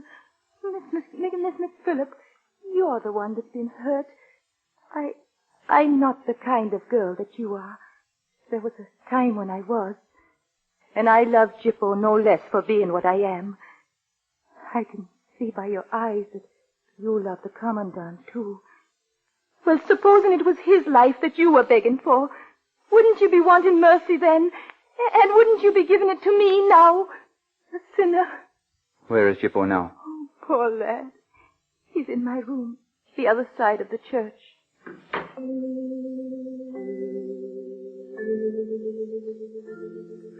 I didn't wait to hear the rest of the conversation. I'd been listening on the other side of the door, and when Katie Madden said Gippo was in her room, that's where I took Tommy and Dennis. I myself covered the front of the house, whilst they crept upstairs to the room to get him. Come on now, Dennis, as you do the short match. I'm not afraid, but the door is locked. Look, I can blow the lock off. Yes. Are you ready now? Yes, go on. When I do, you open the door and in you go. Get it over. Mother of God! Dennis, look out! He's waiting for you! All right, you boys, do it. Not me, you don't. You blow me throat. I got to take care of both of them. I've got to have a plan now. I got to get away. Downstairs, outside, and into the mountains. I'll be safe there.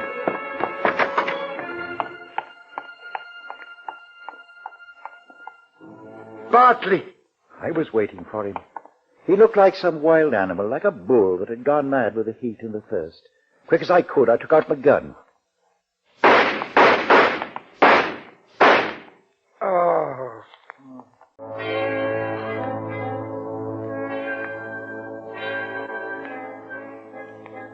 I stepped back into the shadows and watched. He turned left and he started down the street. How he could stand up after what I'd fired into him, only heaven knows. He walked slowly with his feet far apart and his knees never bending toward the church next door. And I still followed him, as I'd done all that evening. But somehow he managed to climb the steps to the church and to get inside. As he started down the center aisle, the strength went out of him and he fell. But he wasn't through yet. Frankie McPhillip's mother was in that church in the first pew. I watched Gippo pull himself up from the floor, slowly, painfully, his nails clawing at the edge of a pew just as Frankie's nails had clawed at the windowsill when the Tams shot him. His body was burning, but his face was sweet and smiling like a child's when he stopped and knelt before Mrs. McPhillip. 'Twas I informed on your son, Mrs. McPhillip. Forgive me. Ah, Gippo, I forgive you. You didn't know what you were doing, God help you. You didn't know what you were doing. He got to his feet then, and he managed to stagger a few more steps towards an image of our Lord. Then, raising his arms toward him, as he has always offered mercy and forgiveness, Gippo cried, Frankie! Frankie! Your mother forgives me! Oh. Gippo Nolan fell to the floor. His time had run out.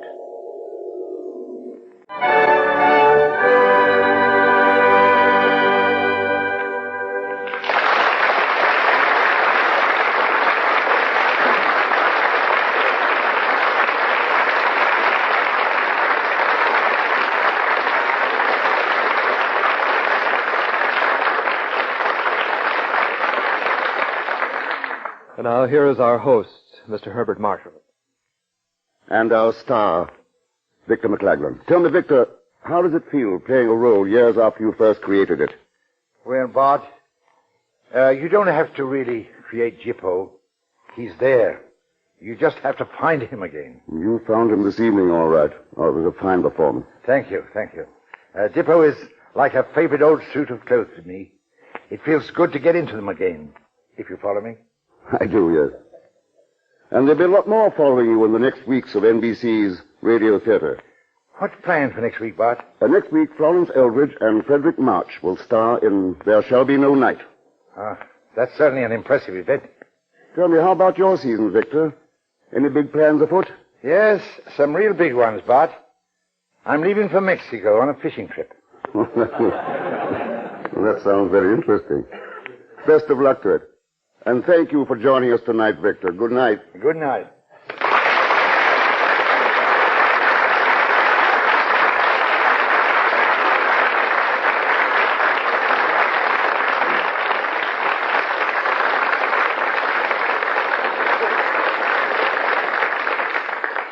Remember next week, the Pulitzer Prize play by Robert Sherwood, There Shall Be No Night, starring Florence Eldridge and Frederick March.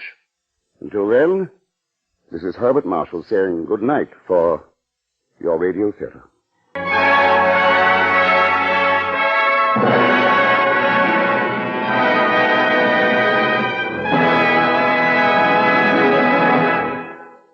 The Informer was presented through the courtesy of RKO Radio Pictures Incorporated, producers of The Conqueror in Technicolor and CinemaScope, and starring John Wayne and Susan Hayward.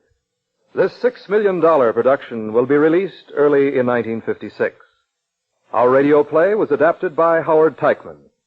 Our cast this evening included Ramsey Hill as Bartley, Tom McKee was Frankie, Betty Harford was Mary, Sean McClory was Tommy, Jonathan Hull was Mulligan, George Pembroke was McCarthy, Donald Lawton was the Major, Gil Fry the officer, Charles Davis was Dan, Joe Cranston was Kerrigan, Alma Lawton was Katie, Norma Varden was the mother, Robert Shafto the bartender, Eric Snowden was Terry, and Stanley Fraser was Dennis.